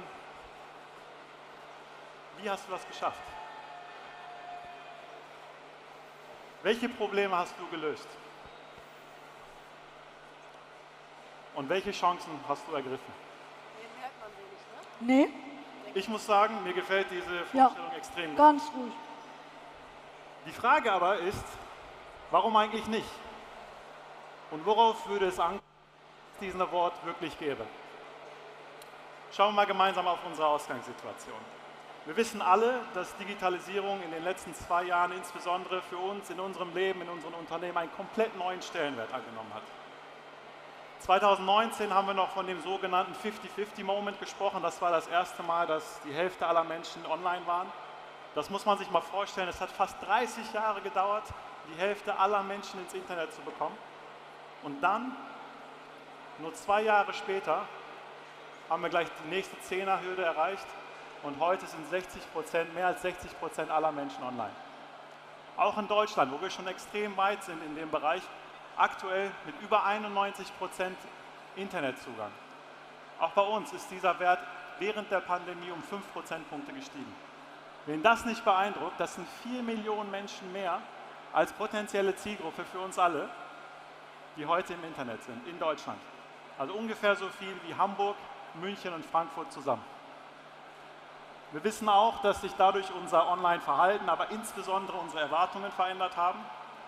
Für viele von uns in diesem Raum wahrscheinlich sind Smartphones selbst zu Hause zum Hauptdevice geworden. Mehr als 40% aller Online-Käufe passieren aktuell schon über Smartphones. Was wir in diesen Kaufprozessen gestern noch als USP wahrgenommen haben, ist heute eigentlich die Mindesterwartung. Stellt euch vor, Same-Day-Delivery war mal top-notch. Heute suchen unsere User und Userinnen nach Quick-Commerce mit 30 Minuten Lieferzeit. Datenschutz hat eine viel höhere Priorität als je zuvor. So weit, dass wir als gesamte Industrie uns wegbewegen von Third-Party-Cookies. Unsere Werte stehen viel, viel stärker im Vordergrund. Können wir uns mit dem Unternehmen identifizieren? Was macht das Unternehmen zum Beispiel für Nachhaltigkeit? Was macht das Unternehmen für Diversity, Equity, Inclusion? Das heißt, Loyalität ist auch als Konsument absolut kein Selbstverständnis mehr. Unsere Bereitschaft, heute neue Dinge auszuprobieren, ist höher als je zuvor. Das macht natürlich für Marketers vieles schwieriger. Den traditionellen Sales Funnel, den gibt es einfach nicht mehr. Ja, wir switchen die ganze Zeit von Touchpoint zu Touchpoint, ständiges Evaluieren von Alternativen. Und das neue Messy Middle ist eigentlich die Realität. Kurz gesagt, für uns Marketers extrem schwierig, sehr viel Veränderungen, sehr viele Erwartungen aktuell. Und es ist eigentlich unmöglich, sich mit den klassischen 4 Ps von Marketing, Price, Place, Product, Promotion, von der Konkurrenz abzuheben. Konsumentinnen und Konsumenten möchten heute verstanden werden. Wir wollen inspiriert werden. Ja? Und dafür brauchen wir Customer Centricity in der gesamten DNA des Unternehmens. Customer Centricity in der gesamten DNA des Unternehmens. Und das heißt heute nicht mehr nur noch gute Loyalitätsprogramme, guter Kundenservice, Zufriedenheitsumfragen, die dann wahrscheinlich auch noch alle individuell in Silos gemanagt werden, sondern ein gemeinsames Verständnis über das gesamte Unternehmen, über unsere Kunden, über alle Touchpoints, mit einer Single Source of Truth. Damit wir dann nicht mehr nur noch reagieren, sondern idealerweise Kundenbedürfnisse antizipieren können und proaktiv in alle Entscheidungen einfließen lassen können. Und das geht heute nur noch mit der richtigen Mischung aus Kreativität und Technologie. Und genau hier sind wir gefragt. Im Online-Marketing sind wir diejenigen, wo Kreativität auf Technologie trifft. Wir sind diejenigen, die als erstes diese Veränderungen in den Märkten sehen. Wir sind die Ersten, die darauf reagieren können. Und wir Online-Marketers können deshalb den großen Mehrwert für unsere Kunden und für unsere Unternehmen schaffen. Und wenn es diesen Award gäbe, dann wäre das mein Hook. Online-Marketing als Pioniere für Customer Centricity im gesamten Unternehmen. Okay? Customer Centricity aus dem Online-Marketing heraus zu pionieren. Wie machen wir das? Erstens, wir müssen unsere Marketingziele und Metriken an übergeordnete Kunden- und Unternehmensziele koppeln.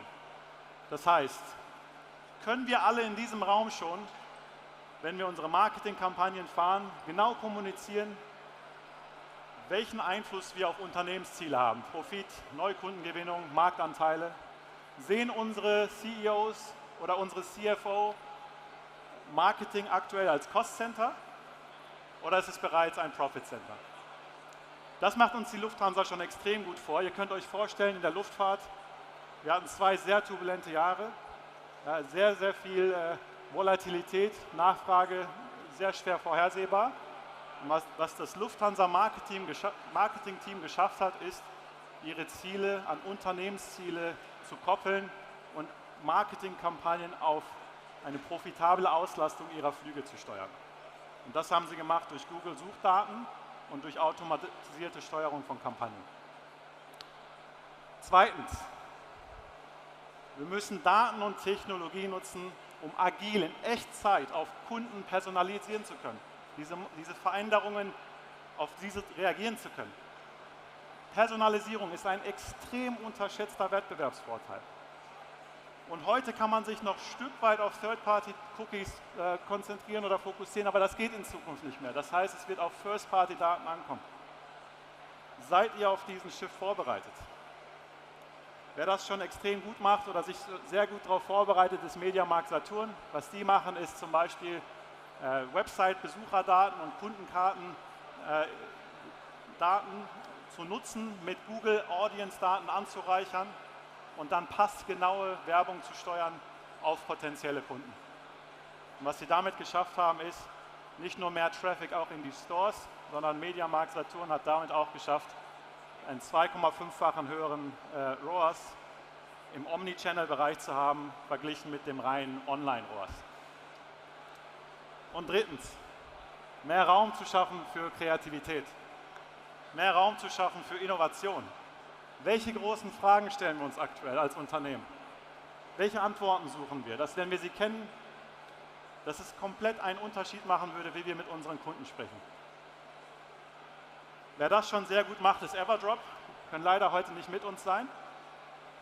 Was sie allerdings gemacht haben, ist, Everdrop hat das Ziel, plastikfreien Haushalt zu ermöglichen. Und die haben sich die Frage gestellt, wie können wir Konsumentinnen und Konsumenten nicht nur informieren und über das Plastikproblem aufklären, sondern gleichzeitig auch natürlich unsere Performance-Ziele erreichen. Und die haben Wege gefunden, Shopping-Ads zu nutzen, um nicht nur ihr Marketing damit zu steuern, sondern gleichzeitig auch Daten aus dem Konsumenten oder aus dem Marketing zu nutzen für Produktentwicklung.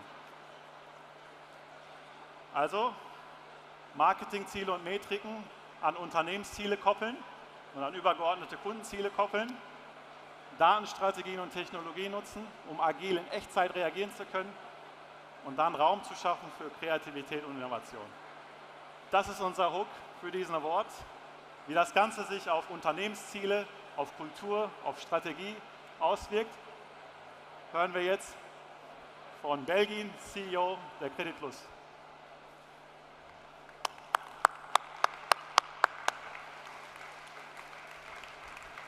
Möchtest du stehen, sitzen?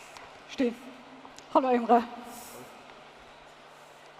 Belgien, erstmal super cool, dass du dabei bist. Vielen Dank. Welcome.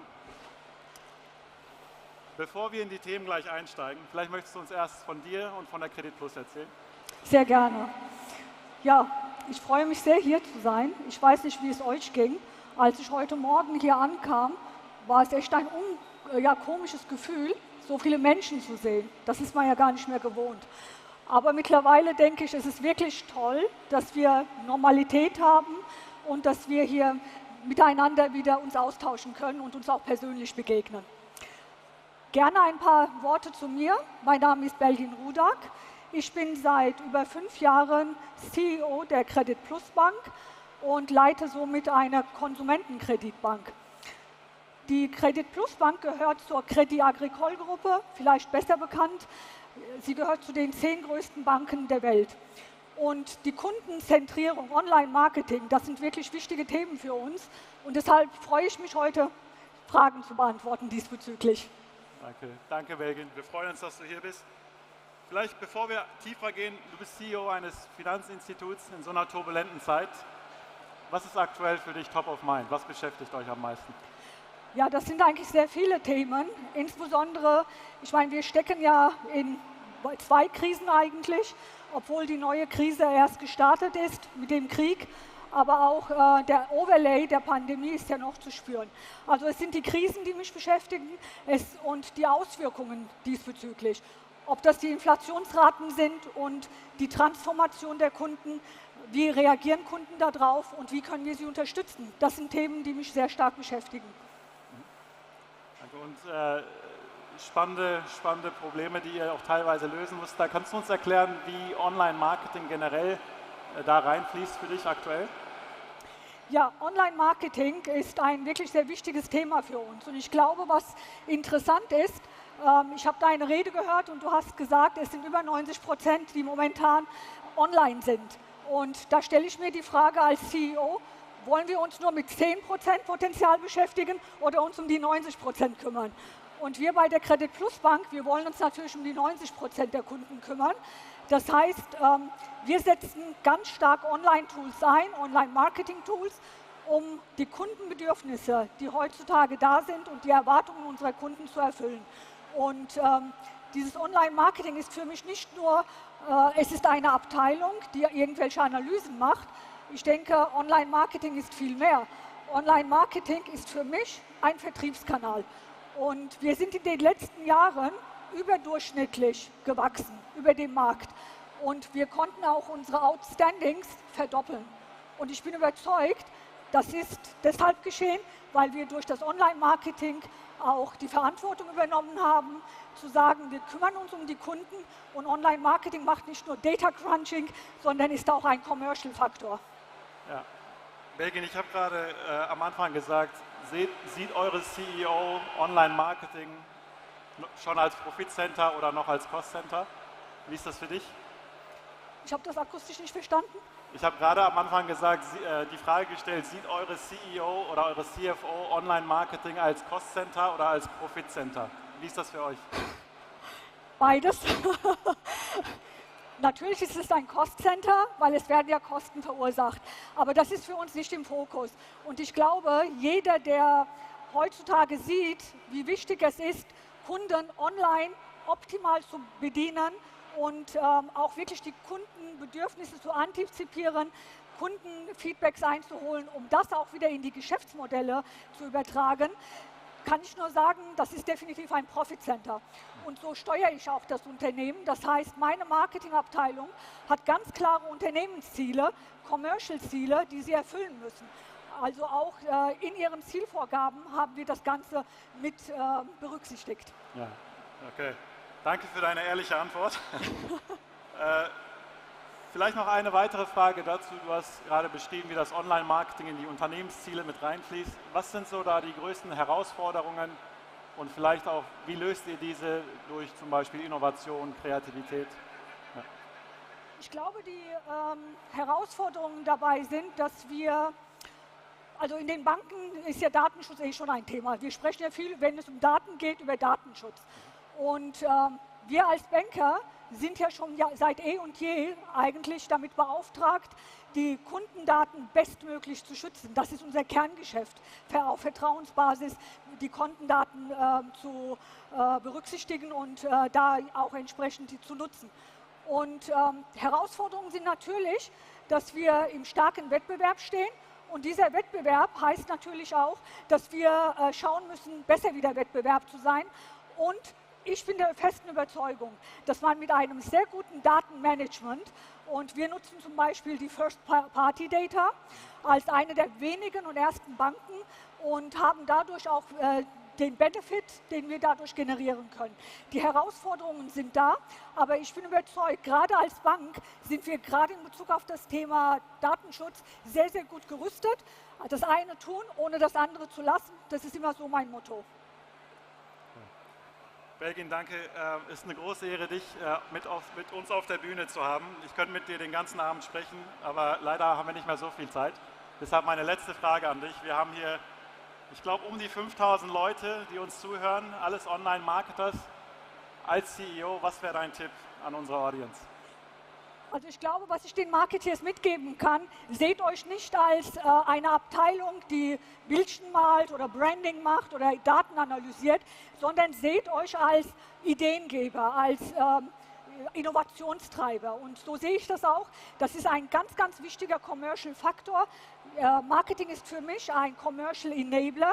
Das heißt, es geht um Wachstum, es geht darum, Kundenzentrierung darzustellen und da wirklich mit smarten Ideen und mit der Nutzung von Daten auch das genau herzustellen. Das ist die Aufgabe von Online-Marketing-Teams, bei mir jedenfalls. Super. Belgin, vielen Dank für das Gespräch, vielen Dank auch für deine Tipps. Bleib gern bei mir, wir sind fast schon am Ende. Ich fasse noch mal ganz kurz zusammen, worauf kommt es an bei diesem Award, wenn ihr den gewinnen wollt, wenn es den gäbe. Erstens, dass wir unsere Marketingziele und Metriken an übergeordnete Unternehmensziele und Kundenziele koppeln. Zweitens, dass wir First-Party-Datenstrategien und Automatisierung nutzen, um agil in Echtzeit auf unsere Kunden eingehen zu können. Und drittens, mehr Raum für Kreativität, für Innovation. Okay, am Anfang sind wir gestartet und ich habe die Frage gestellt, stellt euch vor, es wäre 2023 und ihr habt den Online Marketer of the Year 2022 gewonnen. Welche Probleme habt ihr gelöst? Welche Chancen habt ihr ergriffen? Die guten Nachrichten sind, es ist immer noch 2022, das heißt, wir können die Frage umformulieren. Welche Probleme werdet ihr lösen und welche Chancen werdet ihr ergreifen? Vielen Dank.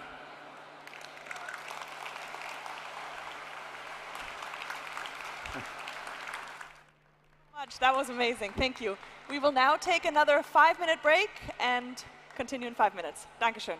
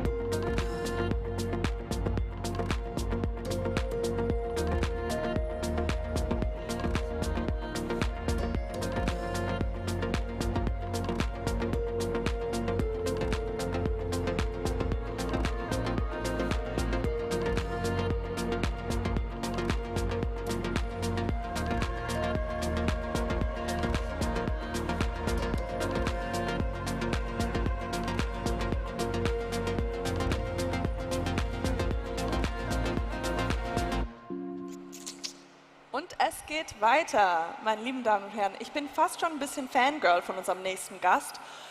Zwar kommt der wunderbare Piran Aski, CEO von Coro, auf die Bühne. Coro ist einer der am schnellsten wachsenden D2C-Unternehmen hier in Deutschland. Also auf Instagram hat die Marke schon über 248.000 Follower. Für eine Marke, das ist ziemlich beträchtlich. Also ich habe 247.000 weniger. Okay, das war mein erster Gag, der hat nicht so ganz funktioniert. So, aber begrüßt ihr mit euch zusammen, bitte, Piran Aski. Woo!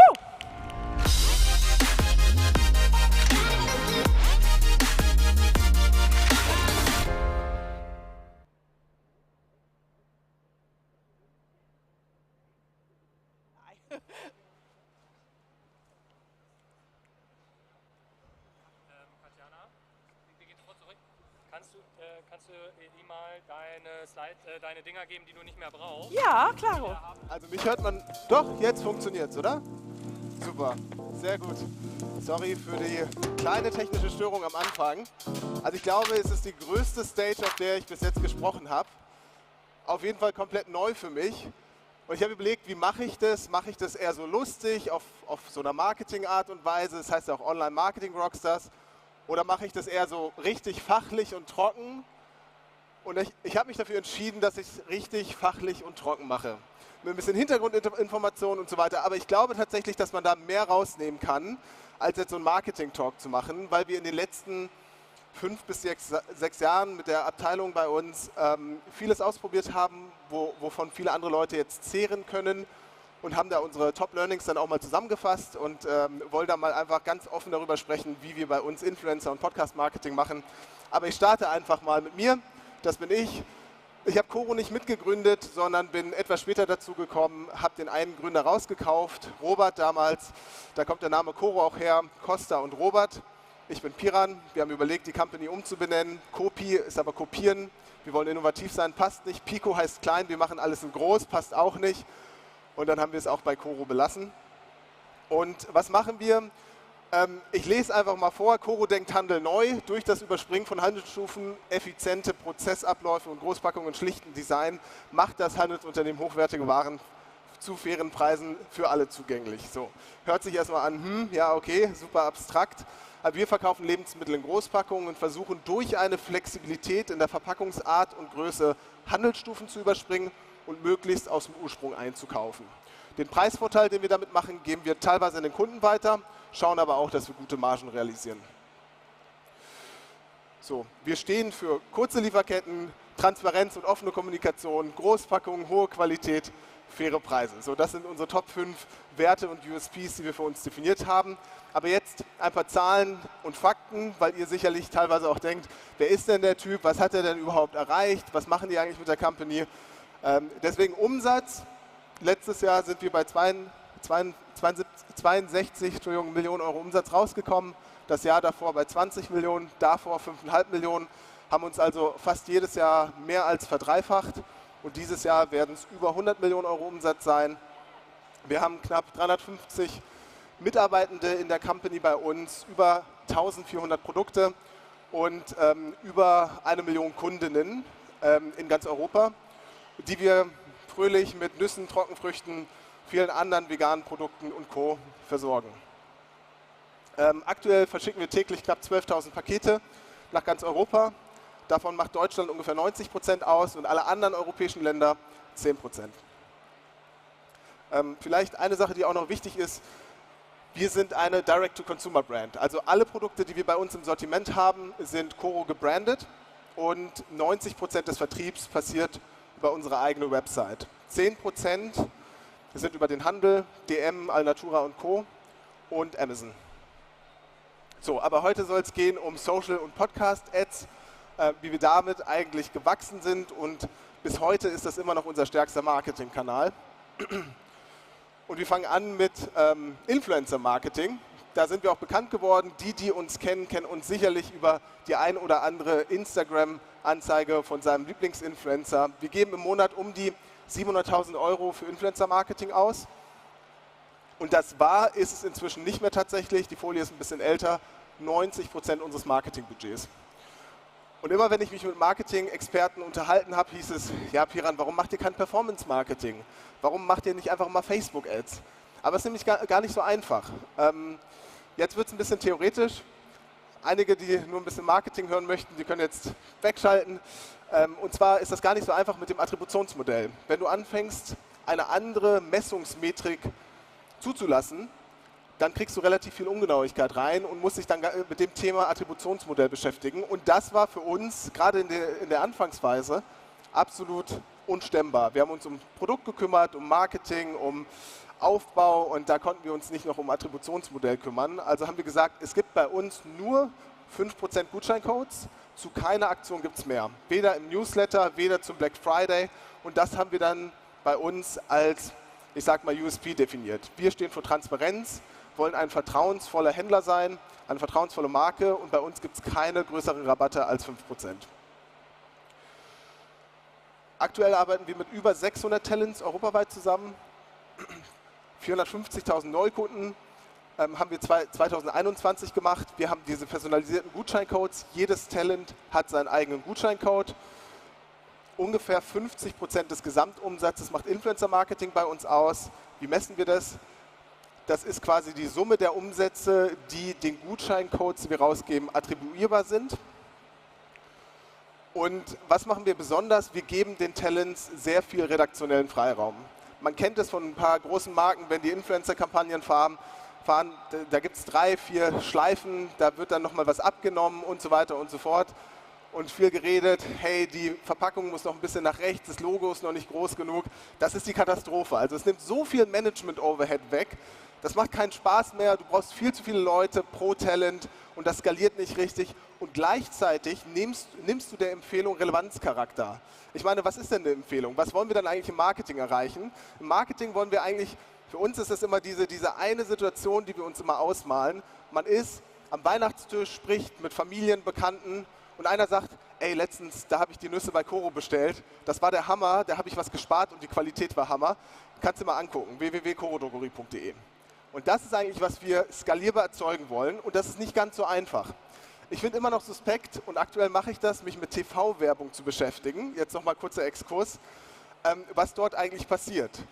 Man gibt Unsummen Geld aus, also Entschuldigung an alle, die im TV-Bereich, in der Produktion arbeiten, aber man gibt Unsummen an Geld aus für Content, hat noch keine Reichweite, bezahlt dann nochmal, um es Leuten anzuzeigen, die es in diesem Moment nicht sehen wollen. Also das ist so suspekt und deswegen können wir eigentlich dankbar sein, dass wir so Tools haben wie Podcast oder Influencer-Marketing, wo man immer noch heutzutage eine skalierbare, native Einbindung bekommt. So, vielleicht jetzt nochmal der richtig technische und trockene Part. Wie machen wir das eigentlich, dass wir das skalierbar hinkriegen? Dass wir so viele Talents, 600 Talents, inzwischen sind es sogar deutlich mehr, managen mit nicht zu viel Overhead, nicht mit zu vielen Mitarbeitern. Wir haben Nummer 1 ein Textbausteinsystem. Das hört sich trocken an, hört sich lieblos an, ist aber super, super wichtig, um das skalierbar aufbauen zu können. Das heißt, für jede Verhandlungssituation haben wir einen Textbaustein, der genau auf diese Verhandlungssituation passt. Wir haben eine Verhandlungsguideline. Wir sind absolute Verhandlungsprofis. Ganz wichtig, lasst euch keinen psychologischen Anker setzen von irgendwelchen Managements da draußen, die euch irgendwelche TKPs, irgendwelche überteuerten Postings und Co. anbieten. Einen Mitarbeitendenschlüssel, also wie viele Mitarbeiter braucht man pro 100 bis 200 Talents, das sind bei uns einer. Und eine ungefähre TKP-Guideline. Bei uns ist das jetzt als Basis die Instagram Story, da zahlen wir ungefähr 15 € TKP. Wobei, ganz wichtig, bei Instagram ist das immer noch etwas volatiler, die Varianz ist etwas höher. Es gibt Talents mit einer starken Community, da ist man auch mal bereit, 20, 25, 30 € TKP zu zahlen. Und es gibt Talents, da kannst du 5 € TKP zahlen und kannst trotzdem keine profitable Kampagne damit aufbauen. So, Podcast-Ads, wie unterscheiden die sich eigentlich? Kurz mal die Kriterien. Es macht nicht so einen großen Unterschied bei Podcasts, ob du Podcast A oder B bespielst. Es gibt natürlich immer Differenzen drin, aber diese wahnsinnigen Schwankungsbreiten, die man aus dem Influencer-Marketing kennt, dass ein Partner super durch die Decke geht und der andere so überhaupt nicht funktioniert für einen, das gibt es im Podcast-Game weniger, deutlich weniger und deswegen verhandeln wir da fast rein über den TKP. Wir arbeiten aktuell mit 45 Podcasts zusammen, machen ungefähr einen Monatsumsatz von 600.000 € und zahlen Pi mal Daumen TKP von 45 €. Das ist jetzt ein Durchschnitts-TKP, die Range ist etwas größer, let's say 30 bis 100 €.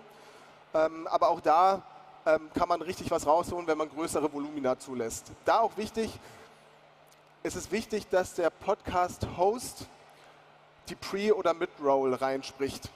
Sonst funktioniert das nämlich nicht, weil die persönliche und emotionale Bindung, die passiert durch den Host. Wenn das jetzt eine dritte Person einspricht, wie es zum Beispiel bei einer TV-Werbung wäre oder bei einer Radiowerbung, dann ist der Nativitätscharakter weg und das Ganze funktioniert nicht mehr. Also darauf achten, wir sehen, dass sich Podcast-Marketing immer mehr in die programmatische Richtung entwickelt, dass viel auch über Ad-Server ausgesteuert werden und da mal darauf schauen, dass es nativ eingebunden wird. Genres, die gut für uns funktionieren, sind Crime, Comedy und News, aber wir haben auch mit anderen Genres gute Erfahrungen gemacht. Da haben wir jetzt keine Blacklist oder Whitelist, was besonders gut oder überhaupt nicht funktioniert.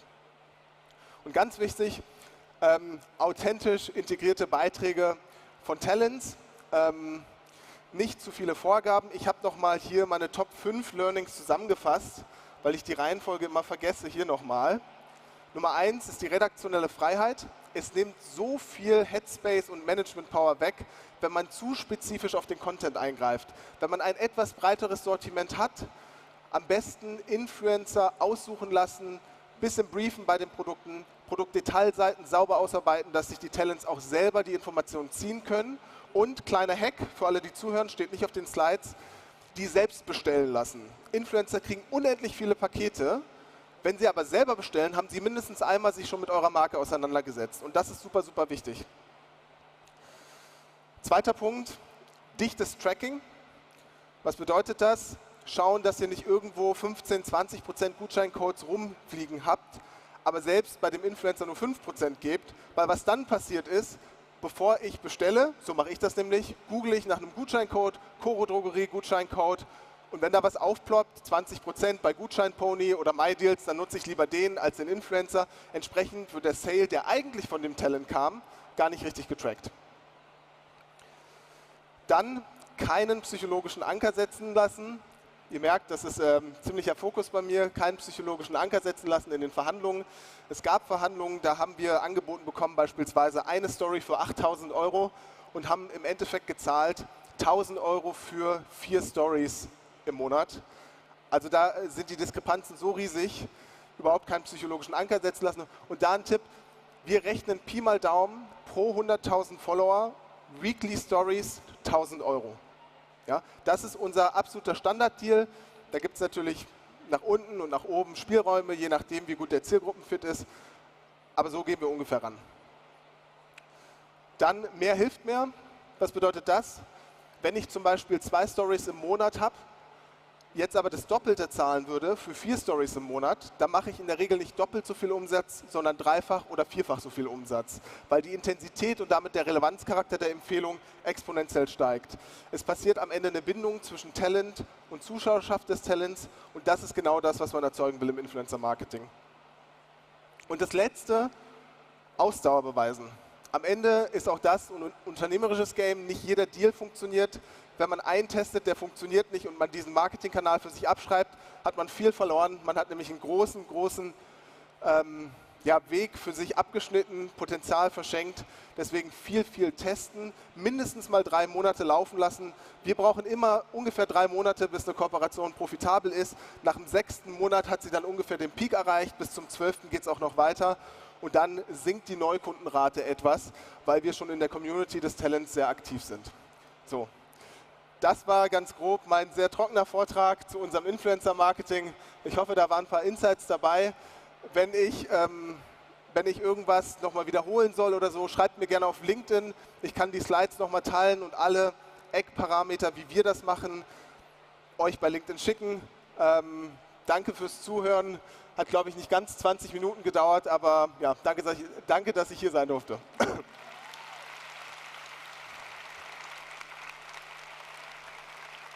Warte mal, Paul? Thank you so much. That was amazing. Thanks a lot. Dankeschön. Okay, I was a little startled, but I come bearing some presents.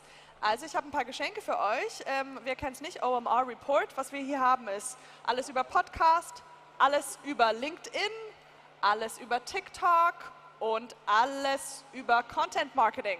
Wer hat Lust? Wer zuerst kommt, mal zuerst. Oh my freaking God. Okay, here we go. 1, 2, 3. And 4. No, just kidding. Here you go. Ei. Okay, aber sonst geht es euch allen gut? Daumen nach oben, wenn es gut geht? Sehr schön, sind alle. Wir machen jetzt gleich 5 Minuten Pause und machen dann gleich weiter. Viel Spaß. Adios.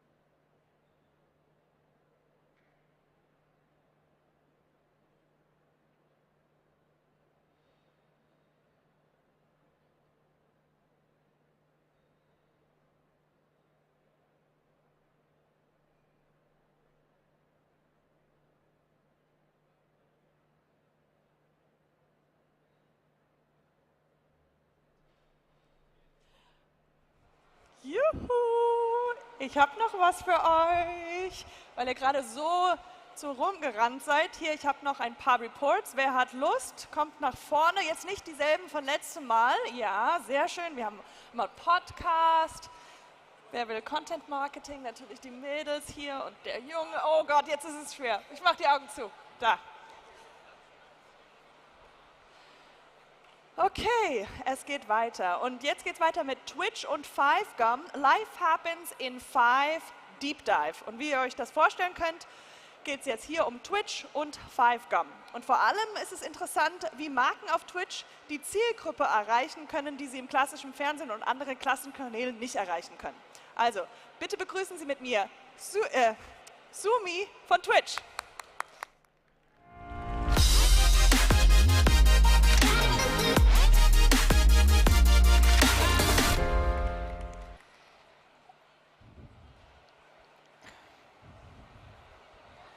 Oh, ich glaube, ich habe zu schnell geklickt. Da. Hallo, ich freue mich heute wahnsinnig, hier wieder in Live dabei zu sein. Und für die, die mich noch nicht kennen, ich bin Sumi und bin Sales Director bei Twitch für die Dachregion. Und viele Jahre oder lange Zeit konnten wir das hier nicht machen. Und deshalb freue ich mich umso mehr, euch einen unserer erfolgreichsten Cases der letzten Jahre vorstellen zu dürfen. Bevor ich das allerdings mache, möchte ich euch erstmal einen kurzen Überblick darüber geben, wer wir sind und was wir eigentlich genau machen.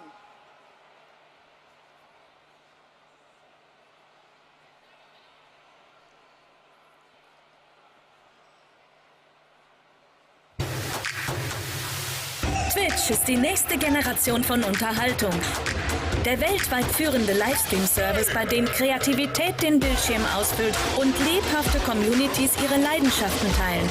Wo Kultur in Echtzeit stattfindet, indem sich Nutzer live zuschalten und interaktive Inhalte von zahllosen Künstlern erschaffen werden, die man nur bei Twitch findet. Bei Twitch hat man gemeinsam Spaß, egal ob beim Kochen, Schminken oder bei Profisport und Live-Musik. Auf Twitch machen Marken nicht einfach Werbung, sie werden einer von uns. Durch glaubwürdige Influencer und treue Communities, Integration in Streams, um das Engagement zu erhöhen, hochwertige Sponsoren, die Beziehungen stärken und wirklich einzigartige Erlebnisse. Das lässt die Audience immer wieder kommen. Twitch gibt Marken und Communities die Möglichkeit, gemeinsam etwas zu erschaffen. So geht live. Nur bei Twitch.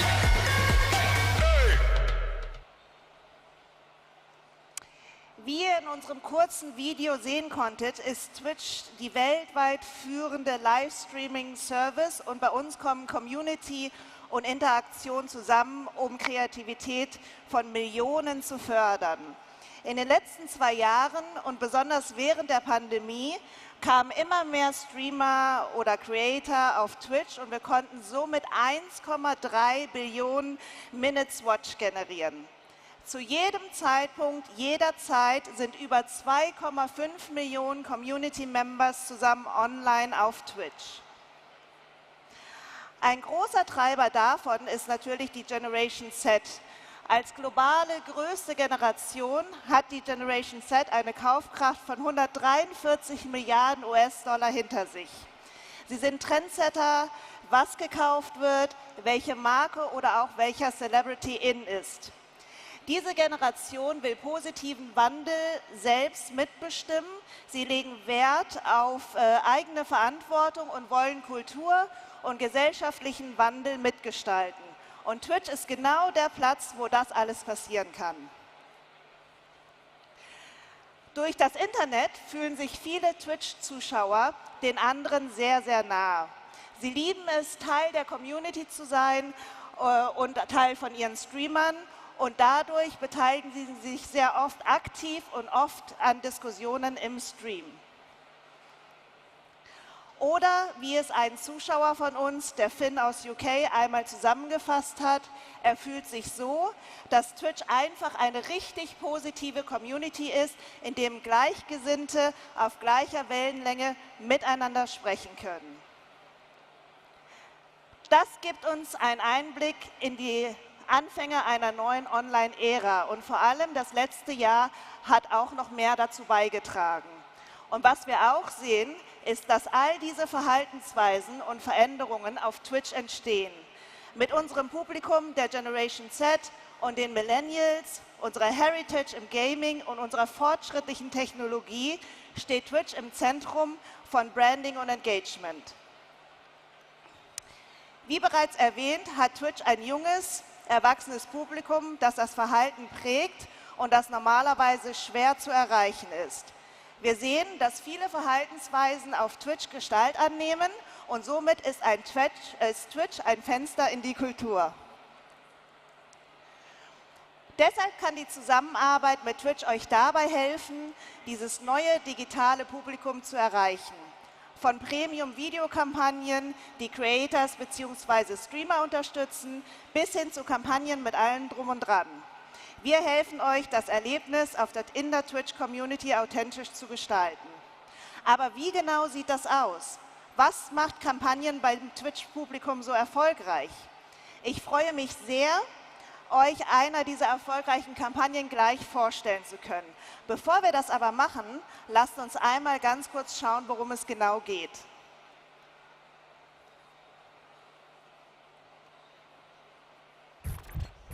Life happens in 5. 5 Sekunden, die alles verändern können. Dafür steht 5-Gum Kaugummi. Aber die Pandemie der letzten Jahre hat wesentliche Konsummomente wie Feiern, Dates oder Reisen gestrichen. Wie bleibt man dennoch bei der Zielgruppe von 14- bis 29-Jährigen relevant? Gaming und Livestreaming sind ein fester Bestandteil ihres Alltags. Seit dem Lockdown mehr denn je. Daher partnerte 5-Gum mit Twitch und nutzte das Momentum zur Neuausrichtung der Marke. The 5-Gum Experience. Wir brachten das allererste Twitch gebrandete Produkt in den deutschen Handel. Und mit jeder Packung gab es Twitch-Merch und Gaming-Preise zu gewinnen, wodurch 5-Gum ein Teil des Entertainment-Genusses wurde. Zur Bewerbung partnerten wir mit 3 Up-and-Coming Twitch-Influencern und machten diese zu unseren Testimonials. In Werbespots auf Twitch gaben wir ihrem ganz persönlichen Life Happens in 5 Gaming-Moment die Bühne. Die wollten uns gewinnen sehen. Das war schon krass. Danke euch. Situationen, mit denen sich Millionen von Gamern identifizieren können. Livestreams der Influencer machten das 5-Gum-Markenversprechen erlebbar, indem wir spontane Entscheidungen im Gameplay mit dem Drop von Preisen im Twitch-Chat belohnten. Das Resultat der maßgeschneiderten Kampagne für Twitch: Steigerung des Abverkaufs um 15%, der Wahrnehmung als Produkt fürs Gaming um 11% und Relevanz in der Zielgruppe um 43%. Life happens with 5. Und jetzt ist es mir eine besondere Freude, einen echten Special Guest hier auf der Bühne begrüßen zu dürfen. Bitte begrüßt mit mir Christoph Weber von Mars Wrigley Germany, der uns mehr dazu erzählen wird, wie wir diese Kampagne gemeinsam erfolgreich umgesetzt haben. Ja. Hallo Sumi, hallo Hamburg. Achso, ja. Hallo Christoph, ich freue mich sehr, dich hier bei uns begrüßen zu dürfen. Und für alle, die dich noch nicht kennen, magst du dich vielleicht einmal kurz vorstellen und auch mal kurz erzählen, worum es bei 5-Gum im Speziellen geht und was eure Ziele waren, die Kampagne mit uns gemeinsam zu machen? Ja, gerne. Also ich bin Christoph Weber, ich bin Marketingdirektor bei der Firma Mars Wrigley, bekannt für Schokolade und für Kaugummi und bin da mittlerweile seit 14 Jahren in verschiedenen Marketingrollen unterwegs. Sehr lange in der UK, dort war ich zuletzt Media Director für alle Marken in der UK, davor auch schon mal Snickers Brand Director und jetzt, wie gesagt, Marketing Director hier in Deutschland. Was ich liebe es, mit ikonischen Marken zu arbeiten und diese kulturell relevant zu machen, ja, um wirklich Fame und Relevanz für unsere Marken zu steigern. Und apropos Relevanz, ich möchte mal gerne ein Experiment machen. Einmal Hände hoch, falls ihr Gamer seid. Ja, geil. Einige Gamer unter euch. Und jetzt nochmal Hände hoch, wenn ihr auch schon mal beim Game Kaugummi gekaut habt. Jawohl, die gleichen Hände, die wieder aufgehen. Und genau das war eigentlich das Insight hinter dieser Kampagne, dass sehr viele Gamer beim Zocken Kaugummi kauen. Genau. Und noch kurz zu 5-Gum. Wir haben ja auch die ein oder andere Kaugummi-Marke im Portfolio. Also warum jetzt 5-Gum? neben Extra und Airwaves eine unserer Prioritätsmarken. Bei 5GAM geht es darum, ihr kennt es alle, ihr seid in der Situation, traue ich mich oder traue ich mich nicht? Also dieser Schritt ins Unbekannte, das Herz fängt so ein bisschen an zu pumpen, Nervenkitzel kommt und genau in diesem Moment spielt diese Kampagne Life Happens in 5. Ja, wo irgendwie alles langsamer runtergeht, der Countdown startet und dieser Schritt ins Unbekannte kommt. Und das sind ja auch Momente, die viel im Gaming-Bereich vorkommen. Spannend und sehr, sehr interessant. Christoph, erzähl doch mal, welche Ziele hattet ihr mit der Kampagne und wie seid ihr auf Twitch gekommen? Ja klar. So die Frage, die mich als Marketer antreibt, ja, und die mich nachts wach hält, ist, wie schaffen wir es, unsere Markenkultur relevant zu machen? Und wenn ich euch mal so ein bisschen auf eine Zeitreise nehme, vor 15 Jahren war mein Job super einfach und vielleicht sogar ein bisschen langweilig, weil damals war es ja so, als Familie haben wir zu Hause auf der Couch gesessen, dann gab es diesen einen großen Bildschirm im Wohnzimmer und die Leute haben alle zusammen dort Fernsehen geschaut. 25 Millionen Leute haben Wetten, das geguckt, 15 Millionen die Lindenstraße. Aber zu der Zeit gab es dann halt auch nur 3 Fernsehkanäle und auf einem lief dann die Tour de France. Dann hat man auch solche Einschaltquoten gesehen. Und als Marke hast du dann deine große TV-Kampagne gemacht und warst im Herzen der Kultur. Ja? Weil dann sind montags die Kids wieder in die Schule gegangen, die Erwachsenen in die Arbeit und auf den Schulhöfen der Nation, in den Kantinen der Nation war das halt das Gesprächsthema und als Marke warst du da irgendwie präsent. So, und dann kam 2007, Steve Jobs hat hier das iPhone in unsere Taschen gesteckt und auf einmal war alles on demand und personalisiert und das war so der Tod der Monokultur. Und wir sind viel mehr tribal geworden und haben uns aufgesplintert in so Subkulturen. Und als Marke ist jetzt die Herausforderung, wie schaffst du es weiter kulturell relevant zu sein, innerhalb dieser Zielgruppen auch aufzutauchen, sehr authentisch und darüber weiterhin kulturell verankert zu sein. Genau. Weil das, was die Leute immer noch zusammenbringt, sie haben immer noch eine Sehnsucht für die Zusammenkunft. Und da kommen dann so Themen rein wie Gaming und 5GAM. Ja, für 5GAM ist Gaming super spannend. Wir haben eben die Hände gesehen, eine natürliche Relevanz, dass viele Gamer Kaugummi kauen und dann halt die Marke, die für diesen Nervenkitzel und diesen Rausch steht, der halt im Gaming viel auftaucht. So. Und da war es dann für uns wichtig, in der Zielgruppe authentisch rüberzukommen, weil die sind ja auch ein bisschen wählerisch geworden. Ne? Also jede Marke springt auf diesen Zug auf, Gaming, alle wollen dort irgendwie mitmachen und dann musst du als Marke authentisch sein und auch irgendwo einen Mehrwert für die Audience schaffen. Genau. Und habt ihr sofort an Twitch gedacht oder was hat euch überzeugt, dieses Abenteuer mit uns einzugehen? Ja, an Twitch führt kein Weg vorbei im Gaming-Bereich. Ne? Also zum einen bringt ihr diese brutale Reichweite mit, ja? Ihr seid die Plattform, die wirklich für die Gamer steht. Zum anderen brauchst du als Marke einen kredibilen Partner, der dir auch die Glaubwürdigkeit gibt, wenn du dann in so einen Gaming-Bereich reingehst. Und du willst halt am Puls der Zeit sein und die richtigen Trends haben, den richtigen Ton treffen. Und da braucht man einen starken Partner wie euch an der Seite.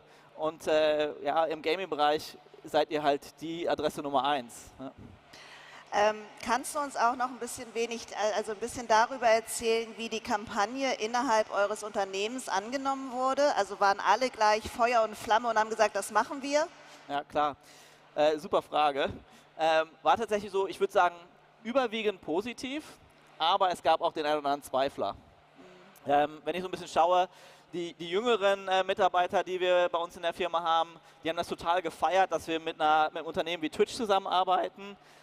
Aber für die ist halt auch dieser traditionelle Ansatz, der noch viel im CPG-Bereich gemacht wird, sehr viel Fernsehwerbung, Outdoor-Poster etc., nicht mehr unbedingt so zeitgemäß. Und die haben das dann natürlich total gefeiert, dass wir mit euch so eine Kampagne auf die Beine gestellt haben. Was auch super angekommen ist, ist hier, wir haben hier die Kaugummi-Packung. Ihr habt es eben im Video gesehen. Das ist das allererste Mal, dass die Twitch-Marke auf den Pack gekommen ist. Und diese Verankerung oder diese Verbindung Media und dann aber auch im Handel, im Supermarkt, wo wir unsere Produkte verkaufen, auch dort die Kampagne präsent zu haben. Ja, und diesen Full Contact, wie wir das nennen, Ansatz zu fahren, ist super angekommen bei allen Unternehmen. Wo es die Zweifler gab und ein paar kritische Stimmen, waren so auf 2 Themen. Das eine ist, innerhalb unseres Führungsmanagement-Teams wurde schon auch darüber diskutiert, wie viel Zeitaufwand und wie viele Ressourcen in so eine Partnerschaft reinfließen. Wir haben ja wirklich alles von Grund auf neu konzipiert und zusammen ausgearbeitet. und das kostet Zeit und Aufwand. Mehr als einfach die TV-Werbung im TV auszuspielen. Und dann haben wir natürlich eine sehr große Feldmannschaft im Verkaufsbereich, wo wir hunderte von Verkäufern haben, die dann zu ihren Händlern gehen müssen und müssen die Promotion dort erklären. Und da ist nicht jetzt jeder so jung oder so affin oder bekannt auf Twitch unterwegs. Und da mussten wir dem einen oder anderen Verkäufer noch mal ein bisschen helfen und erklären, was ist Twitch, wie verkauft ihr euch da einem Einkäufer und warum jetzt diese Promotion auch für die Kunden unserer Kunden, ja, für die Shopper im Supermarkt auch relevant ist. Christoph, du sagtest ja gerade, die Kampagne war sehr erfolgreich, aber wie erfolgreich war sie denn genau? Hast du da ein paar Key Facts für mich? Klar, ihr habt eben im Video schon ein paar Key Facts auch gesehen. Für uns bei Mars das A und O, wo unsere Messung wirklich irgendwie voll darauf fokussiert ist, ist Abverkauf. Ja, harter Abverkauf. Wer hat die Werbung gesehen? Wie viel Kaugummi haben sie danach gekauft im Vergleich zu den Leuten, die es nicht gesehen haben? Und wir haben ein sehr gutes Ergebnis dort mit plus 15% Abverkauf erreicht, auch im Vergleich zu 2019 vor Corona. Und Corona hat der Kaugummi-Kategorie auch ziemlich zugesetzt. Ja, also wir sind so minus 20% als Kategorie während der Corona-Zeit gewesen. Und das aufzuholen und nochmal 15% draufzusetzen, war halt echt ein bombastisch gutes Ergebnis für uns. Wir haben auch Penetration, war für uns wichtig, also neue Kunden bei uns rein zu rekrutieren. Und wir hatten plus 11% Penetrationsanstieg bei den unter 30-Jährigen, ja, die wir wirklich hiermit erreichen wollten. Also auch ein sehr gutes Ergebnis. Und dann noch ein bisschen auf den softeren Metriken, die wir uns anschauen. Bei dem Thema die Assoziation der Marke mit der Gaming Audience haben wir 11% zugelegt und beim Social Buzz um 43%. Ja, also wirklich super Ergebnisse. Ja. Klasse. Ich habe mal eine Gegenfrage, damit ich nur hier rede. Und zwar, Sumi, du hast mich ja angerufen vor ein paar Wochen und hast gesagt, Christoph, hast du Bock mit uns auf die OMR zu gehen, den Case vorzustellen? Und da würde mich mal so interessieren, aus der Twitch-Sichtweise, was hat denn für euch wirklich an dieser Zusammenarbeit gut geklappt? Ja, und warum wir jetzt hier sitzen auch und das so ein bisschen als Case vorstellen dürfen? Und welche Tipps du vielleicht für den einen oder anderen Marketer, der jetzt hier im Publikum sitzt, und sich überlegt, hey, mit Twitch würde ich auch mal gerne so einen Case auf die Beine stellen. Welche Tipps hättest du da und welche Lernerfahrungen? Ja, also wir bei Twitch haben ja immer die Intention, eine besondere Kreation oder ein besonderes Konzept für Marken zu erstellen, um halt auch wirklich die Marken authentisch in der Community zu platzieren. Also Twitch ist ja schon ein Service, der sich von anderen Plattformen sehr stark abhebt. Wir bei Twitch sagen immer Community First und wie du ja sicherlich auch weißt, ist es so, dass unsere Creator oder Streamer nicht auf die Werbeeinnahmen angewiesen sind und somit ist Werbung ein Nice to have, aber kein Must have. Und deswegen ist es für Marken umso wichtiger, mit einem zugeschnittenen individuellen Konzept auch die Community für sich zu begeistern. Und wir bei Twitch sagen auch immer, es bringt nichts, einfach nur ein Werbemittel oder ein Konzept zu adaptieren, was man woanders schon mal genutzt hat, weil Authentizität ist halt ein sehr, sehr wichtiges Thema in unserer Community. Und wie du es ja eben schon selber gesagt hast, der Erfolg gibt uns ja recht und wir haben da ja wirklich was Tolles auf die Beine gemeinsam gestellt. Ja, haben wir. Ja. Christoph, kannst du uns noch etwas erzählen über eure zukünftigen Pläne? Und natürlich möchte ich auch wissen, ob Twitch auch ein Teil davon sein könnte. Ja klar, also prinzipiell dieses Thema Getting into Culture ist so das beherrschende Thema um unser Portfolio. Und jetzt speziell bei Twitch ja zwei Dinge. Das eine ist jetzt hier auf der 5G-Marke spezifisch, war das jetzt der Start. Wir haben von Anfang an gesagt, wenn man wirklich eine Relevanz in so einer Audience aufbauen will, in so einem Gaming-Bereich, kann das nicht nur eine Kampagne sein, sondern man muss sich über Jahre auch irgendwo da committen und dort weiter Vollgas geben. Und das machen wir. Wir arbeiten ja auch schon an der nächsten Kampagne zusammen, dort weiter die Marke in der Zielgruppe zu verankern und die richtigen Trends zu erkennen. Ja, ihr seid so am Puls der Zeit und damit den Insights zusammen mit euch zu arbeiten, dass wir die Marke dort wirklich als die Marke bei der Gaming-Community unterbringen, ist natürlich die große Ambition für uns. Aber dann auch so für das Rest unseres Portfolios, Was wir gerne machen, ist, wenn wir mit einem neuen Partner arbeiten, dass wir sagen, wir pionieren jetzt erstmal mit einer Marke, testen das ein bisschen, gucken, wie es läuft und dann schauen wir, wie wir unsere anderen Marken dort auch auf solche Cases aufsetzen. Und jetzt ist es ja auch so, dass wir seit diesem Jahr mit all unseren Marken im ganzen Portfolio auch auf Twitch Werbung machen. Also Marken wie Snickers, M&M's, Extra Kaugummi, Airways sind alle live auf Twitch. Und ihr seid einfach ein sehr wichtiger Kanal für uns geworden. Ja. Mit dieser Kampagne habt ihr ja wirklich alle Voraussetzungen für den Erfolg auf Twitch erfüllt. Ihr wart authentisch, ihr habt die Creators mit einbezogen und auch die Community und habt einen wirklichen Mehrwert geschaffen. Was genau habt ihr denn als Marke daraus gelernt und welche Ratschläge hast du vielleicht für andere Brands oder Werbetreibenden, die hier im Publikum sitzen? Ja, ich würde sagen, 3 Tipps. Ja, man redet ja immer so schön in Dreierzahlen. Das erste ist, achtet auf die Trends, ja, also schaut wirklich, was trendet in dieser Audience und wie könnt ihr als Marke dort wirklich relevant eine Verbindung finden zwischen dem Trend und wofür ihr als Marke steht. Sucht euch einen kredibilen Partner, der euch hilft, glaubwürdig in so eine neue Zielgruppe reinzugehen. Und dann am allerwichtigsten, Tipp Nummer 3, hinterfragt wirklich, welchen Mehrwert könnt ihr als Marke dieser Audience geben, ja, wie könnt ihr deren Gaming-Erfahrung oder deren Hobby, deren Passionpunkt besser machen, anstatt nur zu gucken, welchen Wert hat diese Zielgruppe für euch als Marke. Ja? Und das wären so meine 3 Top-Tipps. Genau. Christoph, ganz lieben Dank, dass du heute mein Gast warst und diese Erfahrung mit mir geteilt hast und dass wir natürlich auch ein Teil dessen sein durften.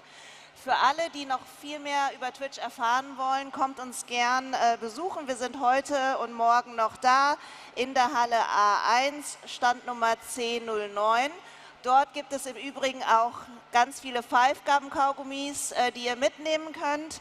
Und ich habe noch eine Bitte, und zwar nehmt gern an unserer Umfrage teil, scannt hier einfach den QR-Code und für alle, die das noch nicht wissen, also Twitch-Swag ist ja in der Community sehr, sehr beliebt und alle, die an der Umfrage teilnehmen, haben auch die Möglichkeit, einen Swag zu gewinnen. Und ja, ich bedanke mich recht herzlich heute, ja, hier gewesen sein zu dürfen und ich hoffe, es hat euch gefallen. Tschüss! Vielen Dank. Thank you very much. Thank you. Danke vielmals. Okay, wie wir alle wissen, ohne unsere Partner ist das alles nicht möglich. Einer von unseren wunderbaren Partnern ist ICOS. Und wer ICOS nicht kennt, der weiß jetzt Bescheid, weil jetzt gibt es ein kleines Filmchen.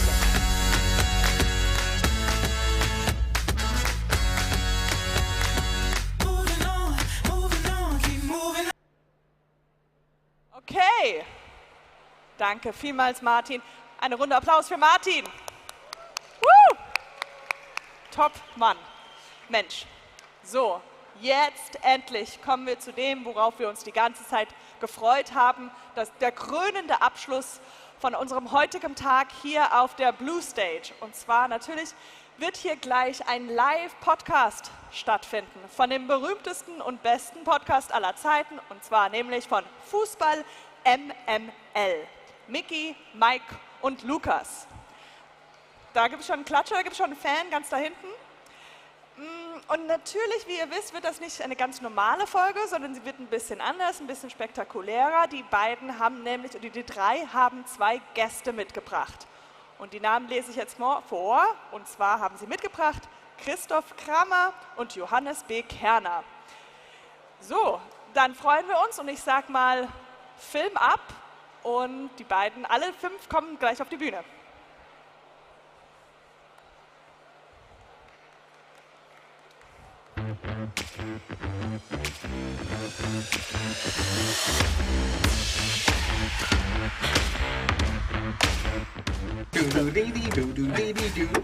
Mein Corona.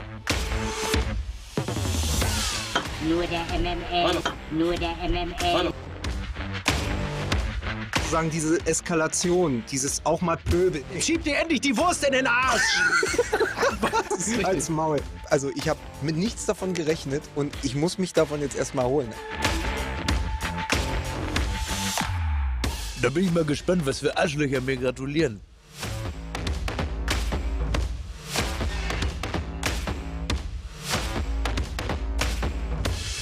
Zum Leichen und Sterben ziehen die Lachers den Fluss hinauf. War so klar, dass du wieder einen draufsetzen musstest, oder? Mann. Oh Gott, okay, ich gehe. Ja, darauf ein Filetto Ritti. Und hier sind sie jetzt, live für euch auf dem OMR Festival. Mike Nöcker, Micky Beisenherz und Lukas Vogelsang.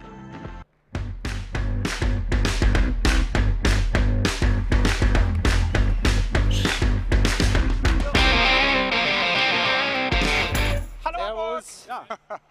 Hello, mein lieber Mann. Ruf ihn an. Voll. Voll, ne? Ja, wirklich, voll. Ja, toll. Hört er mich jetzt auch schon? Wir müssen eine Sache klären. Das letzte Mal, als wir bei OMR aufgetreten sind, haben wir gedacht, geil, wir rocken die Elbphilharmonie und stellten dann fest, dass alle nur wegen Frank Thelen gekommen sind und uns als lästiges Beiwerk empfunden haben. Das ist richtig. Gibt es heute jemanden hier, der uns kennt? Oh, so. Der Rest ist mir egal. Aber auf euch hier, auf euch konzentrieren wir uns. Aber wenn ich das da hinten sehe, Leute, der ganze Business-Kasper da, alle nur gekommen für freie Fressen und freie Trinken hier, weniger Getränke und ein bisschen hoppla hier Business-Card, Visitenkarte. Das sind die Leute, aber da vorne, für die machen wir das. Das sind die echten Fans. So. Mach mal. Ja. Mach du mal. Ja, nee, ich bin schon fertig. Aber es ist so ein bisschen große Halle, ne? Ich habe mich mal schon mal gesetzt. Große Halle, hat so ein bisschen Karnevalsatmosphäre, nur alle tragen das gleiche Kostüm. Das ist richtig. Also wie schön, dass wir heute hier sein dürfen. Wir machen heute eine Dreiviertelstunde MML. Komisch, ne? Weil wir sind direkt. Aber da das heute ein besonderer Event ist und da so Menschen wie Mike und Lukas und ich ja nun wirklich nicht ausreichend sind, haben wir gesagt, das Ganze müssen wir natürlich, wie das bei RTL auch ist, wenn das Format nicht reicht, dann müssen wir das mit Prominenz aufpumpen. Ringfield, da ist es. Und zu diesem Zwecke haben wir uns Menschen eingeladen, auf deren Urteil und Strahlkraft wir uns verlassen. Und wir haben natürlich auch, weil das ja hier ein Festival der Eindrücke, der Visionen und auch des Visuellen ist, haben wir uns wirklich auch Kosten, Mühen, alles drauf. Wir haben sogar einen Film gemacht, um unseren ersten prominenten Gast hier heute vorzustellen. Bitte sehr. War das zu schnell? Machen wir uns nichts vor. Damals, 2006, die Welt zu Gast bei Freunden, hat dieser Mann Jürgen Klopp erfunden. Mit einem Gutfried-Lächeln am Taktik-Touchscreen, auch das ein Sommermärchen. Er konnte das ja, kannte die Rolle. Ein TV-Schwiegersohn, der nicht nur Seelen wiegen, sondern auch mit dem Ball umgehen kann. Ne, unten ist einfacher. Dann mach ich oben. Komm oben. Talkshow und Torwand. Vor 4 Jahren dann sang er Arm in Arm mit Kloppo und Campino, frustbesoffen nach der Niederlage gegen Real.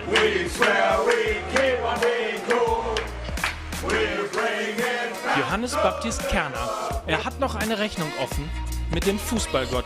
Umso schöner, dass er heute hier ist, um uns amtlich ins Gebet zu nehmen. Bitte begrüßt mit einem donnernden Applaus Johannes B. Kerner. Hallo. Hallo. Und danke für die Einladung. Herzlich willkommen. Vicky, Mike. Johannes, wir haben dich natürlich vor allem eingeladen, um deine Schmerzen ein wenig zu lindern. Du bist Fan von Hertha BSC. Aber man kann den Verein ja nicht einfach so wechseln. Ja. Man muss ja dazu stehen. Außerdem hat es eine Geschichte. Ich mache das ja. Gibt es noch andere Fans von Hertha BSC heute hier? Oder hinten 2? 3? Ich heb die Hand nicht mehr. Gibt es Fans vom Hamburger Sportverein? Das finde ich aber überschaubar. Das finde ich überschaubar. Gibt es Fans vom FC St. Pauli? Ihr seid die Größten. So, geht das wieder jetzt, los? Das reicht für mich. Das Mike mit dieser billigen Randschmeißer. Das ist wirklich ganz einfache Randschmeißer. Oder? Das fragst du auf so einer Messe, ob hier St. Pauli-Fans sind. Ey, ich habe Leute gesehen, die haben auf so kleinen Tischtennisplatten Tischtennis gespielt. Das ist der größte St. Pauli-Fanclub, den ich gesehen habe. Sind doch alle mit dem Longboard heute hier rein. Die sind alle mit dem Longboard gekommen, ja. Ja. Die wurden mit dem Longboard hergeschattelt vom Millantor, ey.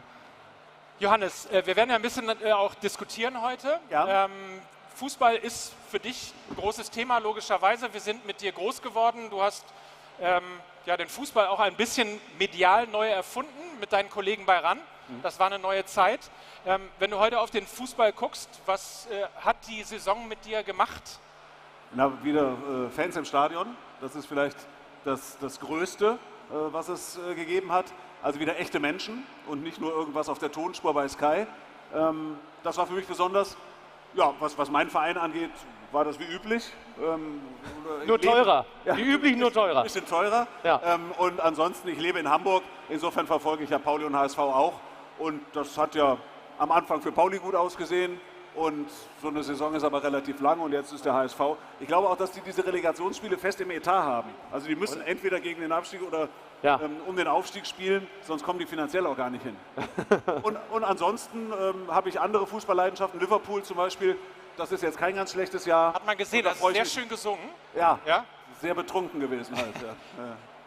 Nein, also kein schlechtes Jahr. Nee. Fußballjahr, finde ich. Auch Inhalt, also wie sagt man, von der fußballerischen Qualität. Ich habe viele gute Spiele gesehen. Das stimmt wirklich, ja, tatsächlich. Man darf halt nur nicht allzu sehr auf den Meisterschaftskampf blicken, weil dann setzt natürlich sehr schnell eine gewisse Ödnis ein. Welcher Kampf?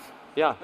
Aber wir werden da ja auch noch später drüber sprechen. Aber der Frühling jetzt, die letzten 6 Wochen haben auch für einen sehr langen Winter entschädigt. Das muss man auch sagen. Ja, das stimmt. Wir greifen ja ein bisschen schon vor. Ich weiß gar nicht, ob du diese Rolle gewohnt bist. Also bei uns ist ja das Problem, wir reden eigentlich wahnsinnig gerne über Fußball. Uns hat aber noch niemand zu dritt in eine Talkshow eingeladen. Also wir waren noch nie im Doppelpass zu dritt. Ich hab den Hinweis verstanden. Ja? Also wir haben was vorbereitet, wenn du dich da wohler fühlst. Vielleicht ganz kurz können wir das mal einspielen. Ja, bestimmt irgendeine Frechheit, oder? Denke ich mal. Hoff's doch wohl.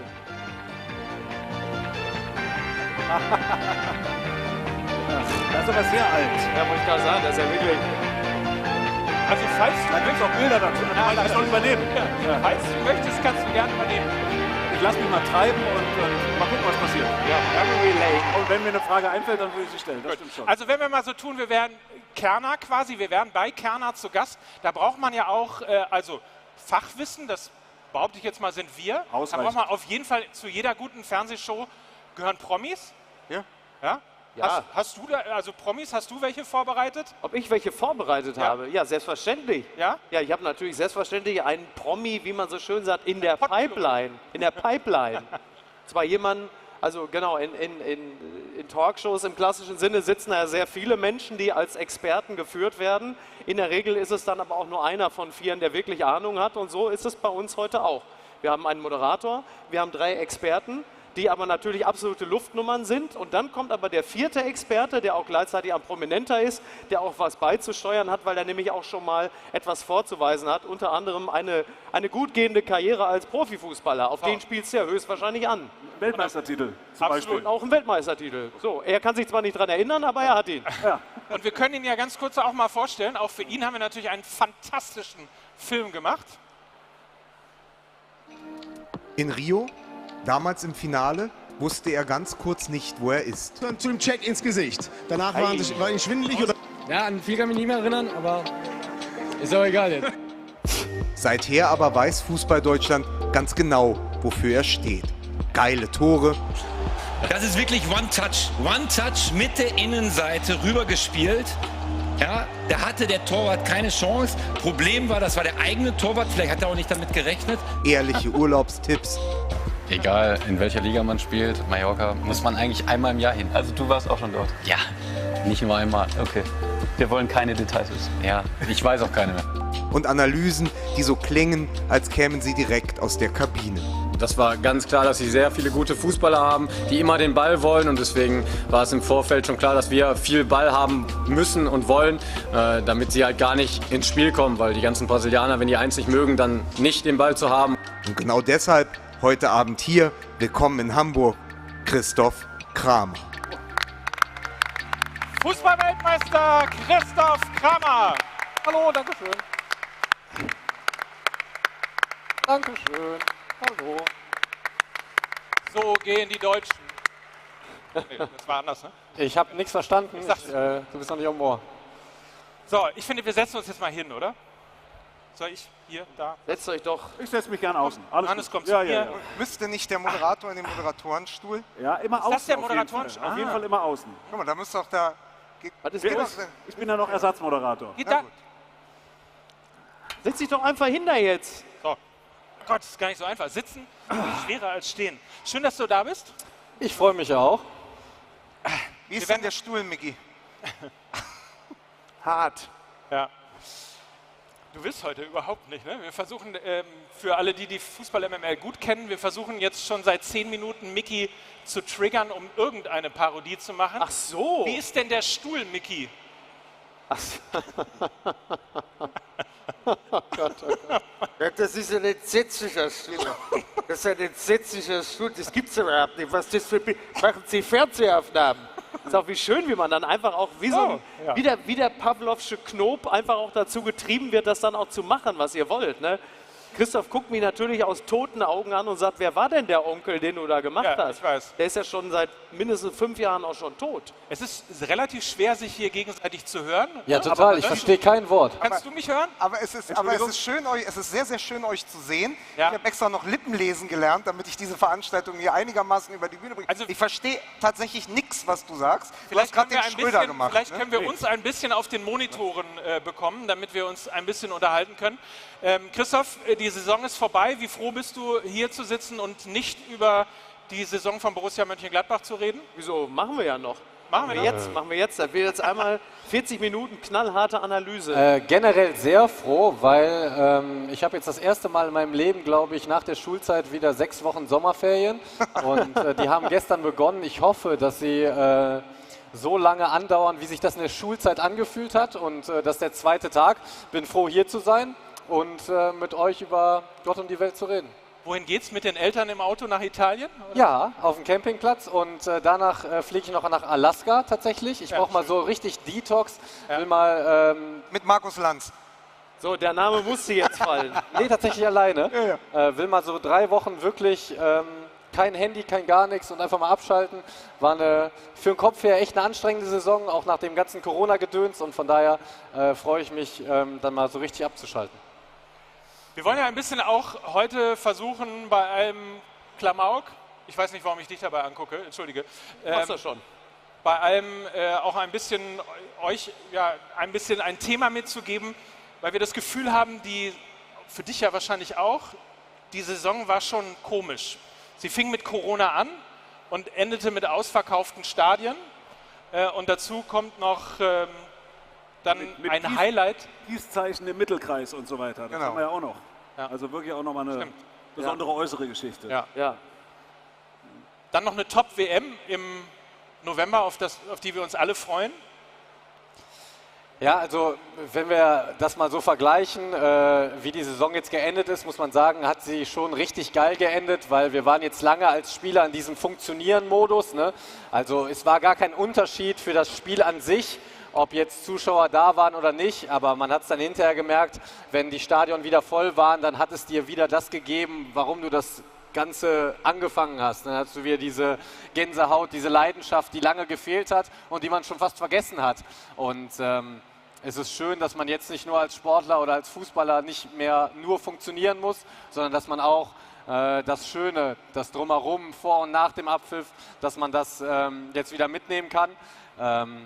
Ja, und das hat mich beispielsweise exemplarisch gefreut für Vereine wie VfL Bochum zum Beispiel, die natürlich gerade jetzt so im letzten Saisondrittel es geschafft haben, A, den FC Bayern zu schlagen, B, es geschafft haben, die Klasse zu halten und das dann wiederum im vollen Dortmunder Stadion feiern konnten.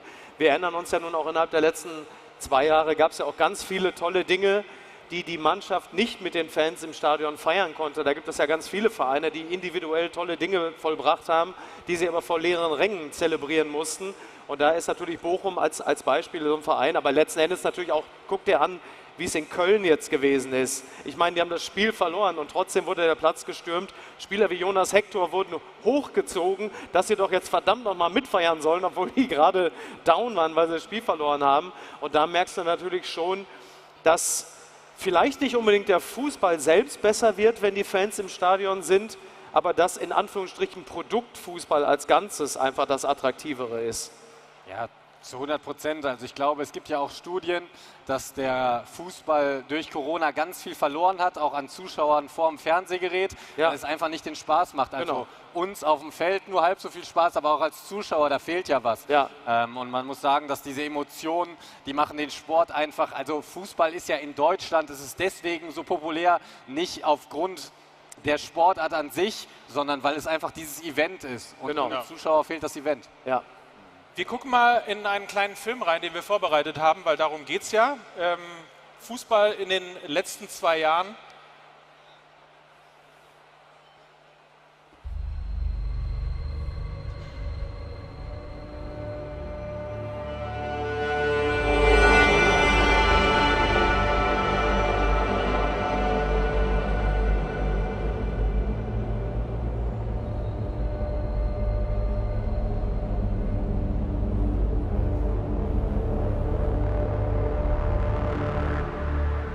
Ehrlicherweise kommt vielleicht jetzt der Punkt, wo die Bundesliga zum ersten Mal zugeben muss, ja, wir stellen ein Produkt her. Und wenn wir dieses Produkt nicht mehr herstellen, dann gibt es uns nicht mehr. Aber eben nicht nur 22 Fußballer auf dem Feld, sondern Zehntausende von Arbeitsplätzen. Um die geht es gerade. In dem Sinne mit Mitspielern, mit Verantwortlichen, Direktoren, Vorstand, Trainer, alle werden auf Geld verzichten.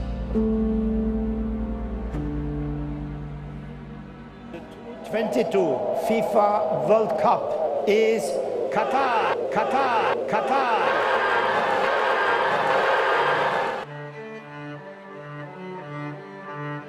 Für den Umbau der Wüste in ein Fußballparadies kamen Abertausende von Arbeitern mit an Sklaverei grenzenden Arbeitsverträgen ausgestattet. Nein, nein. Seit 4 Monaten bekomme ich keinen Lohn. Ich habe kein Geld.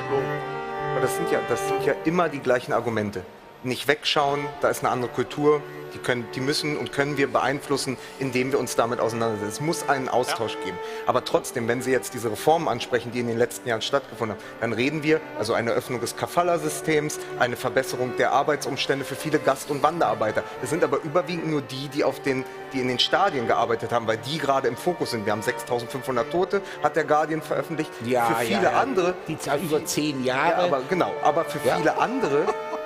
bleibt das ja bestehen. Also da hat sich ja überhaupt nichts verändert. Nein, das stimmt viele einfach sind nicht. Reformen auf dem Papier, Herr nachgewiesen.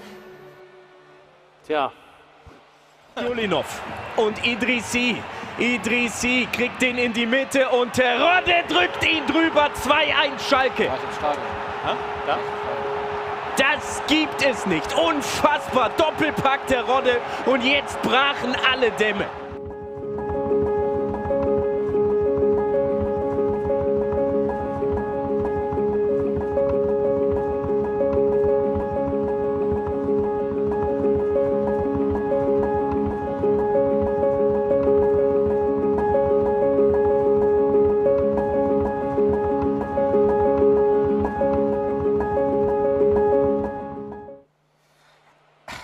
Stunden. Themen für 4 Stunden. Ja, Themen für 4 Stunden. Ja. Wir haben etwa 17,5 Minuten. Aber lieber Johannes, du hast ja viel erlebt im Fernsehen mit dem Fußball. Unter anderem ja auch die WM 2006 in Deutschland, hautnah in der Arbeit. Wie sehr hattest du in den letzten 2 Jahren den Glauben an das Spiel verloren? Und wie sehr ist er in den letzten 6 Wochen eventuell zurückgekehrt? Ja, also es ist auf jeden Fall etwas zurückgekehrt, haben wir ja eingangs schon drüber gesprochen. Es ist einfach außergewöhnlich, mit echten Menschen im Stadion zu sein.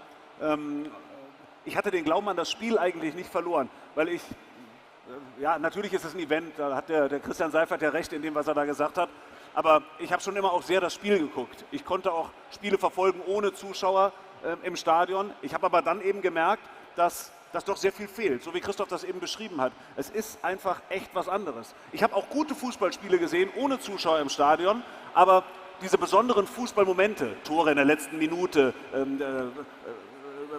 unglaubliche fußballerische Duelle wie ein Premier League-Spiel zwischen City und Liverpool oder so, die leben natürlich nochmal, wenn das von den Rängen vervielfältigt wird, das Gefühl, und da kann ich mich gar nicht entziehen. Ich habe vorher auch gesehen, dass die alle geil kicken können, aber ich habe dann eben erlebt, dass alle Menschen in dem Moment dasselbe empfinden. Ja. Und diese Emotion ist unglaublich wichtig für das Fußballerlebnis. Und das habe ich dann gemerkt, dass das wiederkommt. Wir haben dich ja da oben schunkeln sehen, Arm in Arm mit Campino und Klopp. Es heißt ja immer, die Anfield Road, the Kop. Das ist ein Stadion, das kann Spiele gewinnen. Gleiches hat man jetzt gesagt bei den vielen Aufholjagden von Real Madrid in der Champions League. Auch das Santiago Bernabeu hat Spiele gewonnen. Ich frage jetzt mal Christoph Kramer als Spieler, gibt es das? Und ist das auch, was du meintest vorhin, dass Stadien eine andere Magie und eine andere Wucht entfachen mit den Zuschauern, wenn sie wieder da sind, dass das genau dafür spricht, dass Fußball ein Spiel der Zuschauer ist? Ja, also die Wucht eines Stadions gibt nicht der Name, sondern die Zuschauer, die es mit der Wucht füllen. Das ist ein schmaler Grat, es kann in beide Richtungen kippen. Also wenn du spielst gegen einen vermeintlich schlechteren Gegner, liegst 2-0 zurück, dann wird ein Publikum unruhig. Wenn es aber dann gegen einen Favoriten geht, du bist mit dem Rücken zur Wand und dann fällt, wie jetzt bei Real Madrid gesehen, aus dem Nix ein Tor, dann kann ein Stadion eine Magie entwickeln, die es nur mit Zuschauern entwickeln kann. Und das ist dann so geil, weil wenn du dann einen guten Pass spielst und die ganzen Zuschauer springen auf und feuern dich an und brüllen dich nach vorne, das macht ganz viel mit deinem Selbstvertrauen. Und im Fußball ist es so, dass jeder Moment ja irgendwie zählt und dass man in jedem Spiel sich eine Geschichte erarbeiten muss. Und diese Geschichte und das eigene Selbstvertrauen wird natürlich exponentiell höher, wenn sie unterstützt werden mit Jubel. Wir wissen ja alle, Mike, insbesondere die Borussia Dortmund-Fans unter uns, dass ein Stadion ein Tor zum Umkippen bringen kann. 98, Halbfinale. Aber das Bernabeu hat ja ganze Spiele zum Kippen gebracht in der letzten Minute. Und das zeigt ja eigentlich schon, dass du auch die Zuschauer brauchst als diesen klassischen 12. Mann. Ja, also wie gerade schon gesagt, das kann in beide Richtungen kippen, aber wenn ein Stadion und jeder Mensch hat ja ein Gefühl dafür, ob gerade was passiert, ob sich die Mannschaft anstrengt, ob sie selber noch dran glauben und diese Magie geht dann irgendwie auf die Ränge und dann kann so etwas passieren, aber das kann natürlich nur passieren, wenn das Stadion voll ist. Das wollte ich nämlich gerade sagen. Ich hatte während der Pandemie auch das Gefühl, dass es die eine oder andere Mannschaft gab, die eigentlich ganz froh waren, dass sie unter Ausschluss der Öffentlichkeit gespielt haben, weil sie halt gerade alles andere als einen Lauf hatten. Und das Letzte, was sie gebrauchen können, ist dann ein Five-Konzert schon nach Minute 3. Also genau das ist es ja, dieses, dass du sagst, es kann auch in die andere Richtung kippen. Ich glaube, in Barcelona wären sie sehr froh gewesen, wenn 30.000 Zuschauer weniger da gewesen wären in der Europa League. Aha. Aber wir müssen ja sagen, wir sind ja beide Hertha-Fans, ich sag's nochmal, ja, wir sind ja beide Hertha-Fans. Wir sind ja Gott sei Dank Fans von einem Verein, dem es scheißegal ist, ob Zuschauer da sind oder nicht. Die Mannschaft spielt so oder so Dreck. Also das muss man einfach sagen. Wir sind komplett immun gegen Zuschauer im Stadion. Die Mannschaft ist nicht korrumpierbar, das muss man immerhin mal sagen. Die Mannschaft von Hertha ist nicht korrumpierbar. Ja. Nee, nicht null. Ich habe übrigens das Gefühl, ich habe so ein bisschen das Gefühl, dass jetzt in der Zeit, wo nach Corona, nach den leeren Stadien... Nach Corona, gefällt mir sehr gut. Ja, guck dir das doch mal an hier. So, also nach Corona, nach den leeren Stadien vor allem, dass die Stimmung noch ekstatischer ist, Wenn ich jetzt Influencer wäre, würde ich sagen, Krise kann auch geil sein. Aber wir sind ja auch gerade nicht am 12. Spieltag, sondern das ist sozusagen das Ende der Saison. Da hast du immer knusprige Entscheidungen, Europa League, Champions League, Abstieg, Aufstieg aus der zweiten. Ja, Pep Guardiola liebt diese Zeit. Ja. Also was man Crunch-Time nennt. Ja. Und dann hast du eben die Geschichte vom 12. Mann, die hast du in Stuttgart auch. Also ich meine, wie die das alle reingewollt haben, das Tor gegen Köln, das dann entscheidende Tor, das gibt es eben da, das gibt es in Freiburg, das ist völlig normal. Das ist einfach sehr, sehr schön. Gibt es halt nur nicht in Wolfsburg. Ja, und in Berlin auch nur sehr dosiert. Also Wie empfindest du eigentlich, Christoph, du als Spieler, man weiß ja, dass du weißt, wie Haltung geschrieben wird und dass du dich auch mit solchen Themen beschäftigst. Wir können das ja kurz nochmal nachspielen, diese Szene, die wir eben im Film gesehen haben, aus dem Doppelpass, wo Lukas gesagt hat... Ich habe zu Uli Hoeneß, also nochmal, auch weil es akustisch so schwierig ist, ich habe zu Uli Hoeneß gesagt, ja, aber es sind 6.500 Arbeiter gestorben. Und Uli Hoeneß hat gesagt... Daraufhin hat Uli Hoeneß gesagt... Ja, sicher, aber doch in 10 Jahren. Ja? Was wollen Sie eigentlich? Da kommt ja, was wollt ihr eigentlich? Ja, bitte. So, und Wie reagiert man da an Spieler, wenn man sowas sieht oder hört oder mitbekommt? Ja, gar nicht eigentlich. Also man muss sich ein bisschen von dieser Romantik, die der Fußballfan haben will, verabschieden. Es gibt meines Erachtens auch keine Fußballvereine mehr, sondern es sind einfach brutale Wirtschaftsunternehmen, die nur auf das Geld gucken. Das ist eine Entwicklung, die gefährlich ist. Das ist eine Entwicklung, die ich nicht gut finde, aber es ist eine Entwicklung, die wir nicht mehr aufhalten werden. Ne? Also auch die Fußball-WM in Katar wird stattfinden, sie wird durchgedrückt, egal was da passiert. Das sind jetzt unsere Freunde. Ja, Katar, bitte, das sind unsere Freunde. Schauen Sie sich mal um in der Welt, das sind Mutter Teresa. Ja? Das ist deren Vorteil. Ja, und profitieren davon. Keiner sagt jetzt was. Es ist ja schade, dass es so gesehen wird, aber es ist so. Oder, also wenn wir das jetzt auf Paris Saint-Germain, das ist ja so das neueste Ding, der krasseste Verein, der mit Wirtschaft dealt. Die kaufen Messi für keine Ahnung wie viel Gehalt. Die haben aber vorher haben die schon noch einen anderen gekauft. Genau. Also die haben vorher schon Neymar gekauft für 220 Millionen. Aber es ist ja ganz krass, dass diese 220 Millionen innerhalb von 10 Tagen wieder drin sind, weil sich jeder Brasilianer ein Neymar-Trikot für 85 €, das Neymar, der 160 Millionen Follower hat, im Instagram-Store weißt du, bewirbt. was ich krass finde, dass sie trotzdem nicht die Champions League gewinnen. Das Ja, finde ich aber das ganze Geschäft ist derart pervertiert, dass man sich plötzlich dabei erwischt, wie man in einem Halbfinale Real Madrid gegen Manchester City für Real Madrid jubelt, weil das kleinere Übel ist, obwohl die für ihre 3, 4 Nachwuchsbrasilianer in den letzten Jahren auch 250 Millionen bezahlt haben und die als Teenager aus Sao Paulo geholt haben und Schulden gemacht haben, Schulden getilgt haben. Das ist ja auch nicht unbedingt die gute Seite des Fußballs Real Madrid. Wobei Madrid mir dann ja in dem Moment ja auch schon wieder sympathische, volksnahe Club rüberkommt, weil sie halt einfach Spieler wie Marcelo oder Benzema, Klammer auf, übrigens ähnlich wie der FC Bayern, der diese Spieler ja auch sehr lange hält, halt die auch teilweise da schon 10 Jahre im Verein spielen und nicht so eine riesen Fluktuation ist. Sowas ist mir natürlich grundsätzlich sehr sympathisch und da kommt es dir mittlerweile auch schon vor, wie das alte Geld, während dann sowas wie Paris das dumme neue Geld ist. Ja, aber Real Madrid, wenn ich das nur sagen darf, da gibt es einen spanischen Bauunternehmer, der diesen Verein diktiert, seit ungefähr 1,5 Generationen. Die sind alles andere als Financial Fairplay. Ja, genau. Da, wo Bayern immer sagt, wir haben ein Festgeldkonto von 300 Millionen, da haben die 5 Milliarden Schulden. Das geht denen völlig am Arsch vorbei. Wie doof die Bayern sind, völlig jetzt noch ein Festgeldkonto zu haben. Ich sage, wie doof die Bayern sind, jetzt noch ein Festgeldkonto zu haben. Nein, das ist doch immer so. Ich weiß gar nicht, ob sie eins haben, aber das ist ja immer der Spruch. Und die haben 5 Milliarden Schulden, ist denen völlig egal. Aber lieber Johannes, du siehst ja einfach, wie sehr es den Fan auch nach Geschichten dürstet. Also das schlimme Wort Narrativ.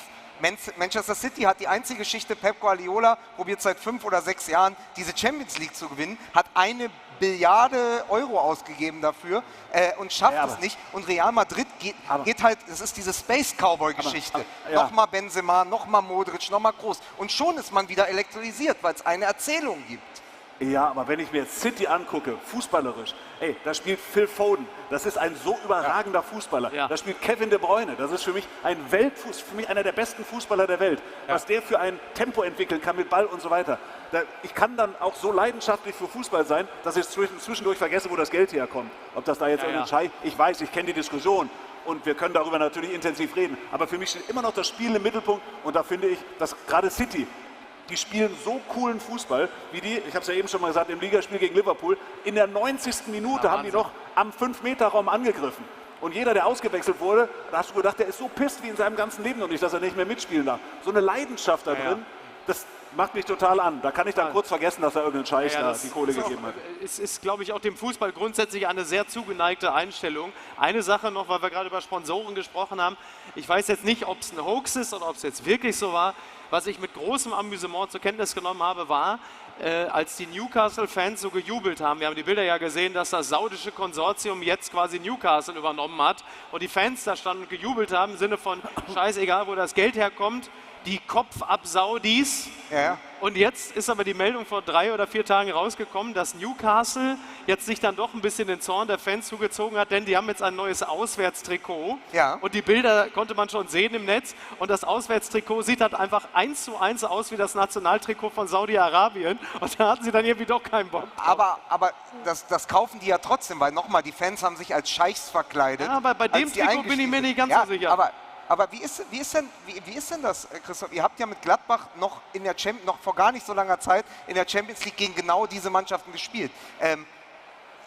bleibt trotzdem aus Spielersicht dieser große Zauber Champions League-Hymne oder ist auch das irgendwann korrumpiert oder vergisst man es eben in dem Moment auch, dass sich das Geschäft so verändert hat? Ja, also wenn ich jetzt nicht hier sitze, sondern meine Fußballschuhe anhabe, dann ist mir das sowas von egal. Also dann freue ich mich, gegen Kevin De Bruyne zu spielen. Dann freue ich mich, wenn die Champions League-Hymne kommt und dann kommt der Benzema an den Borussia-Park. Das ist das Allergeilste. Also du denkst ja als Fußballer, denkst du ja gar nicht in deinem Moment über den Tellerrand hinaus, weil es dich auch nicht interessiert. Und ganz ehrlich, als Fußballer, also für mich jetzt hat es ja auch viele schöne Seiten, dass viele Sponsoren viel Geld, weil das kommt am Ende dann auch irgendwie bei mir an, so blöd sich das anhört. Ne? Aber ist ja ganz klar, für mich hat es jetzt erstmal keinen negativen Beigeschmack, aber ich weiß auch und ich bin auch Fußballromantiker genug, um zu wissen, dass die Entwicklung ganz gefährlich ist und dass am Ende der normale Fan verloren wird, aber ich glaube, dass der Fußball und die was zu sagen haben, die das eingerechnet haben, weil das Beste, was denen passieren könnte, ist, der Stehblock in Hamburg geht weg, die Karten kosten 7 €, da macht man Glas vor, da kommen nur Logen hin und das ist für die es aus der Sicht nicht Fußball, sondern die es aus der Sicht sehen Wirtschaftsunternehmen, ist das ja das Beste, was passieren kann. Mein Freund, der Philosoph Wolfram Eilenberger, hatte die These, dass die Pandemie gezeigt hat, Fußball lief ja weiter ohne Fans, um das Fernsehen zu bedienen, weil die Fernsehgelder gezahlt waren. Dass Fußball auch vor allen Dingen ein Fernsehsport ist und dass man die Zuschauer nicht mehr braucht. Das haben wir ja jetzt ganz klar gesagt, dass das einfach eine Fehldenke war. Ja, nee, das stimmt nicht. Also es gibt eine Studie von der Uni Würzburg, dass sich 30% vom Fußball abgewandt haben. Das siehst du auch in den Einschaltquoten im TV. Und ich sage, wenn das noch länger so wird, dann ist der Eventcharakter weg und es gibt nicht viele Fans so wie wir, sondern es gibt ganz viele, die es nur des Eventes wegen gucken. Und die fallen irgendwann alle weg und dann geht das Rad wieder zurück. Also da muss ich nochmal nachgucken, also ob das eine Studie ist, also da muss ich nochmal genau gucken, ob das stimmt. Ganz gefährlich. Ich habe eine Frage, die mich wirklich interessiert, weil du gesagt hast, sobald du die Fußballschuhe schnürst, und ich meine, das ist dein Beruf, da hast du dein ganzes Leben darauf hingearbeitet, natürlich geht man raus und spielt Champions League. Würdest du, wenn Hansi Flick jetzt anruft, Katar spielen? Ja klar. Also müssen wir nicht drüber reden, das ist mein Land. Für die Nationalmannschaft aufzudribbeln ist das Allergrößte. Bei einer Weltmeisterschaft zu spielen ist das Allergrößte. Und da bist du ja nicht der Einzige, der sagt, ich bin jetzt hier der gute Mensch. Das wird dir ja auch einfach nicht gedankt. Und Johannes, vielleicht eine Frage an dich. Ewald Lienen, der ja nun nicht in Verdacht steht, sozusagen den Kommerz im Fußball wirklich fördern zu wollen, der hat gesagt, dass es eigentlich widersinnig ist, dass alle Welt geht nach Katar, alle Welt geht nach Saudi-Arabien, jedes Unternehmen, jedes deutsche Unternehmen. Nur beim Fußball ist es ein großer Skandal. Das ist ein weiterer Beleg dafür, dass Ewald Lienen ein kluger Mann ist. Es ist tatsächlich so, der Fußball ist auch eine Diskussionsbühne. Sozusagen auf dem Fußballtablett werden ganz viele Themen serviert und dann eben auch besprochen. Ich möchte daran erinnern, dass die deutsche Industrie erhebliche Interessen hat in Katar. Ja, Siemens baut da wie verrückt. Wir sollten nicht vergessen, dass Katar Miteigentümer der Deutschen Bank ist. Für Katar sitzt der ehemalige Bundesaußenminister Sigmar Gabriel im Aufsichtsrat der Deutschen Bank. Also einfach, ja, ist so. Einfach mal nicht vergessen. Wir verfolgen da vielfältige Interessen. Trotzdem ist die Diskussion natürlich wichtig. Und man kann auch eine klare Haltung haben. Und so wie, ich spanne jetzt nochmal einen Bogen zu eurem Titel, den ihr da habt, so wie die DFL zum Beispiel in der Corona-Zeit das, wie ich finde, gut, fast vorbildlich gemacht hat, vorbildlich auch für andere Ligen, NFL in Amerika, Premier League in England und so weiter, so sollte die Nationalmannschaft oder der Deutsche Fußballbund irgendwann auch mal eine klare Haltung in dieser Katar-Angelegenheit einnehmen. Das muss ja nicht sein, dass man da nicht hinfährt. Das ist völlig okay, dass da gespielt wird, nach meinem Dafürhalten. Trotzdem kann man eine klare Haltung haben und kann Dinge auch benennen. Und auch die Spieler nicht so wabbelig so ein bisschen allein lassen, sondern wirklich auch als Verband sagen, das ist unsere Meinung, die äußern wir hier und bei jeder anderen passenden Gelegenheit uns deshalb. Ja. Wir haben jetzt das große Glück, wir haben einen Fernsehmann hier und einen Profifußballer. Diese WM wird gespielt. Ja? Wie kann denn der Spagat gelingen, sowohl in der Berichterstattung als auch von den Nationalspielern, weil das wird von der Öffentlichkeit gefordert werden, dass das Spiel natürlich gespielt wird, dass das Turnier gespielt wird, wir aber trotzdem mit dem Gefühl rausgehen, da kann etwas bewegt worden sein, weil man nicht wegschaut, weil man sich dessen bewusst ist, sich selbst kontextualisiert. Also ich denke, dass es in dieser Zeit wichtig ist, Zeichen zu setzen. Ich finde nur, dass es ein schmaler Grat ist und dass wir gerade auf dem Weg sind, zu viele Zeichen zu setzen. Also wir knien uns hin als Zeichen gegen des Rassismus, dann haben wir Human Rights auf unseren T-Shirts und irgendwann kommt kein Zeichen mehr richtig an, weil es zu viele Zeichen gibt. Deswegen ist das eine spannende Frage, wie man das angeht, aber ich bin auch auf jeden Fall dafür, wie Johannes gerade gesagt hat, dass man da klare Kante beziehen muss und auch einfach die Dinge so ansprechen muss, wie sie sind. Und niemand denkt darüber nach, ob wir da nicht antreten. Da denkt niemand wirklich drüber nach. Es geht immer nur darum, dass man im Fußball, weil es immer viel Diskussionsstoff ist, also auch während der Pandemie, nichts wurde so hinterfragt, ob das Bundesligaspiel stattfinden darf oder nicht. Alles andere ging dann wieder, Konzerte gingen auch wieder, aber Bundesliga, boah, weiß ich nicht. Also Fußball bietet Riesendiskussion und es geht nur darum, wie man es dann am Ende den Leuten verkauft. Und das finde ich schlimm und ich finde es leider, weil man immer diesen Spagat setzen muss, keine klare Kante hat und immer zu viele Zeichen setzt, damit man sagen kann, wir haben ein Zeichen gesetzt. Ich habe da Lust, darüber zu reden, weil ich das wirklich ein wichtiges Thema finde. Es gibt ja das, Lukas, du hast eben gesagt, Narrativ, also sozusagen die Erzählung, dass man sagt, wenn da Veranstaltungen hingegeben werden, dann macht das automatisch etwas mit den Leuten und dann ist es Thema. Also das hat in Russland nicht geklappt, was da für eine Scheiße, ich meine, müssen wir jetzt nicht weiter darüber reden. Das hat in Peking 2008 mit Olympia nicht geklappt, das hat mit Peking 22 mit Winter-Olympia nicht geklappt, das wird auch in Katar nicht passieren. Deshalb finde ich es richtig, vorher anzufangen, darüber zu reden, eine Meinung zu formulieren und die auch zu sagen und nicht darauf hoffen, dass da sozusagen unter dem Regenschirm der FIFA irgendetwas von denen kommt. Das wird nicht passieren. Also das finde ich, das sind ja sehr, sehr viele richtige Punkte, dass man halt einfach ehrlich ist nach außen, aber auch zu sich selbst und auch den Rahmen des für sich persönlich Leistbaren deutlich absteckt, auch was man willens ist zu tun. Du hast natürlich völlig recht, was unsere Symbolschwämme gerade angeht. Du hast jeden zweiten Tag eine andere leere Geste, die natürlich nie mit Leben gefüllt wird, weil sie 2 Tage später schon durch das Handeln konterkariert wird. Das ist ja ein Riesenproblem, Stichwort Human Rights. Was wünschenswert wäre, wenn dieses Turnier gespielt wird und wenn Deutschland dort vertreten ist und auch die anderen, speziell vor allem die europäischen Nationen, aber auch diverse amerikanische, dass man natürlich wie so ein trojanisches Pferd funktioniert. Das heißt, du kommst mit deinem Fußball dorthin und dann machst du das Ganze auf und belästigst die Menschen dort vor Ort, speziell natürlich die Führung des Landes, mit den Werten, für die du einstehst. Also alles, wofür unsere Gesellschaft steht.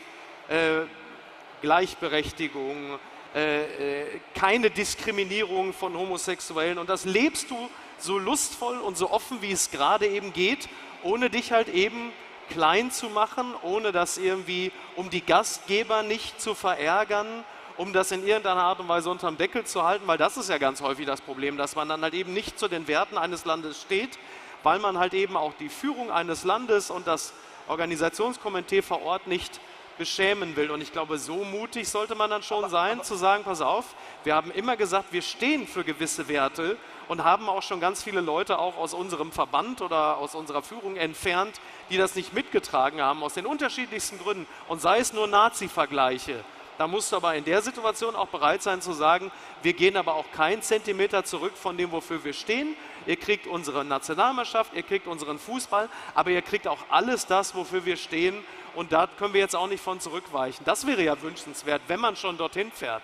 Also finde ich, wäre unfassbar geil, wenn man das so machen würde. Ich sag dir nur, und das finde ich wieder schade an unserer Gesellschaft, an allem, wenn das dann schief geht und wir scheiden im Achtelfinale aus, dann stehen von 82 Millionen 60 Millionen da und sagen, hättet ihr euch mal lieber auf Fußball konzentriert. Ja, natürlich. Und das finde ich so schade, weil man kann es niemandem recht machen. Ich weiß nicht, ob das ein deutsches Phänomen ist oder ob die Engländer, die Franzosen, die Italiener genau die gleiche Diskussion führen, mit der wir uns auch beschäftigen. Das kann ich schätze mal schon. Vor allen Dingen, weil die deutsche Nationalmannschaft schon die Vorrunde in Russland boykottiert hat und das hat uns auch nicht weitergebracht. Ja. Aber es ist also ich bin ja Fan des FC St. Pauli, dem Erfinder der Haltung im Fußball. Ist das ein guter Claim eigentlich? Ja, ne? Was denn? Fan vom FC St. Pauli. Wenn ich FC St. Pauli sage, hörst du nicht mehr zu. Ne? Er hört dir doch gar nicht zu, weil er dich. Ich habe meiner Tochter nur gerade einen Kussmund zugeworfen. Hallo. Was ich sagen wollte an dieser Stelle ist genau das, was du berichtet hast. Wenn es dem Verein sportlich nicht gut geht, dann heißt es immer, für sowas habt ihr Geld, kauft mal lieber anständige Spieler. So, und eigentlich darfst du das im Fußball nur machen, wenn man sportlichen Erfolg auch hat. Und trotzdem finde ich aber, ich meine, dieser absurde Satz von Uli Hoeneß im Doppelpass, 6.500 Tote, ja, aber in 10 Jahren. Was heißt denn das? Dass in einem Jahr 650 Tote. Ach so, dann ist ja nicht so schlimm. So, wo man so das Gefühl hat, oder schön ist auch der Satz mit dem Journalismus. Ich bin nicht dein Matze Knob, mach jetzt einfach weiter hier. Ne? Na, mit dem Journalismus, dass die Journalisten immer das Problem haben, dass sie immer beide Seiten zu Wort kommen lassen wollen und so. Also wo man so denkt, wirklich gar kein Gefühl für das, was Menschen, was jungen Fans, was Leuten wie hier, die hier heute sind, wichtig sind, eben Anhaltungsthemen. Warum ist das? Warum tut sich der Fußball da so schwer, klare Kante zu zeigen und zu ziehen? Ich weiß nicht, ob es unbedingt nur im Fußball liegt. Das ist eine total schwere Frage, die wir jetzt nicht in 10 Minuten beantworten können. Ich glaube einfach, dass wir in Deutschland insgesamt im Moment eine Mentalität erleben, wo wir es immer allen recht machen wollen. Also bei Social Media, jeder hat nur noch Angst vor einem Shitstorm, vor einem Fehltritt, bloß nicht da was Falsches sagen, oh, das Bild kannst du vielleicht nicht posten. Also wir haben ja alle wirklich Angst, dass hinterher einer mit dem Finger auf uns zeigt und sagt, boah, das war jetzt rassistisch, keine Ahnung was. Also da kannst du ja alle Fässer aufmachen, die es gibt. Ja. Und das sind ganz wichtige Themen, aber ich finde, wir gehen falsch mit ihnen um. Weil wir alle nur noch Angst haben, dass uns irgendwer beschuldigt, mit dem Finger auf einen anderen zeigt. Das, glaube ich, ist übrigens wirklich ein typisch deutsches Phänomen. Und deswegen tun sich ganz viele schwer mit einer klaren Haltung, weil sie vor dem Echo Angst haben. Aber ich glaube, das wird sich innerhalb der nächsten 1 bis 2 Jahre schon deutlich relativieren, weil das nach dem guten alten Andy Warhol-Prinzip wird jeder irgendwann mal seine 15 Minuten Shitstorm gehabt haben. Und das dürfte nach dem aktuellen Stand der Dinge in etwa in 2 Jahren, dürfte es wie bei Corona einmal alle getroffen haben. Also Ruhm wie die Omikron-Variante. Ja, und, genau. Aber was machst du denn jetzt? Die Schlagzeilen, die neuen Schlagzeilen sind ja gerade schon wieder, Hotels in Katar lehnen homosexuelle Paare ab. Ja. Was machst du denn, wenn du jetzt siehst, da ändert sich nichts, selbst wenn wir jeden Tag die Allianz Arena in den Regenbogenfarben tauchen? Was machen wir dann? Ja, also wie reagieren wir dann? Wenn wir merken, das bringt ja gar nichts, wie Christoph Kramer ja sagt. Wenn die leeren Zeichen nichts bringen, wie reagieren wir im Winter? Ja, also, sag mal, ich würde sagen, Berichterstattung über einen Sachverhalt kann ich nicht als leeres Zeichen ansehen, sondern das war ja jetzt neulich Thema, Recherche von schwedischen und dänischen Fernsehleuten, die haben da, was weiß ich, Stern-TV-mäßig irgendeinen Versuch gemacht. Ja. Ich weiß gar nicht, ob man seine Sexualität angeben muss beim Einchecken, aber irgendwie werden die das gemacht haben. Und auf jeden Fall ist das ein Riesenthema. Und Nachrichten sind kein leeres Zeichen.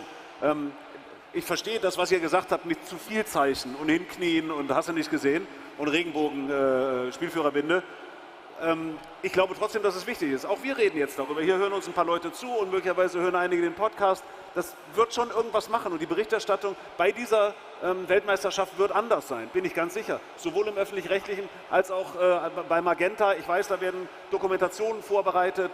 Da wird genau dieses Thema Homosexualität dort im Land ein größeres Thema sein. Und, aber sind wir da nicht sofort in der klassischen Problematik der Bubble? Weil wir sind uns alle einig, was die Zeichen bedeuten, wie wichtig das ist, was passieren muss, was sich ändern muss. Aber du erreichst ja fast niemanden außerhalb davon. Und wir werden es nicht ändern können. Na, da bin ich nicht, also so fatalistisch wäre ich nicht. Würde ich immer sagen, und wenn die Änderung langsam kommt, sie wird kommen, ganz sicher.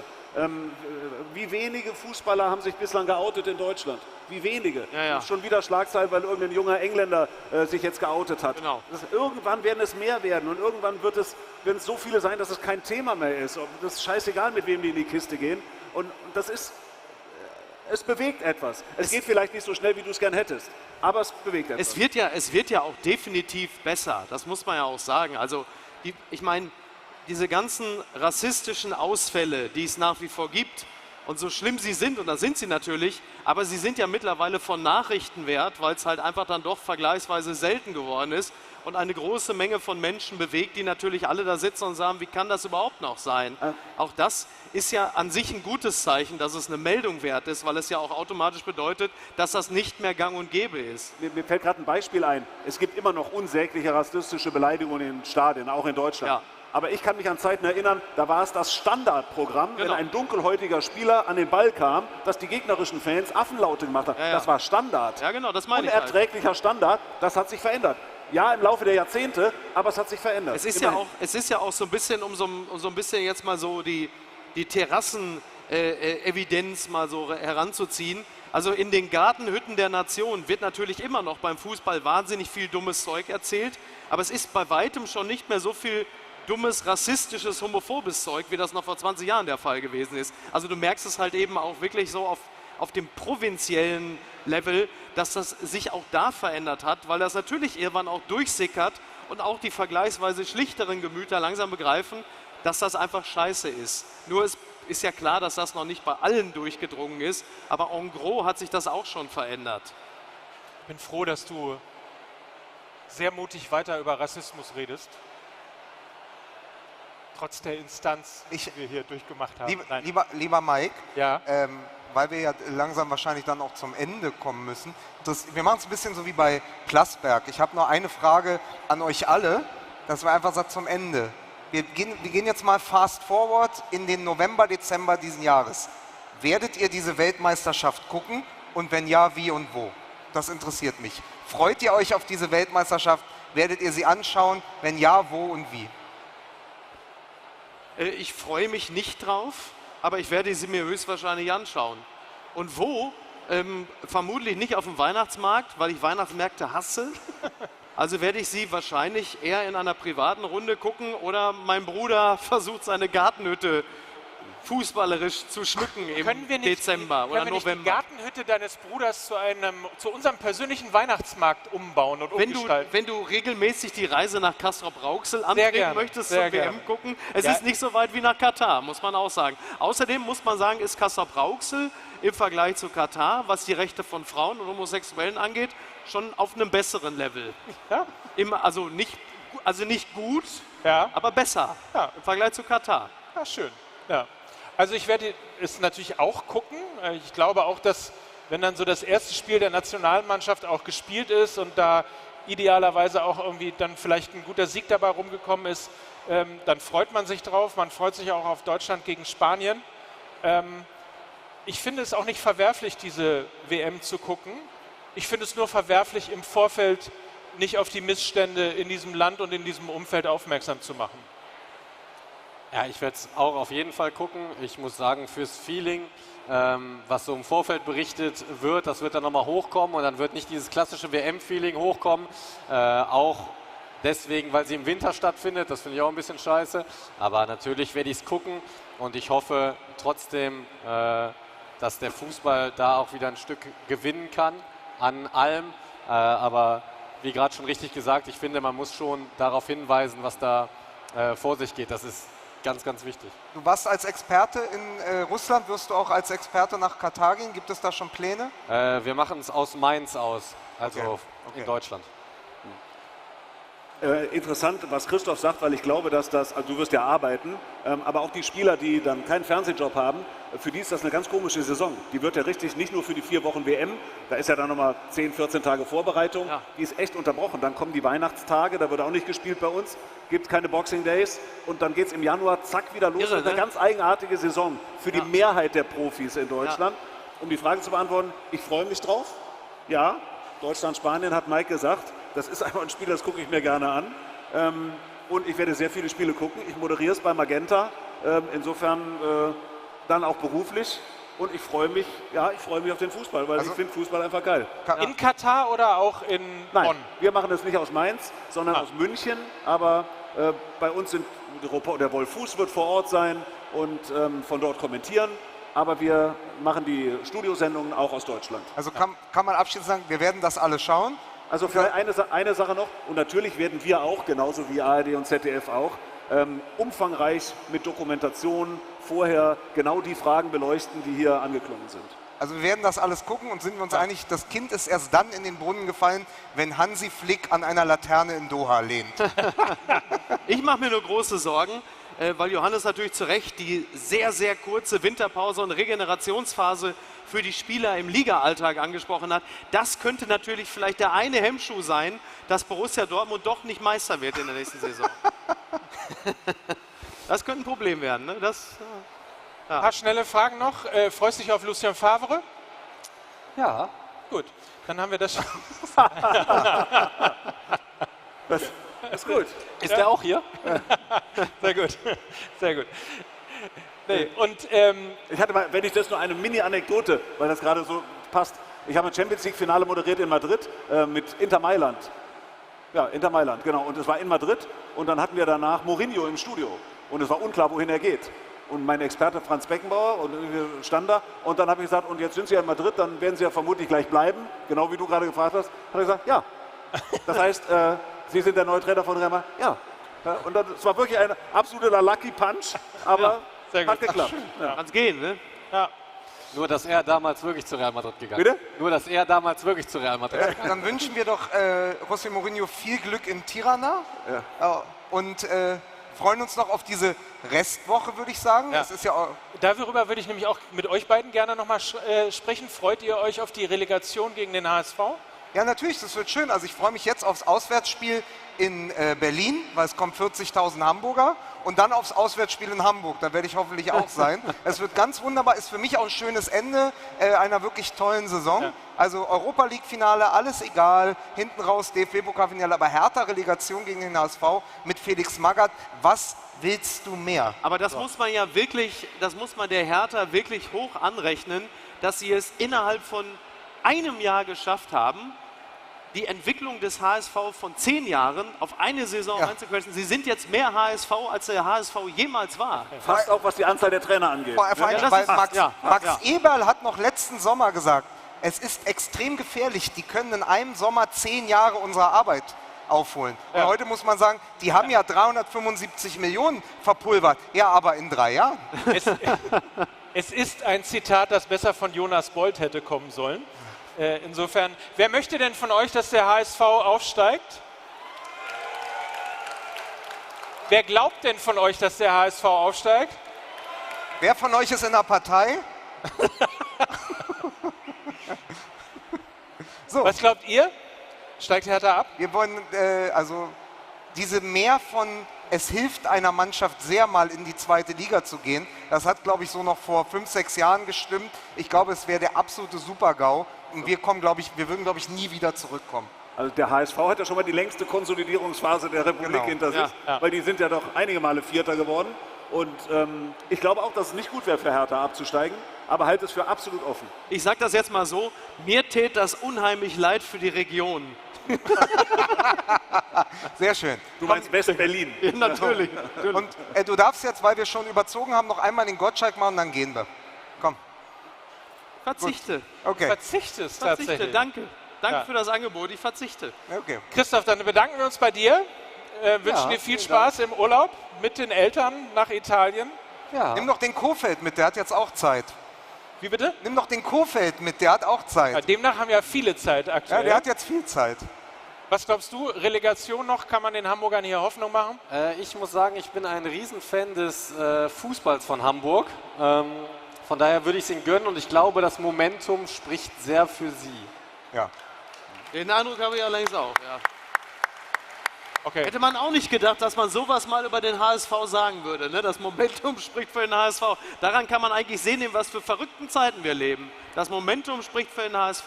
Ich hatte kurz gedacht, weil du Hamburger Fußball gedacht hast, dass du den FC St. Pauli meinst, weil das andere ist ja Schleswig-Holstein. Aber ach so. Nein, Spaß beiseite. Nein, vielen Dank fürs Kommen, Johannes. Danke für die Einladung. Du fährst auch, fährst auch in den Urlaub jetzt oder was machst du? Ich kann dir sagen, ich fahre zum Pokalfinale und dann zum letzten Liverpool-Spiel gegen Wolverhampton und dann zum Champions-League-Finale und dann in Urlaub. Das ist ja nicht die schlechteste Planung, würde ich mal sagen. Und alles privat. Das ist vielleicht noch wichtig. Alles privat. Die große Geschichte, dass wenn Steven Gerrard mit Aston Villa gegen Man City punktet, dass er endlich seine erste Meisterschaft mit Liverpool holt. Das ist eine große Geschichte, genauso wie aber wenn Felix Magath als Trainer gegen den Verein spielt, für den er im Europapokalfinale das entscheidende Tor gemacht hat. Bevor wir jetzt gehen, weil wir so viele Leute sind, will ich aber noch einmal haben. FIFA. Nee. Ja. Katar. Ach so. Katar. Jetzt rufen wir alle Martin.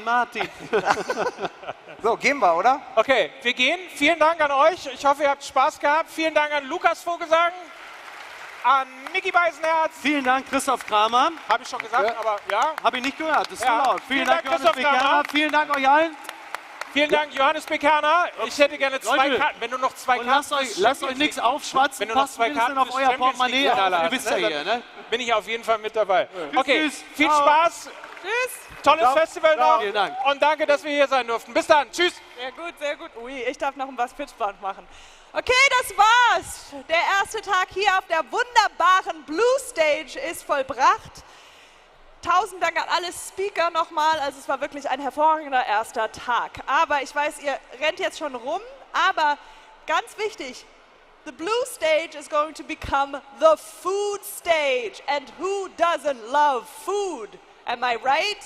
I'm right. Also, wenn ihr natürlich raus wollt, ich erkläre euch nochmal, also auf der Halle B5, da gibt es jetzt Live-Konzerte bis Mitternacht.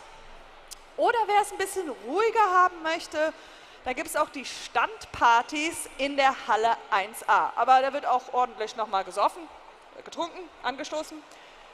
Ja, also, ihr bewegt euch alle wie kleine Ameisen, das ist immer sehr schön zu beobachten, von hier oben aus. Ich habe jetzt vorerst Feierabend und werde mit meinen Kollegen hinten anstoßen und was trinken. Und durch das Abendprogramm führt jetzt ein ganz netter, lieber Kollege von mir, und zwar der Sebastian E. Mergert. Sebastian E., das brauchten wir noch. Bitte begrüßen Sie mit mir, Sebastian! Woo! Bleiben Sie alle für dich. Jo. Bunsenbrenner und Säbel muss noch wer tragen. Ja. Habe ich meine Jacke? Was denn? Was? Was? Ich gehe ab. Oh. Sebastian. Psst, psst, psst, psst. Hey, hey. Soll ich abgehen? I'm gonna go. Gerne. Ja, ja klar. Super, ganz Gerne. Oh, fühlst du dich Ja, gut an? komm so. Hat es euch Spaß gemacht, euch Mädels in der ersten Reihe? War es cool heute? War es gut? Ja. Fan von dir, kannst du vielleicht ein paar Grüße ausrichten? Vielleicht? Max heißt er. Ja. Also für mich Ja, hat Max, mir sehr viel Spaß ich weiß nicht, gemacht. was ich sagen soll, aber auf jeden Fall schöne Grüße. Dankeschön. Wer ist denn da noch am Reden? Danke. Sebastian. Danke. Gerne. Oh. Keine Sorge. Perfekt. Nein, das ist nicht. Gerne. Oh. So. Ich nehme das schon so mit hoch. Hallo. Von? Ja. Kann mir Danke dir. irgendjemand über die. Ich komme nur auf den.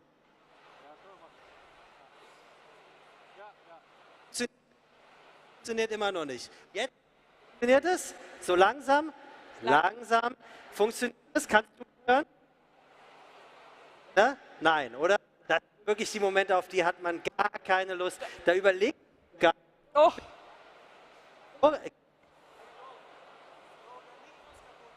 Mein Mikro ist kaputt. Da. Oder jetzt ist was. Jetzt klappt. Mein Mikro ist kaputt. Und ich bin noch Jetzt online. ab, ne? Nicht? Okay. Sebastian Merget. Woo!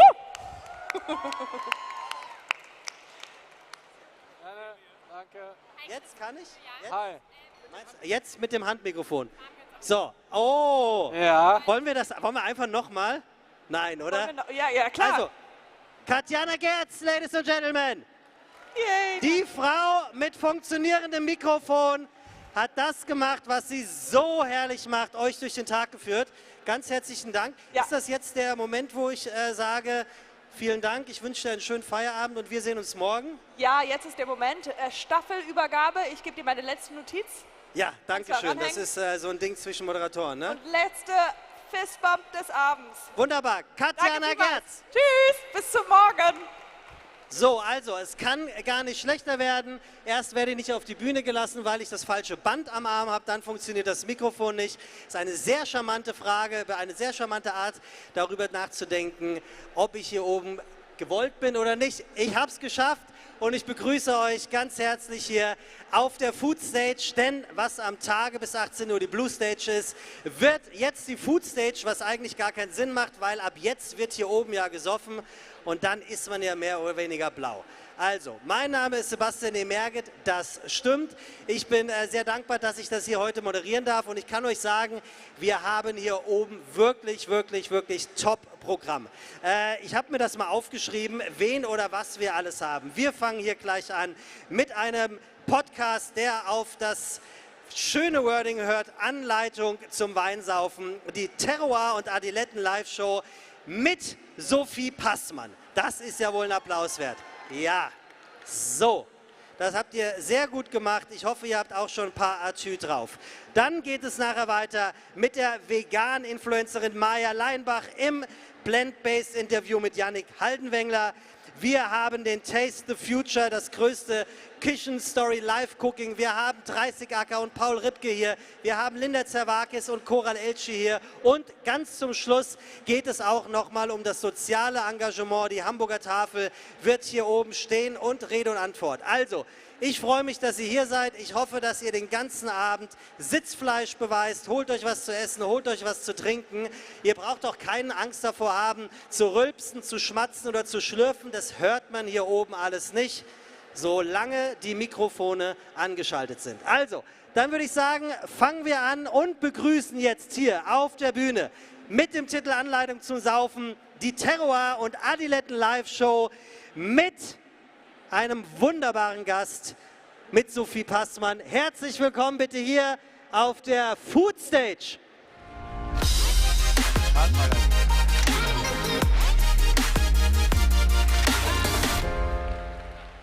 So, Willi. Die Präse wird abgefahren. Ey, guck mal, mir wird hier aber wirklich gar nichts gesagt. Und bitte.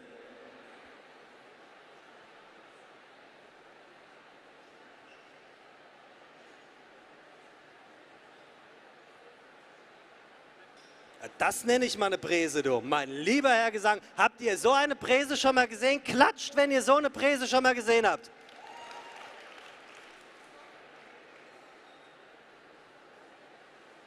Heute wird gesoffen.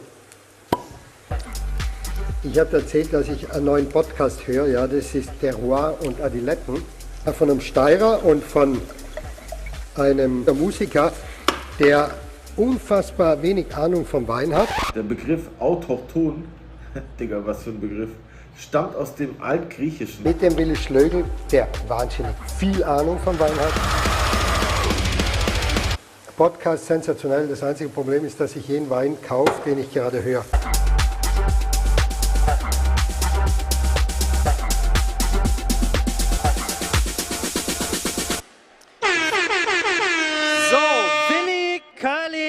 Und Sophie Passmann, ein Cuvée der Geselligkeit.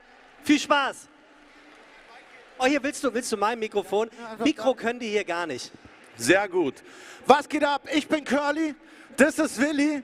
Wir sind von Terroir und Adiletten, dem erfolgreichsten Weinpodcast Deutschlands. Und wir haben heute eine Anleitung zum Weinsaufen mitgebracht. Ein paar Tipps, ein paar Tricks, ein paar Lifehacks.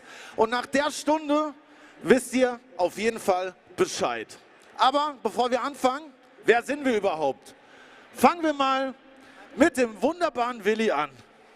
Willi, du bist also Willi Schlögl, Barbesitzer, die geilste Weinbar der Welt, Freundschaft in Berlin.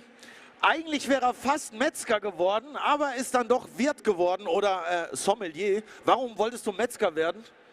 Ja, ich weiß nicht, irgendwann kommt dann so, man hat so mit den Tieren zu tun und man will sie dann doch nicht schlachten, obwohl es einen doch interessiert. So. Nose to tail, das ist immer wichtig, dass man das Tier auch sieht, was man so abschlachtet und danach isst. Das hat mich immer sehr interessiert, aber der Rausch hatte dann doch irgendwie ein bisschen Vorrang. Nicht? Also es war lustiger zu trinken als zu essen. Das finde ich auch, aber ich esse auch gerne. Willi liebt Blaufränkisch, einen wunderbaren Wein aus Österreich, ich glaube aus dem Burgenland, oder? Ja. Habe ich schon gelernt. Oha, krass, oder? Ja, ich höre halt den Podcast. Aber du kommst aus der Steiermark, oder? Ich bin Steirer, ja genau. Steirer und jetzt Wahlberliner. Und auch Snob, der nicht glaubt, dass er einer wäre. Aber mehr zu Willi erfahrt ihr später auf jeden Fall. Oder? Ja, ja? Auf jeden Fall. Sehr gut. Gespräch. Das ist Curly. Curly hat keine Ahnung von Wein, trinkt ihn aber sehr, sehr gern, wie man sehen kann. Er hat auch schon ein Glas dabei.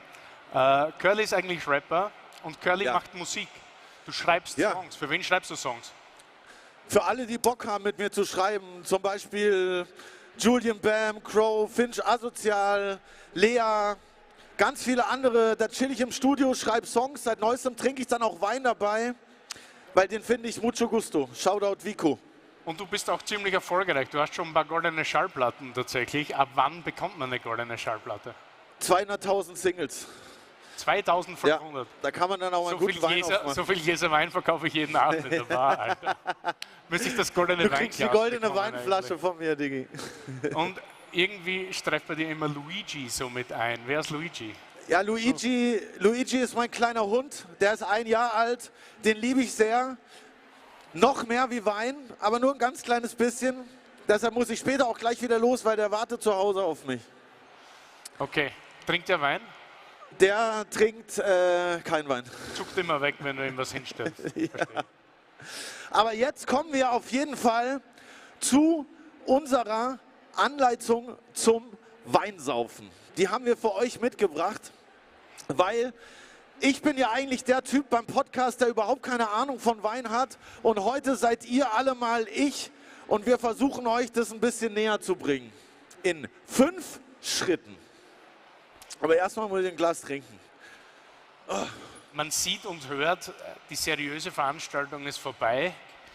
Es beginnt jetzt die Unterhaltung. Gott sei Dank, ein bisschen Unterhaltung. Falls ihr mich im Boxershort seht später, sorry, ich habe meinen Gürtel verloren. Aber wir fangen direkt an. Was muss man beim Weintrinken beachten oder besser gesagt beim Weinsaufen? Und das allererste ist ja erstmal, okay, die Flasche. Wie kriege ich die Flasche Wein denn auf? Willi, was gibt es denn für Arten, wie man eine Flasche Wein aufmachen kann? Es gibt viele verschiedene Arten mittlerweile. Es klingt immer total kompliziert, aber eigentlich ist es total einfach, eine Flasche Wein zu öffnen. Es gibt auch einen klassischen Korkverschluss, so macht man auf mit einem einfachen Kellnermesser. Ja, das schaffe ich sogar manchmal. Das kannst du mal machen. Soll ich mal probieren? Rein, du hast hier verschiedene Hebel. Pass auf, das ist eine sehr teure Flasche. Genau, du musst es jetzt reindrehen, nicht zu viel drücken. Sicher, dass du mich das bei der Flasche machen lässt? Ja, mach jetzt, komm. Das hebt die Stimmung ein bisschen und macht ein bisschen mehr Druck, das ist ganz wichtig.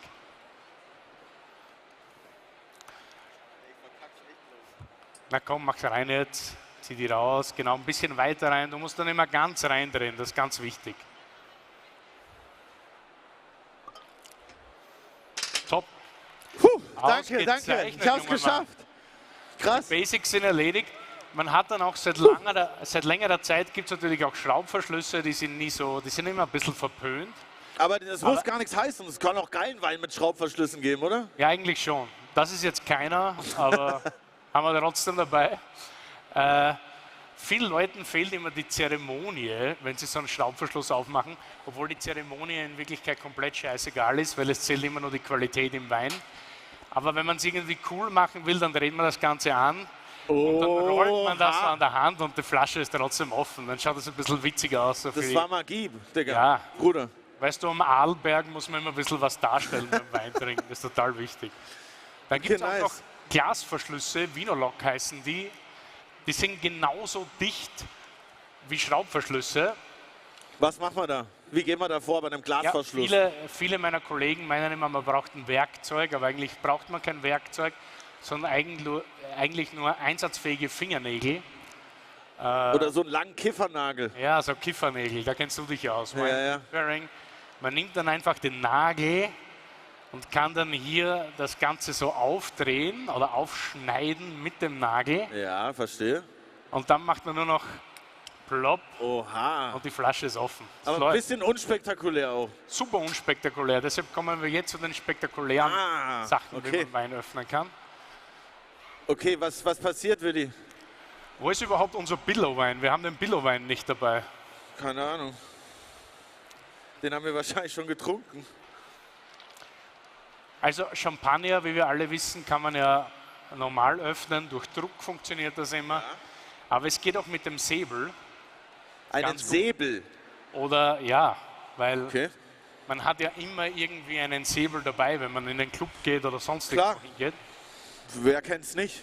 Also, das ist ein handelsüblicher Champagner-Säbel. Da habe ich öfter einstecken. Hast du immer Also dabei, in Neukölln hat man den immer dabei, Sonst Bruder. nimmst du ein Handy. Und es ist auch gar nicht schwer, das zu machen. Es schaut immer super spektakulär aus, aber es ist eigentlich gar nicht so wild. Wichtig ist natürlich immer, dass man einen Sekt hat oder einen Champagner, nämlich ein Behältnis mit einem gewissen Druck. Das hat so in etwa 8 Paar in der Flasche. Wenn man das mit Prosecco macht oder mit irgendeinem so komischen Perlwein, funktioniert das nicht. Und es gibt hier eine spezielle Naht an der Flasche. Aha. Und wenn man die ein bisschen aufreibt mit dem Säbel, das wirst du jetzt zeigen wahrscheinlich. Also ich zeig dir das. Komm. Ja, ich probiere es. Ja, mach mal. Wenn ich meine Hand danach noch besitze. Du schießt mal rüber zum Lenny dann, ja? Ja. Du reibst hier an der Naht mit diesem Säbel und dann ziehst du auf der Flasche mal ordentlich durch. Und im Normalfall, wenn Zuschauer dabei sind, ist es natürlich immer schwierig, kann immer alles passieren. Ja? Im Normalfall sollte das da vorne dann runterschießen. Wir haben es noch nie Ich probiert. vererbe alles Luigi. First try für Curly heute beim Öffnen dieser wunderbaren Sektflasche.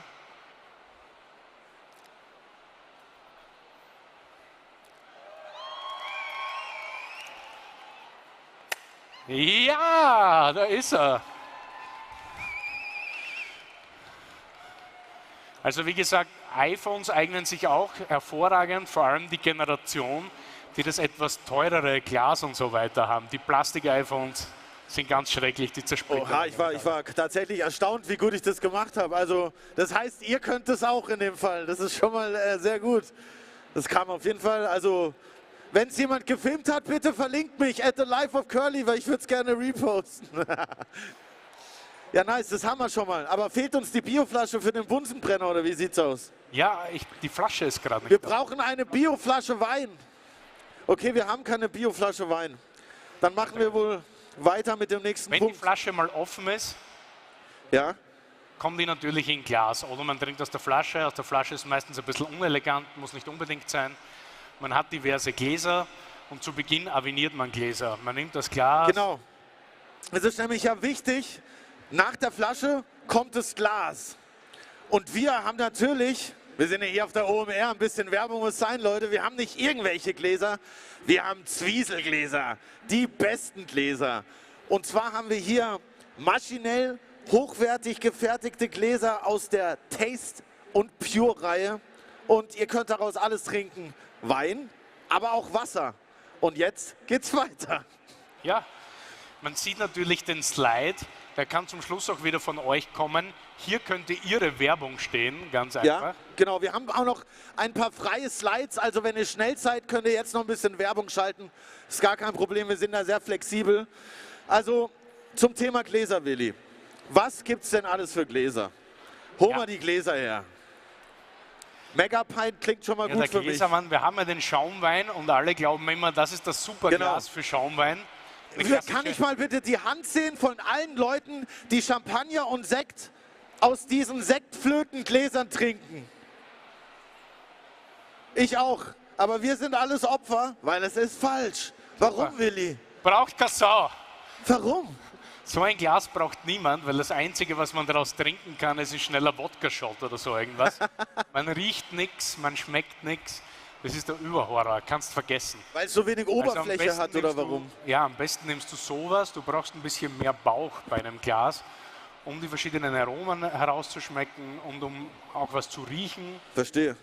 Diese klassischen Sektflöten sind für gar nichts. Ganz komplett vergessen. Dann gibt es noch andere Gläser. Was gibt es denn noch?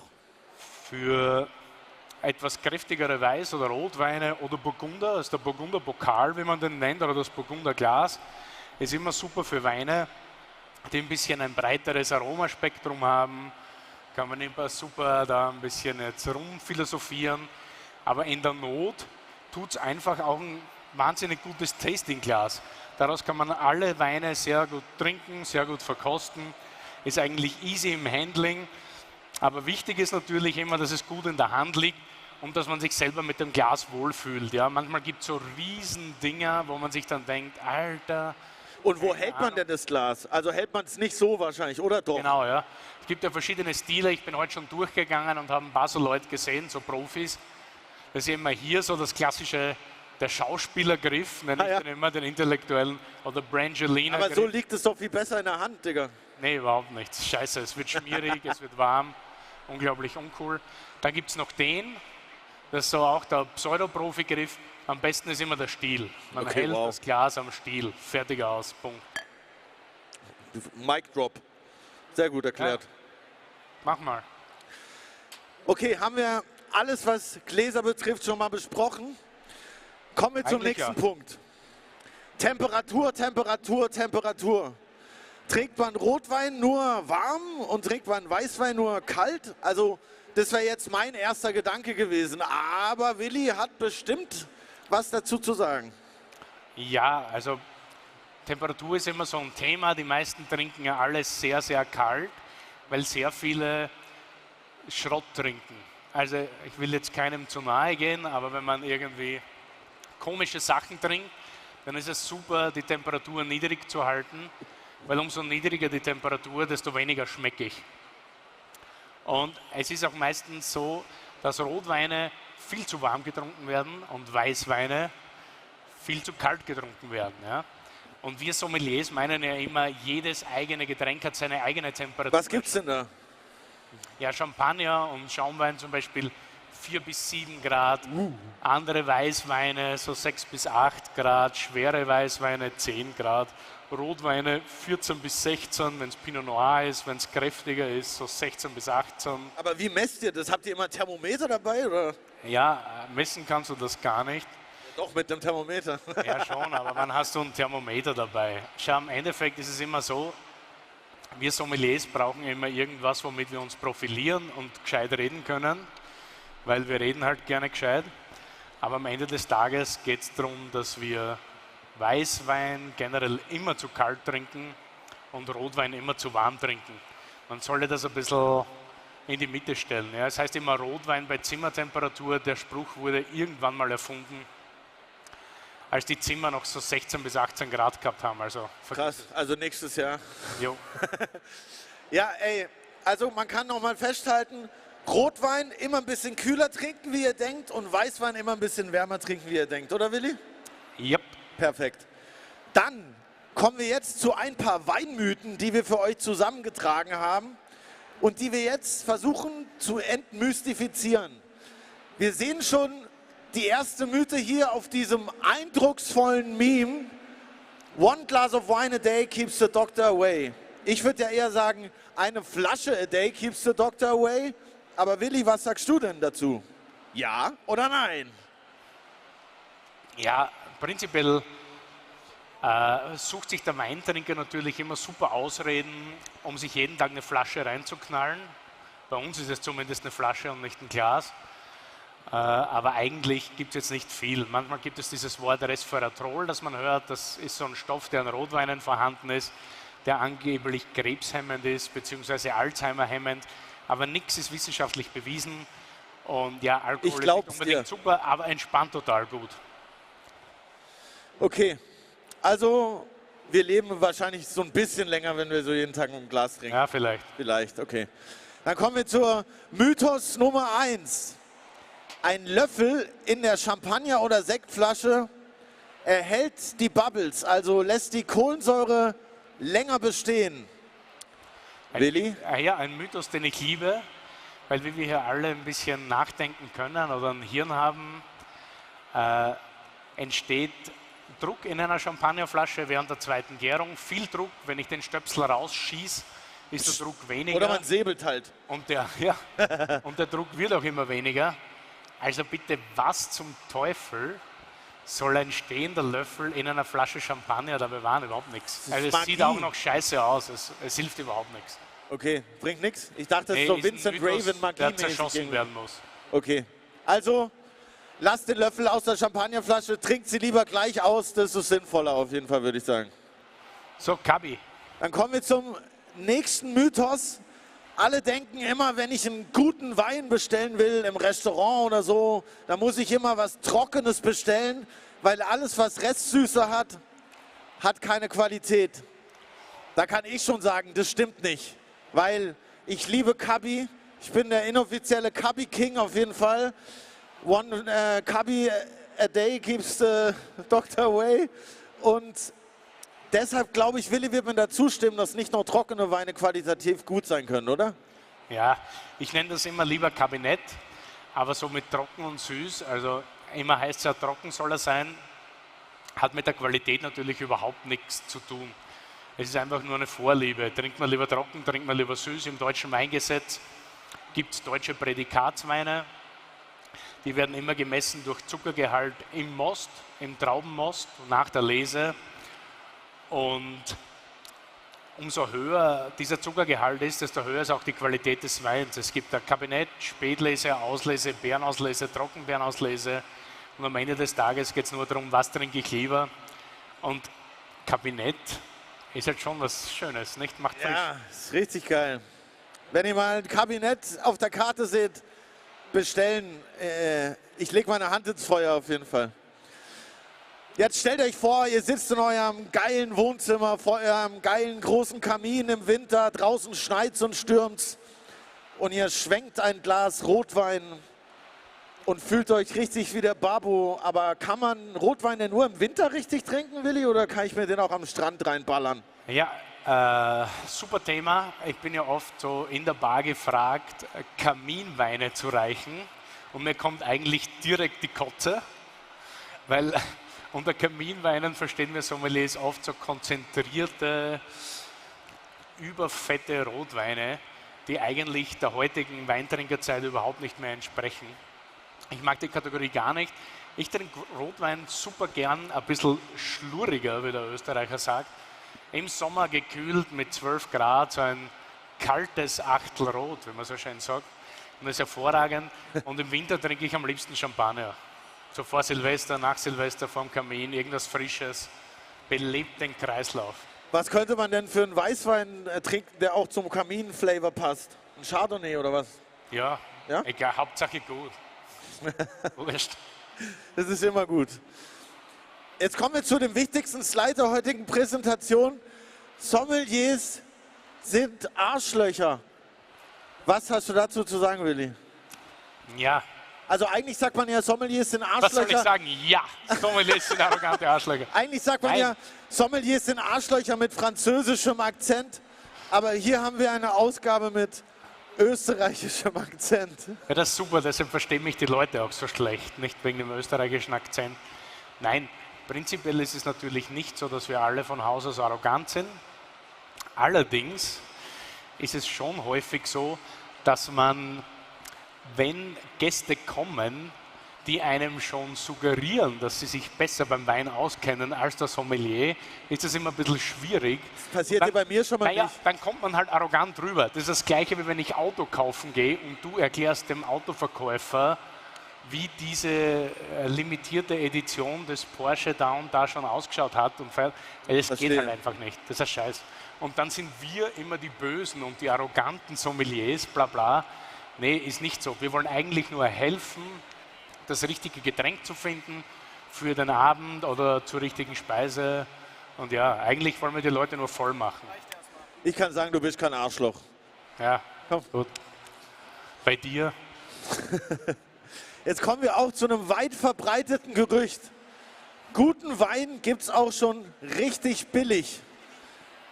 Leider denken, oder was heißt leider, es denken viele Deutsche, weil der durchschnittliche Literpreis des deutschen gekauften Weines beträgt 2,92 € und da hat Willi bestimmt was dagegen, oder? Ja, da habe ich sogar einiges zu sagen. Oh, jetzt wird's wild. Ich finde es immer toll, dass der Deutsche immer einen super rahmengenähten Schuh hat, also auch der Österreicher übrigens, und auch einen tollen Anzug und meistens Mercedes fährt. Und es ist im Moment total wichtig, dass der Tank immer günstig voll ist, was schon schwierig wird. Und beim Wein sparen wir. Nein, es gibt keinen Discounter-Wein, der irgendwie geil ist. Sorry, die Enttäuschung geht nicht. Man muss sich ein bisschen Zeit nehmen, man muss sich ein bisschen auskennen. Man sollte vielleicht zum Weinladen um die Ecke gehen, sich beraten lassen. Und ich glaube, guter Wein beginnt irgendwo bei 9 bis 10 € und alles darunter ist industriegefertigter Scheißdreck, ganz einfach. Sorry. Support your locals. Auf jeden Fall mal in den kleinen Weinladen vorbeigehen. Es macht auf jeden Fall richtig Bock, da abzuhängen und anstatt in der Piep, Piep, Piep Theke. Ja, kannst du einfach machen. Ja, safe. Das war's mit den Weinmythen schon mal. Ich hoffe, wir konnten ein paar Sachen aufklären, die ihr ab jetzt anders macht. Das war bei mir genauso. Und euch ein bisschen